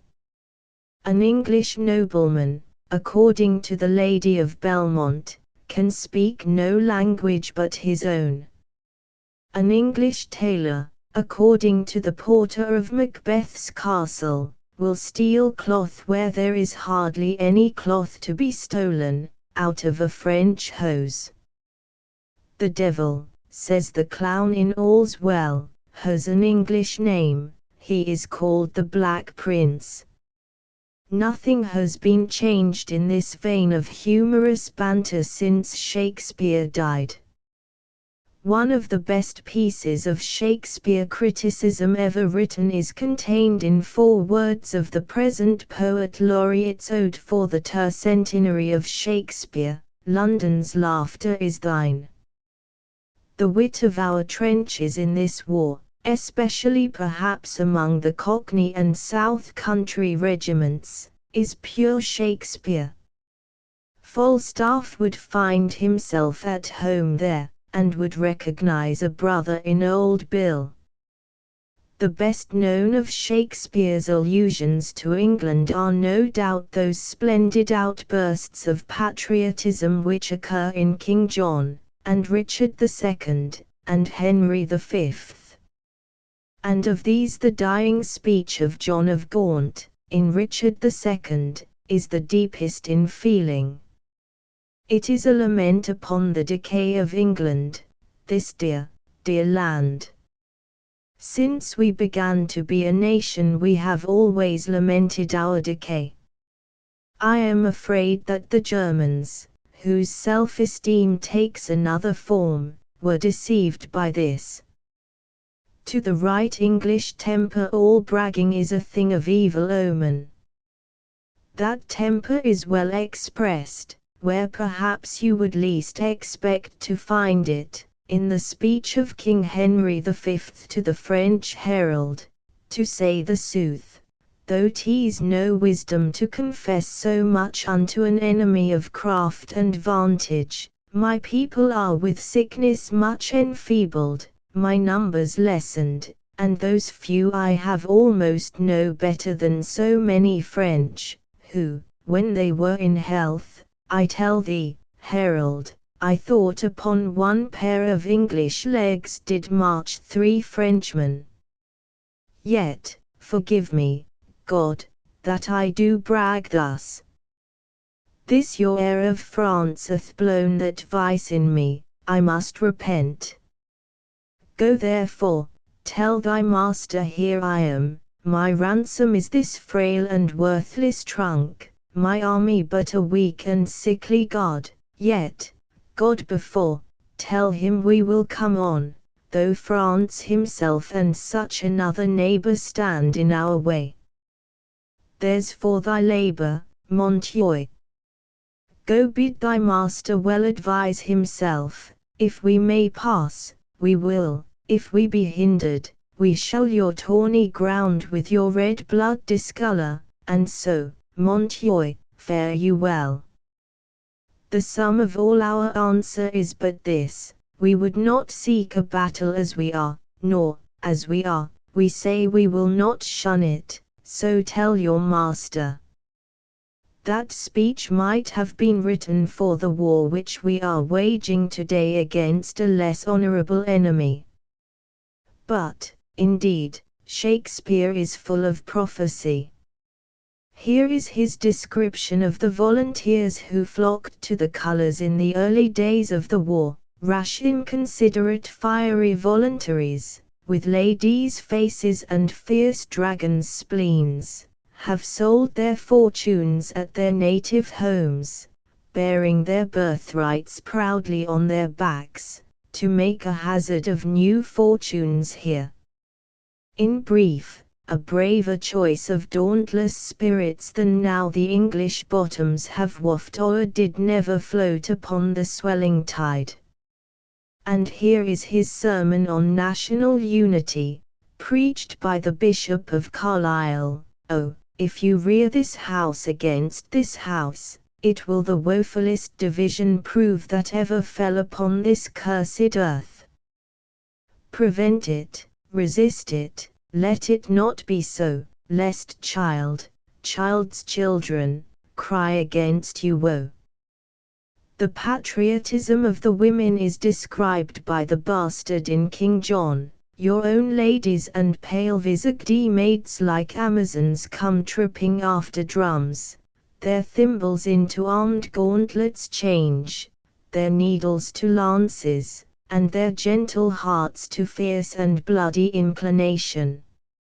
Lastly, Queen Isabella's blessing, spoken over King Henry V and his French bride, predicts an enduring friendship between England and France, as man and wife, being two, are one in love, so be there twixt your kingdoms such a spousal, that never may ill office, or fell jealousy, which troubles oft the bed of blessed marriage, thrust in between the paction of these kingdoms, to make divorce of their incorporate league, that English may as French, French Englishmen, receive each other.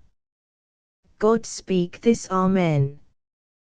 One of the delights of a literature as rich and as old as ours is that at every step we take backwards we find ourselves again. We are delivered from that foolish vein of thought, so dear to ignorant conceit, which degrades the past in order to exalt the present and the future. It is easy to feel ourselves superior to men who no longer breathe and walk, and whom we do not trouble to understand. Here is the real benefit of scholarship: it reduces men to kinship with their race. Science, pressing forward, and beating against the bars which guard the secrets of the future, has no such sympathy in its gift. Anyhow, in Shakespeare's time, England was already Old England, which if she could ever cease to be, she might be Jerusalem, or Paradise, but would not be England at all.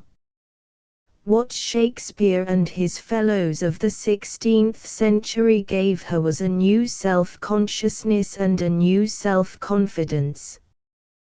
They foraged in the past, they recognized themselves in their ancestors, they found feudal England, which had existed for many hundreds of years, a dumb thing, and when she did not know her own meaning, they endowed her purposes with words. They gave her a new delight in herself, a new sense of power and exhilaration, which has remained with her to this day, surviving all the airy philosophic theories of humanity which thought to supersede the old solid national temper. The English national temper is better fitted for traffic with the world than any mere doctrine can ever be, for it is marked by an immense tolerance. And this, too, Shakespeare has expressed. Falstaff is perhaps the most tolerant man who was ever made in God's image. But it is rather late in the day to introduce Falstaff to an English audience. Perhaps you will let me modernize a brief scene from Shakespeare, altering nothing essential, to illustrate how completely his spirit is the spirit of our troops in Flanders and France. A small British expeditionary force, bound on an international mission, finds itself stranded in an unknown country. The force is composed of men very various in rank and profession. Two of them, whom we may call a non-commissioned officer and a private, go exploring by themselves, and take one of the natives of the place prisoner. This native is an ugly low-born creature, of great physical strength and violent criminal tendencies, a liar, and ready at any time for theft, rape, and murder. He is a child of nature, a lover of music, slavish in his devotion to power and rank, and very easily imposed upon by authority. His captors do not fear him, and, which is more, they do not dislike him. They found him lying out in a kind of no man's land, drenched to the skin, so they determined to keep him as a souvenir, and to take him home with them. They nickname him, in friendly fashion, the monster, and the moon calf, as who should say Fritz, or the Boche. But their first care is to give him a drink, and to make him swear allegiance upon the bottle. Where the devil should he learn our language, says the non-commissioned officer, when the monster speaks. I will give him some relief, if it be but for that. The prisoner then offers to kiss the foot of his captor. I shall laugh myself to death, says the private, at this puppy-headed monster. A most scurvy monster. I could find in my heart to beat him, but that the poor monster's in drink. When the private continues to rail at the monster, his officer calls him to order.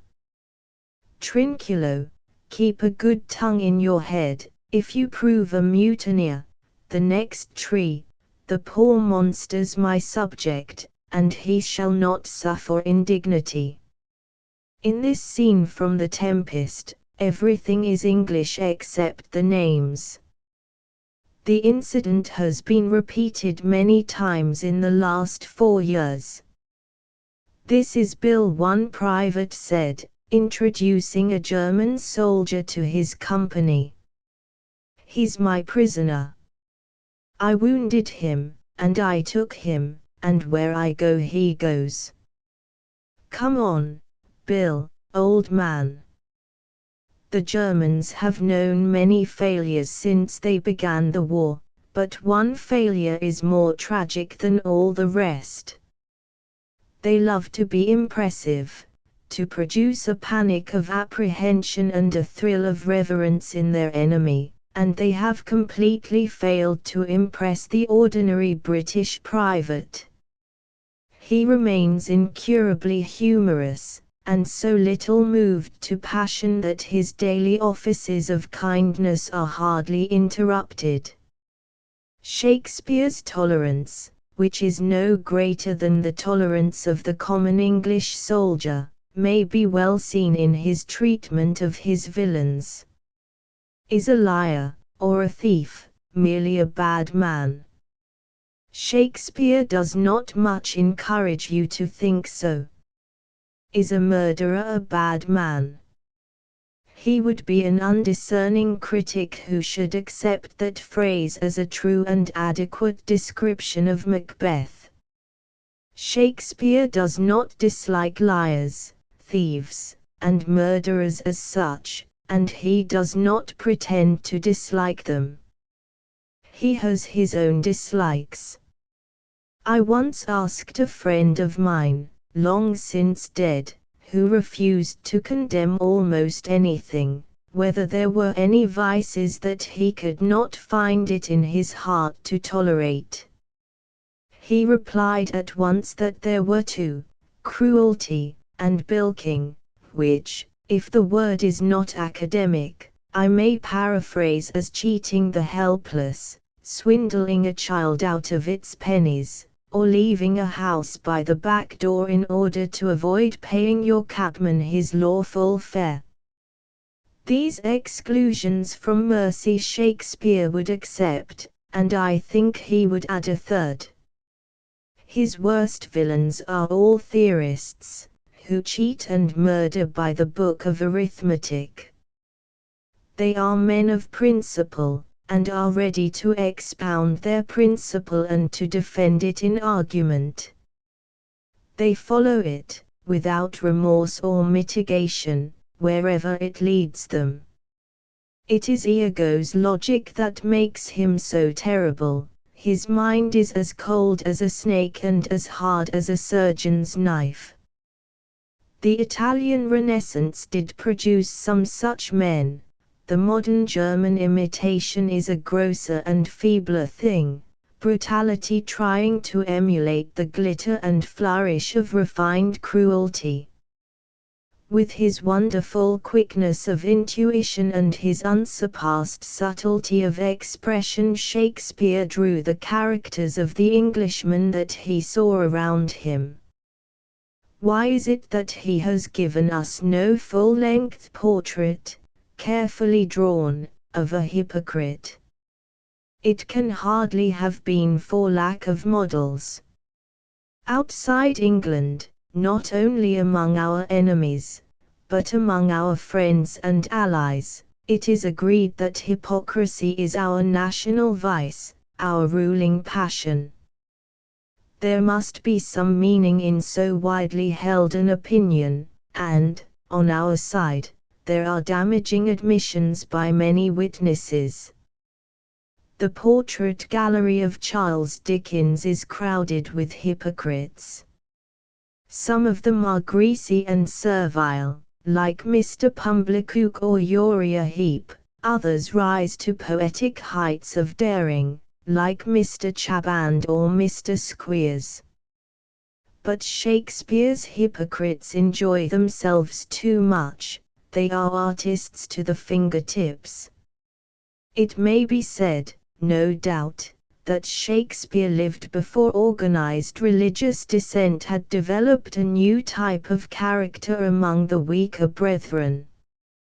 But the Low Church Protestant, whom Shakespeare certainly knew, is not very different from the evangelical dissenter of later days, and he did not interest Shakespeare. My own impression is that Shakespeare had a free and happy childhood, and grew up without much check from his elders. It is the child who sees hypocrites. These preposterous grown-up people, who, if they are well-mannered, do not seem to enjoy their food, who are fussy about meaningless employments, and never give way to natural impulses, must surely assume this veil of decorum with intent to deceive. Charles Dickens was hard-driven in his childhood, and the impressions that were then burnt into him governed all his seeing. The creative spirit in him transformed his sufferings into delight, but he never outgrew them, and, when he died, the eyes of a child were closed upon a scene touched, it is true, here and there with rapturous pleasure, rich in oddity, and trembling with pathos, but, in the main, as bleak and unsatisfying as the wards of a workhouse. The intense emotions of his childhood made the usual fervors of adolescence a faint thing in the comparison, and if you want to know how lovers think and feel, you do not go to Dickens to tell you. You go to Shakespeare, who put his childhood behind him, so that he almost forgot it, and ran forward to seize life with both hands. He sometimes looked back on children, and saw them through the eyes of their elders. Dickens saw men and women as they appear to children. This comparison suggests a certain lack of sympathy or lack of understanding in those who are quick to see hypocrisy in others. In Dickens' lack of sympathy was a fair revenge. Moreover, his hypocrites amused him so much that he did not wish to understand them. What a loss it would have been to the world if he had explained them away. But it is difficult, I think, to see a hypocrite in a man whose intimacy you have cultivated, whose mind you have entered into, as Shakespeare entered into the mind of his creatures. Hypocrisy, in its ordinary forms, is a superficial thing, a skin disease, not a cancer. It is not easy, at best, to bring the outward and inward relations of the soul into perfect harmony. A hypocrite is one who too readily consents to their separation. The English, for I am ready now to return to my point, are a people of a divided mind, slow to drive anything through on principle, very ready to find reason in compromise. They are passionate, and they are idealists, but they are also a practical people, and they dare not give the rein to a passion or an idea, They know that in this world an unmitigated principle simply will not work, that a clean cut will never take you through the maze. So they restrain themselves, and listen, and seem patient. They are not so patient as they seem, they must be hypocrites. A cruder, simpler people like the Germans feel indignation, not unmixed perhaps with envy, when they hear the quiet voice and see the white lips of the thoroughbred Englishman who is angry. It is not manly or honest, they think, to be angry without getting red in the face. They certainly feel pride in their own honesty when they give explosive vent to their emotions. They have not learned the elements of self-distrust. The Englishman is seldom quite content to be himself, often his thoughts are troubled by something better. He suffers from the divided mind, and earns the reputation of a hypocrite. But the simpler nature that indulges itself and believes in itself has an even heavier penalty to pay. If, in the name of honesty, you cease to distinguish between what you are and what you would wish to be, between how you act and how you would like to act, you are in some danger of reeling back into the beast. It is true that man is an animal, and before long you feel a glow of conscious virtue in proclaiming and illustrating that truth. You scorn the hypocrisy of pretending to be better than you are, and that very scorn fixes you in what you are. He that is unjust, let him be unjust still, and he which is filthy, let him be filthy still. That is the epitaph on German honesty. I have drifted away from Shakespeare, who knew nothing of the sea of troubles that England would one day take arms against, and who could not know that on that day she would outgo his most splendid praise and more than vindicate his reverence and his affection. But Shakespeare is still so liver-mined that it is vain to try to expound him by selected texts, or to pin him to a mosaic of quotations from his book. Often, if you seek to know what he thought on questions which must have exercised his imagination, you can gather it only from a hint dropped by accident, and quite irrelevant. What were his views on literature, and on the literary controversies which have been agitated from his day to our own? He tells us very little. He must have heard discussions and arguments on meter, on classical precedent, on the ancient and modern drama, but he makes no mention of these questions. He does not seem to have attached any prophetic importance to poetry. The poets who exalt their craft are of a more slender build. Is it conceivable that he would have given his support to a literary academy, a project which began to find advocates during his lifetime? I think not. It is true that he is full of good sense, and that an academy exists to promulgate good sense. Moreover, his own free experiments brought him nearer and nearer into conformity with classical models. Othello and Macbeth are better constructed plays than Hamlet. The only one of his plays which, whether by chance or by design, observes the so-called unities of action and time and place, is one of his latest plays, The Tempest. But he was an Englishman, and would have been jealous of his freedom and independence. When the gravedigger remarks that it is no great matter if Hamlet do not recover his wits in England, because there the men are as mad as he, the satire has a sympathetic ring in it. Shakespeare did not wish to see the mad English altered. Nor are they likely to alter. Our fears and our hopes are vain. We entered on the greatest of our wars with an army no bigger, so we are told, than the Bulgarian army. Since that time we have regimented and organized our people, not without success, and our soothsayers are now directing our attention to the danger that after the war we shall be kept in uniform and shall become tame creatures, losing our independence and our spirit of enterprise.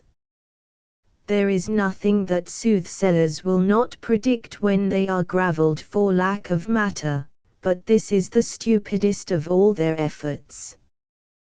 The national character is not so flimsy a thing, it has gone through good and evil fortune for hundreds of years without turning a hair. You can make a soldier, and a good soldier, of a humorist, but you cannot militarize him. He remains a free thinker. New institutions do not flourish in England. The town is a comparatively modern innovation, it has never, so to say, caught on. Most schemes of town planning are schemes for pretending that you live in the country. This is one of the most persistent of our many hypocrisies. Wherever working people inhabit a street of continuous red brick cottages, the names that they give to their homes are one long catalogue of romantic lies. The houses have no gardens, and the only prospect that they command is the view of over the way. But read their names: the Dingle, the Elms, Pine Grove, Windermere, the Nook, the Nest. Even social pretense, which is said to be one of our weaknesses, and which may be read in such names as Beaver or Apsley House, is less in evidence than the Englishman's passion for the country. He cannot bear to think that he lives in a town. He does not much respect the institutions of a town. A policeman, before he has been long in the force, has to face the fact that he is generally regarded as a comic character. The police are Englishmen and good fellows, and they accept a situation which would rouse any continental gendarme to heroic indignation. Mayors, aldermen, and justices of the peace are comic, and take it not quite so well. Beadles were so wholly dedicated to the purposes of comedy that I suppose they found their position unendurable and went to earth. At any rate, it is very difficult to catch one in his official costume. All this is reflected in Shakespeare. He knew the country, and he knew the town, and he has not left it in doubt which was the cherished home of his imagination. He preferred the fields to the streets, but the Arcadia of his choice is not agricultural or even pastoral, it is rather a desert island, or the uninhabited stretches of wild and woodland country. Indeed, he has both described it and named it. "Where will the old Duke live?" says Oliver in As You Like It. "They say he is already in the Forest of Arden," says Charles the Wrestler, "and a many merry men with him, and there they live like the old Robin Hood of England. They say many young gentlemen flock to him every day, and fleet the time carelessly, as they did in the golden world." That is Shakespeare's Arcadia, and who that has read As You Like It will deny that it breathes the air of paradise? It is quite plain that the freedom that Shakespeare valued was in fact freedom, not any of those ingenious mechanisms to which that name has been applied by political theorists. He thought long and profoundly on the problems of society, and anarchy has no place among his political ideals. It is by all means to be avoided, at a cost. But what harm would anarchy do if it meant no more than freedom for all the impulses of the enlightened imagination and the tender heart? The ideals of his heart were not political, and when he indulges himself, as he did in his latest plays, you must look for him in the wilds, whether on the road near the shepherd's cottage, or in the cave among the mountains of Wales, or on the seashore in the Bermudas. The laws that are imposed upon the intricate relations of men in society were a weariness to him, and in this he is thoroughly English. The Englishman has always been an objector, and he has a right to object, though it may very well be held that he is too fond of larding his objection with the plea of conscience. But even this has a meaning in our annals. As a mere question of right we are very slow to prefer the claim of the organized opinions of society to the claim of the individual conscience. We know that there is no good in a man who is doing what he does not will to do. We are not like our poets or our men of action to be void of inspiration. A gift is nothing if there is no benevolence in the giver, for to the noble mind rich gifts wax poor when givers prove unkind. We ask for the impulse as well as the deed. Even when he is speaking of social obligations, Shakespeare makes his strongest appeal not to force or command, but to the natural piety of the heart. If ever you have looked on better days, if ever been where bells have knolled to church, if ever sat at any good man's feast, if ever from your eyelids wiped a tear, and know what 'tis to pity and be pitied, let gentleness my strong enforcement be, in the which hope I blush, and hide my sword. So speaks Orlando when the Duke has met his threats with fair words, and he adds an apology. Pardon me, I pray you, I thought that all things had been savage here, and therefore put I on the countenance of stern commandment. The ultimate law between man and man, according to Shakespeare, is the law of pity. I suppose that most of us have had our ears so dulled by early familiarity with Portia's famous speech, which we probably knew by heart long before we were fit to understand it, that the heavenly quality of it, equal to almost anything in the New Testament, is obscured and lost. There is no remedy but to read it again, to remember that it was conceived in passion, and to notice how the meaning is raised and perfected as line follows line. Portia. Then must the Jew be merciful. Shylock. On what compulsion must I? Tell me that. Portia. The quality of mercy is not strained. It droppeth as the gentle rain from heaven upon the place beneath, it is twice blessed, it blesseth him that gives and him that takes. 'Tis mightiest in the mightiest, it becomes the throned monarch better than his crown. His scepter shows the force of temporal power, the attribute to awe and majesty, wherein doth sit the dread and fear of kings. But mercy is above this sceptred sway, it is enthroned in the hearts of kings, it is an attribute to God himself. And earthly power doth then show likest God's when mercy seasons justice. Therefore, Jew, though justice be thy plea, consider this, that in the course of justice none of us should see salvation, we do pray for mercy, and that same prayer doth teach us all to render the deeds of mercy. That speech rises above the strife of nations, it belongs to humanity. But an Englishman wrote it, and the author, we may be sure, if he ever met with the doctrine that a man who is called on to help his own people is in duty bound to set aside the claims of humanity, and to stop his ears to the call of mercy, knew that the doctrine is an invention of the devil, stupid and angry, as the devil commonly is. There are hundreds of thousands of Englishmen who, though they could not have written the speech, yet know all that it teaches, and act on the knowledge.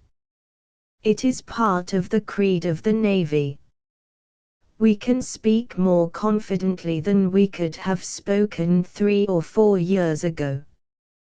We know that not the extremist pressure of circumstance could ever bring the people of England to forget all the natural pieties, to permit official duties to annul private charities, and to join in the frenzied dance of hate and lust which leads to the mouth of the pit.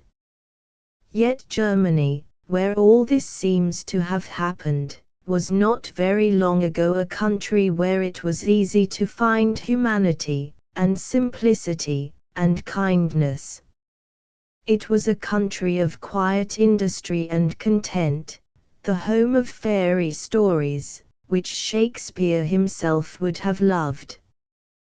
The Germans of our day have made a religion of war and terror, and have used commerce as a means for the treacherous destruction of the independence and freedom of others. They were not always like that. In the 15th century they spread the art of printing through Europe, for the service of man, by the method of peaceful penetration. My friend Mr. John Sampson recently expressed to me a hope that our air forces would not bomb Mainz, for Mainz, he said, is a sacred place to the bibliographer. According to a statement published in Cologne in 1499, the highly valuable art of printing was invented first of all in Germany at Mainz on the Rhine. And it is a great honor to the German nation that such ingenious men are to be found among them, and in the year of our Lord 1450 it was a golden year, and they began to print, and the first book they printed was the Bible in Latin. It was printed in a large character, resembling the types with which the present mass books are printed. Gutenberg, the printer of this Bible, never mentions his own name, and the only personal note we have of his, in the Colophon of the Catholicon, printed in 1460, is a hymn in praise of his city, with the aid of the Most High, who unlooses the tongues of infants and oft times reveals to babes that which is hidden from learned men. This admirable book, the Catholicon, was finished in the year of the incarnation of our Saviour MCCCCLX, in the foster town of Mainz, a town of the famous German nation, which God in his clemency, by granting to it this high illumination of the mind, has preferred before the other nations of the world. There is something not quite unlike modern Germany in that, and yet these older activities of the Germans make a strange contrast with their work today. It was in the city of Cologne that Caxton first made acquaintance with his craft. Everywhere the Germans spread printing like a new religion, adapting it to existing conditions. In Bavaria they used the skill of the wood engravers, and at Augsburg, Ulm, and Nuremberg produced the first illustrated printed books. It was two Germans of the old school, Konrad Swanheim and Arnold Panetz, who carried the art to Italy, casting the first type in Roman characters, and printing editions of the classics, first in the Benedictine monastery of Saint Scholastica at Subiaco, and later at Rome. They also cast the first Greek type. It was 3 Germans, Gehring, Kranz, and Freiberger, who first printed at Paris, in 1470. It was a German who set up the first printing press in Spain, in 1474. The Germans were once the cherishers, as now they are the destroyers, of the inheritance of civilization. I do not pretend to explain the change. Perhaps it is a tragedy of education. That is a dangerous moment in the life of a child when he begins to be uneasily aware that he is valued for his simplicity and innocence. Then he resolves to break with the past, to put away childish things, to forego affection, and to earn respect by imitating the activities of his elders. The strange power of words and the virtues of abstract thought begin to fascinate him. He loses touch with the things of sense, and ceases to speak as a child.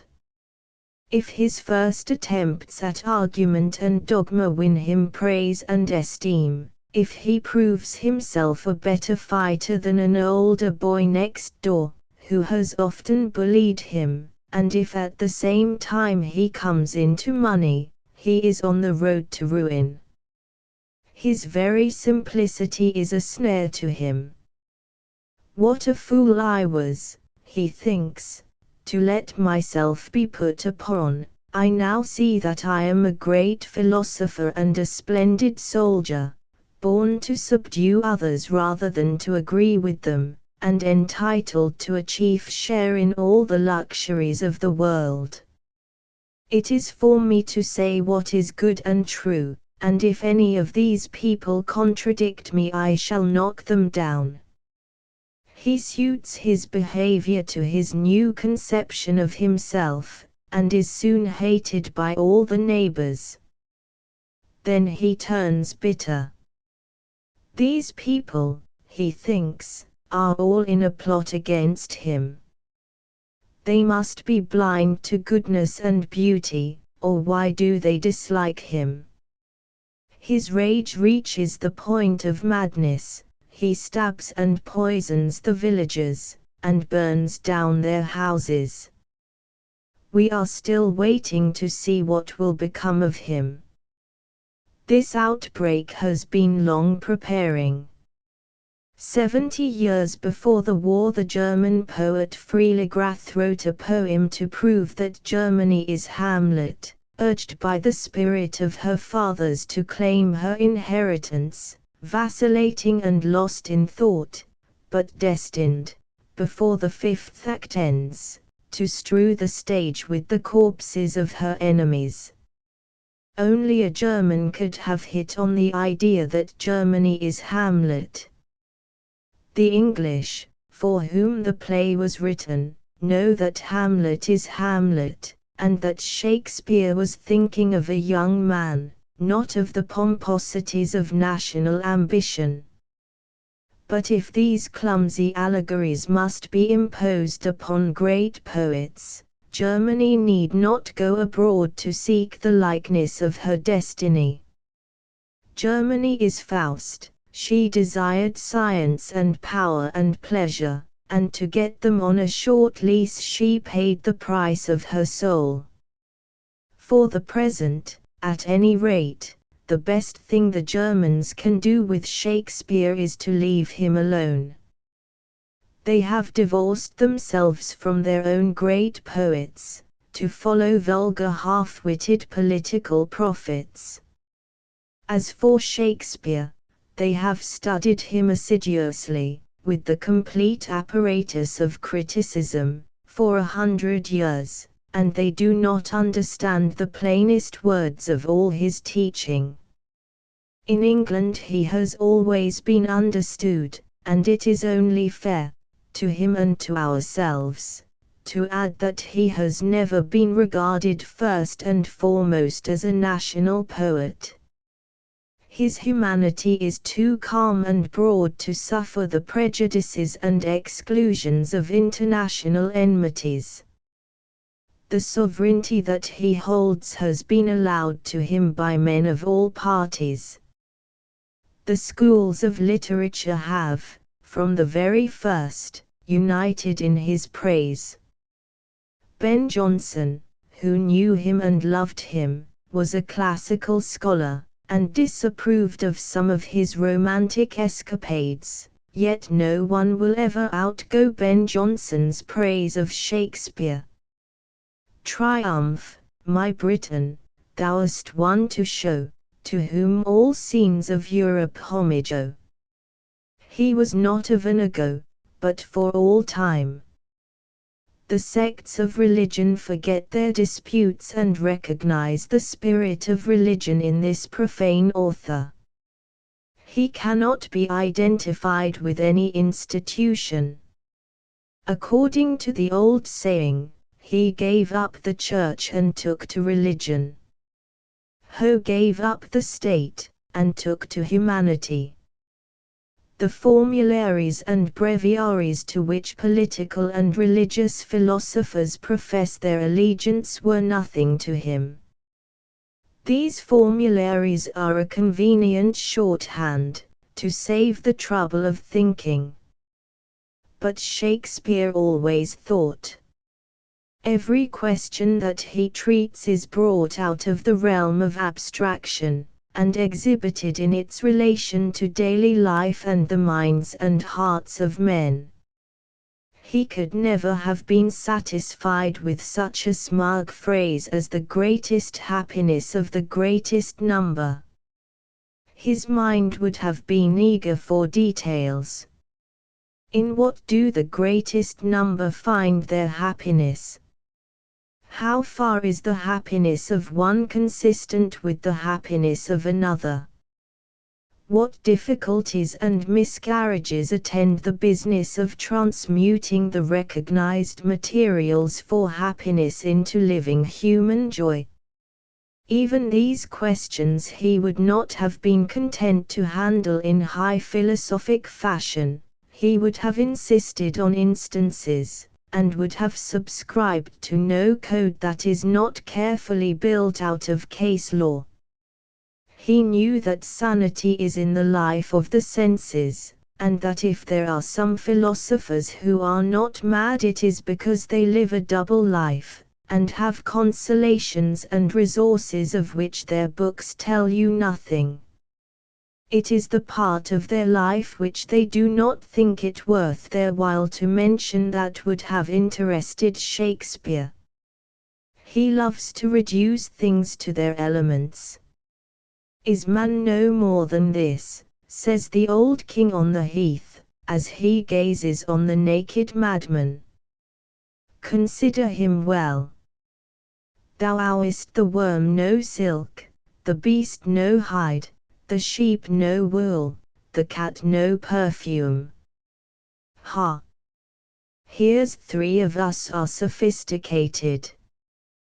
Thou art the thing itself, unaccommodated man is no more but such a poor, bare, forked animal as thou art.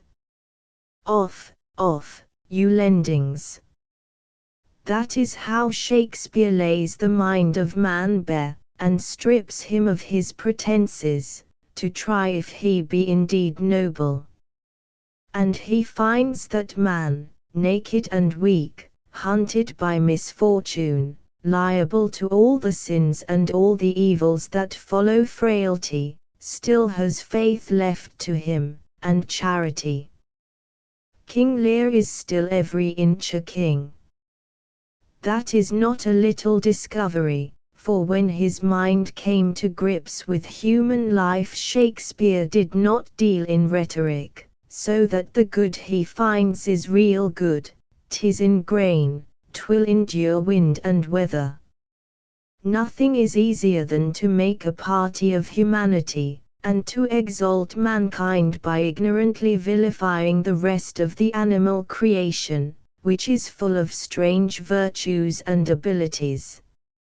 Shakespeare refused that way. He saw man weak and wretched, not able to maintain himself except as a pensioner on the bounty of the world, curiously ignorant of his nature and his destiny, yet endowed with certain gifts in which he can find sustenance and rest, brave by instinct, so that courage is not so much his virtue as cowardice is his lamentable and exceptional fault, ready to forget his pains or to turn them into pleasures by the alchemy of his mind, quick to believe, and slow to suspect or distrust, generous and tender to others, in so far as his thought and imagination, which are the weakest things about him, enable him to bridge the spaces that separate man from man, willing to make of life a great thing while he has it, and a little thing when he comes to lose it. These are some of his gifts, and Shakespeare would not have denied the saying of a thinker with whom he has no very strong or natural affinity, that the greatest of these is charity. Asterisk asterisk asterisk end of the Project Gutenberg ebook England and the War asterisk asterisk asterisk updated editions will replace the previous one, the old editions will be renamed.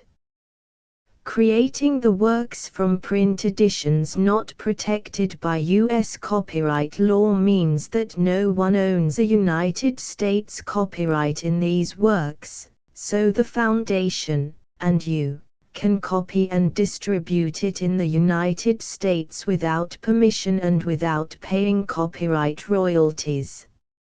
Special rules, set forth in the general terms of use part of this license, apply to copying and distributing Project Gutenberg trademark symbol electronic works to protect the Project Gutenberg trademark symbol concept and trademark.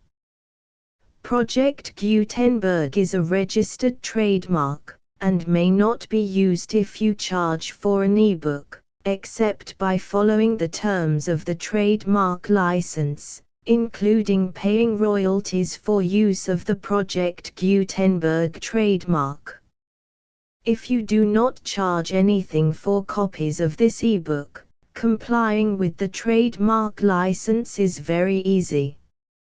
You may use this ebook for nearly any purpose such as creation of derivative works, reports, performances and research.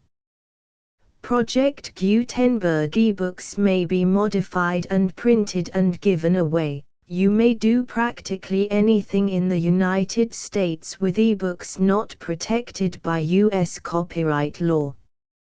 Redistribution is subject to the trademark license, especially commercial redistribution. Start. Full license. The full Project Gutenberg license. Please read this before you distribute or use this work to protect the Project Gutenberg trademark symbol mission of promoting the free distribution of electronic works. By using or distributing this work, or any other work associated in any way with the phrase Project Gutenberg, you agree to comply with all the terms of the full Project Gutenberg trademark symbol license available with this file or online at www.gutenberg.org/license. Section 1.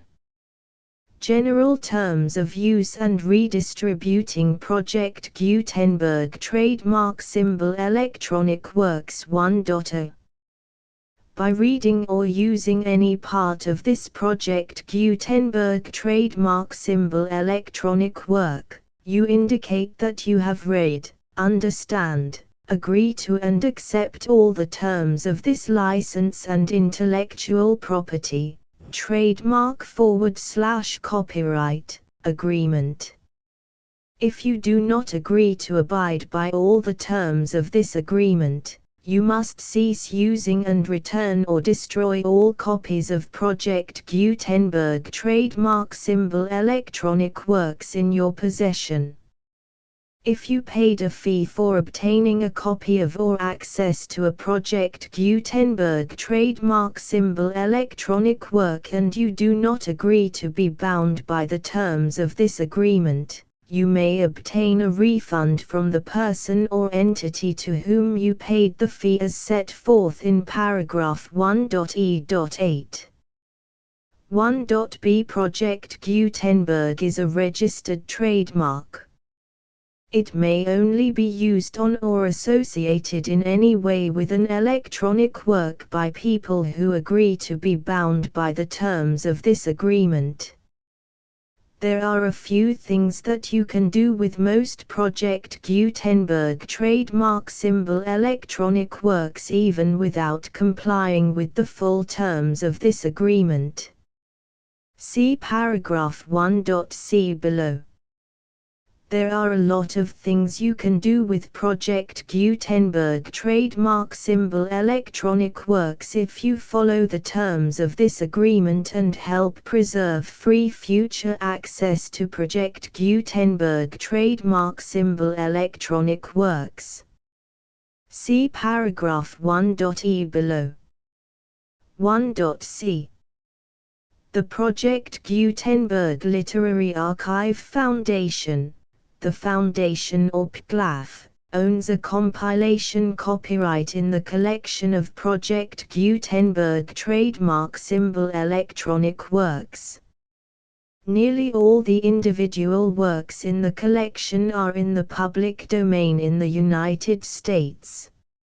If an individual work is unprotected by copyright law in the United States and you are located in the United States, we do not claim a right to prevent you from copying, distributing, performing, displaying or creating derivative works based on the work as long as all references to Project Gutenberg are removed. Of course, we hope that you will support the Project Gutenberg trademark symbol mission of promoting free access to electronic works by freely sharing Project Gutenberg trademark symbol works in compliance with the terms of this agreement for keeping the Project Gutenberg trademark symbol name associated with the work. You can easily comply with the terms of this agreement by keeping this work in the same format with its attached full Project Gutenberg trademark symbol license when you share it without charge with others. 1.d The copyright laws of the place where you are located also govern what you can do with this work. Copyright laws in most countries are in a constant state of change.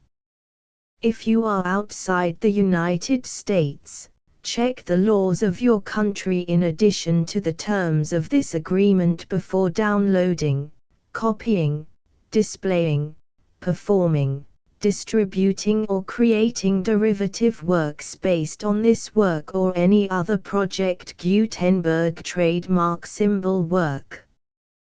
The Foundation makes no representations concerning the copyright status of any work in any country other than the United States.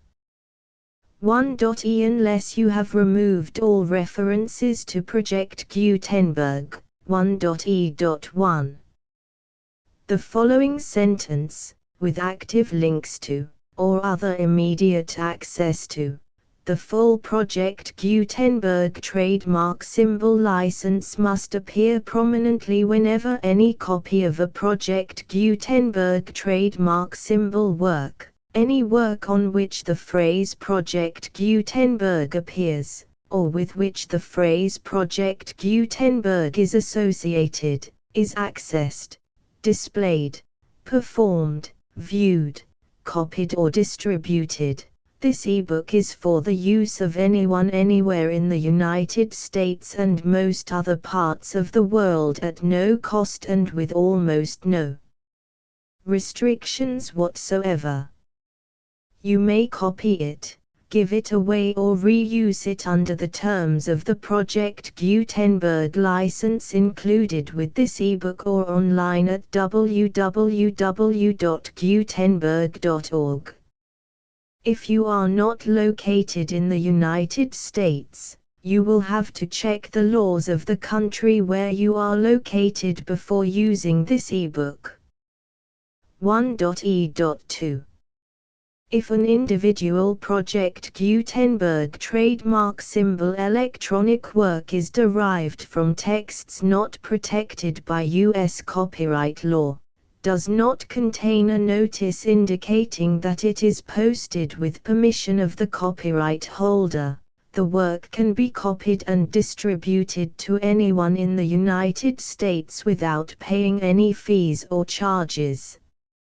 If you are redistributing or providing access to a work with the phrase Project Gutenberg associated with or appearing on the work, you must comply either with the requirements of paragraphs 1.e.1 through 1.e.7 or obtain permission for the use of the work and the Project Gutenberg trademark symbol trademark as set forth in paragraphs 1.e.8 or 1.e.9. 1.e.3 If an individual Project Gutenberg trademark symbol electronic work is posted with the permission of the copyright holder, your use and distribution must comply with both paragraphs 1.e.1 through 1.e.7 and any additional terms imposed by the copyright holder. Additional terms will be linked to the Project Gutenberg trademark symbol license for all works posted with the permission of the copyright holder found at the beginning of this work. 1.e.4 Do not unlink or detach or remove the full Project Gutenberg trademark symbol license terms from this work, or any files containing a part of this work or any other work associated with Project Gutenberg trademark symbol.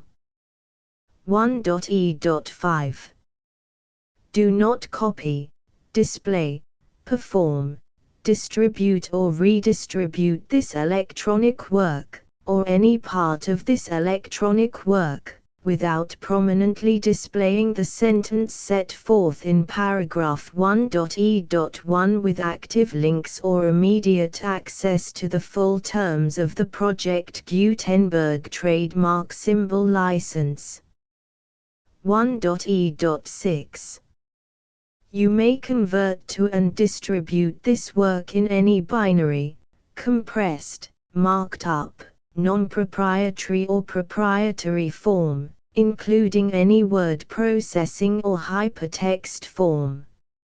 However, if you provide access to or distribute copies of a Project Gutenberg trademark symbol work in a format other than plain vanilla ASCII or other format used in the official version posted on the official Project Gutenberg trademark symbol website, www.gutenberg.org, you must, at no additional cost, fee or expense to the user, provide a copy, a means of exporting a copy, or a means of obtaining a copy upon request, of the work in its original plain vanilla ASCII or other form. Any alternate format must include the full Project Gutenberg trademark symbol license as specified in paragraph 1.e.1. 1.e.7 Do not charge a fee for access to, viewing, displaying, performing, copying or distributing any Project Gutenberg trademark symbol works unless you comply with paragraph 1.e.8 or 1.e.9. 1.e.8 You may charge a reasonable fee for copies of or providing access to or distributing Project Gutenberg trademark symbol electronic works, provided that you pay a royalty fee of 20% of the gross profits you derive from the use of Project Gutenberg trademark symbol works calculated using the method you already use to calculate your applicable taxes. The fee is owed to the owner of the Project Gutenberg trademark symbol trademark, but he has agreed to donate royalties under this paragraph to the Project Gutenberg Literary Archive Foundation. Royalty payments must be paid within 60 days following each date on which you prepare, or are legally required to prepare, your periodic tax returns. Royalty payments should be clearly marked as such and sent to the Project Gutenberg Literary Archive Foundation at the address specified in Section 4. Information about donations to the Project Gutenberg Literary Archive Foundation. You provide a full refund of any money paid by a user who notifies you in writing, or by email, within 30 days of receipt that he does not agree to the terms of the full Project Gutenberg trademark symbol license. You must require such a user to return or destroy all copies of the works possessed in a physical medium and discontinue all use of and all access to other copies of Project Gutenberg trademark symbol works. You provide, in accordance with paragraph 1.f.3, a full refund of any money paid for a work or a replacement copy, if a defect in the electronic work is discovered and reported to you within 90 days of receipt of the work. You comply with all other terms of this agreement for free distribution of Project Gutenberg trademark symbol works. 1.e.9. If you wish to charge a fee or distribute a Project Gutenberg trademark symbol electronic work or group of works on different terms than are set forth in this agreement, you must obtain permission in writing from the Project Gutenberg Literary Archive Foundation, the manager of the Project Gutenberg trademark symbol trademark. Contact the Foundation as set forth in Section 3 below. 1.f1.f.1. Project Gutenberg volunteers and employees expend considerable effort to identify, do copyright research on, transcribe and proofread works not protected by U.S. copyright law in creating the Project Gutenberg trademark symbol collection. Despite these efforts, Project Gutenberg trademark symbol electronic works, and the medium on which they may be stored, may contain defects such as, but not limited to, incomplete, inaccurate or corrupt data, transcription errors, a copyright or other intellectual property infringement, a defective or damaged disk or other medium, a computer virus, or computer codes that damage or cannot be read by your equipment. 1.f.2. Limited warranty, disclaimer of damages, except for the right of replacement or refund described in paragraph 1.f.3, the Project Gutenberg Literary Archive Foundation, the owner of the Project Gutenberg trademark symbol trademark, and any other party distributing a Project Gutenberg trademark symbol electronic work under this agreement, disclaim all liability to you for damages, costs and expenses, including legal fees.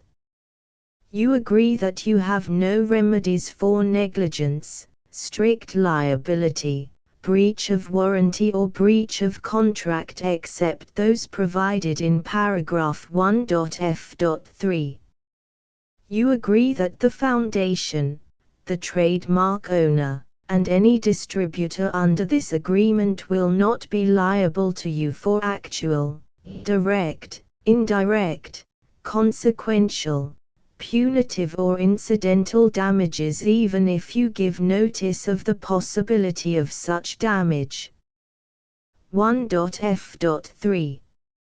Limited right of replacement or refund. If you discover a defect in this electronic work within 90 days of receiving it, you can receive a refund of the money, if any, you paid for it by sending a written explanation to the person you received the work from. If you received the work on a physical medium, you must return the medium with your written explanation. The person or entity that provided you with the defective work may elect to provide a replacement copy in lieu of a refund. If you received the work electronically, the person or entity providing it to you may choose to give you a second opportunity to receive the work electronically in lieu of a refund. If the second copy is also defective, you may demand a refund in writing without further opportunities to fix the problem. 1.f.4. Except for the limited right of replacement or refund set forth in paragraph 1.f.3, this work is provided to you as is, with no other warranties of any kind, express or implied, including but not limited to warranties of merchantability or fitness for any purpose. 1.f.5. Some states do not allow disclaimers of certain implied warranties or the exclusion or limitation of certain types of damages. If any disclaimer or limitation set forth in this agreement violates the law of the state applicable to this agreement, the agreement shall be interpreted to make the maximum disclaimer or limitation permitted by the applicable state law. The invalidity or unenforceability of any provision of this agreement shall not void the remaining provisions. 1.f.6. Indemnity. You agree to indemnify and hold the foundation, the trademark owner, any agent or employee of the foundation, anyone providing copies of Project Gutenberg trademark symbol electronic works in accordance with this agreement, and any volunteers associated with the production, promotion and distribution of Project Gutenberg trademark symbol electronic works, harmless from all liability, costs and expenses, including legal fees, that arise directly or indirectly from any of the following which you do or cause to occur. A. Distribution of this or any Project Gutenberg trademark symbol work. B. Alteration, modification, or additions or deletions to any Project Gutenberg trademark symbol work, and C. Any defect you cause. Section 2. Information about the mission of Project Gutenberg trademark symbol. Project Gutenberg trademark symbol is synonymous with the free distribution of electronic works in formats readable by the widest variety of computers, including obsolete, old, middle-aged and new computers. It exists because of the efforts of hundreds of volunteers and donations from people in all walks of life. Volunteers and financial support to provide volunteers with the assistance they need are critical to reaching Project Gutenberg trademark symbol's goals and ensuring that the Project Gutenberg trademark symbol collection will remain freely available for generations to come. In 2001, the Project Gutenberg Literary Archive Foundation was created to provide a secure and permanent future for Project Gutenberg trademark symbol and future generations. To learn more about the Project Gutenberg Literary Archive Foundation and how your efforts and donations can help, see sections 3 and 4 and the Foundation information page at www.gutenberg.org. Section 3. Information about the Project Gutenberg Literary Archive Foundation. The Project Gutenberg Literary Archive Foundation is a non-profit 501(c)(3) educational corporation organized under the laws of the state of Mississippi and granted tax-exempt status by the Internal Revenue Service. The Foundation's IN or Federal Tax Identification Number is 64-6221541. Contributions to the Project Gutenberg Literary Archive Foundation are tax-deductible to the full extent permitted by U.S. federal laws and your state's laws. The Foundation's business office is located at 809 North 1500 West, Salt Lake City, UT 84116. 801-596-1887. Email contact links and up-to-date contact information can be found at the Foundation's website and official page at www.gutenberg.org/contact section 4. Information about donations to the Project Gutenberg Literary Archive Foundation. Project Gutenberg trademark symbol depends upon and cannot survive without widespread public support and donations to carry out its mission of increasing the number of public domain and licensed works that can be freely distributed in machine-readable form accessible by the widest array of equipment including outdated equipment. Many small donations, $1 to $5,000, are particularly important to maintaining tax-exempt status with the IRS. The Foundation is committed to complying with the laws regulating charities and charitable donations in all 50 states of the United States. Compliance requirements are not uniform and it takes a considerable effort, much paperwork and many fees to meet and keep up with these requirements. We do not solicit donations in locations where we have not received written confirmation of compliance. To send donations or determine the status of compliance for any particular state, visit www.gutenberg.org/donate. While we cannot and do not solicit contributions from states where we have not met the solicitation requirements, we know of no prohibition against accepting unsolicited donations from donors in such states who approach us with offers to donate. International donations are gratefully accepted, but we cannot make any statements concerning tax treatment of donations received from outside the United States. U.S. laws alone swamp our small staff. Please check the Project Gutenberg web pages for current donation methods and addresses.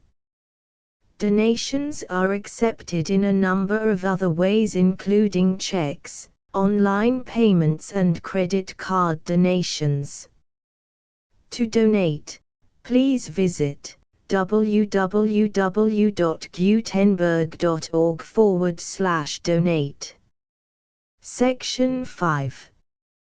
General information about Project Gutenberg trademark symbol electronic works. Professor Michael S. Hart was the originator of the Project Gutenberg trademark symbol concept of a library of electronic works that could be freely shared with anyone. For 40 years, he produced and distributed Project Gutenberg trademark symbol ebooks with only a loose network of volunteer support. Project Gutenberg trademark symbol ebooks are often created from several printed editions, all of which are confirmed as not protected by copyright in the US unless a copyright notice is included. Thus, we do not necessarily keep ebooks in compliance with any particular paper edition. Most people start at our website, which has the main PG search facility, www.gutenberg.org. This website includes information about Project Gutenberg trademark symbol, including how to make donations to the Project Gutenberg Literary Archive Foundation, how to help produce our new ebooks, and how to subscribe to our email newsletter to hear about new ebooks. England and the War contents. Preface. Might is right. The War of Ideas, the Faith of England, some gains of the war and the press, Shakespeare and England, the full Project Gutenberg license.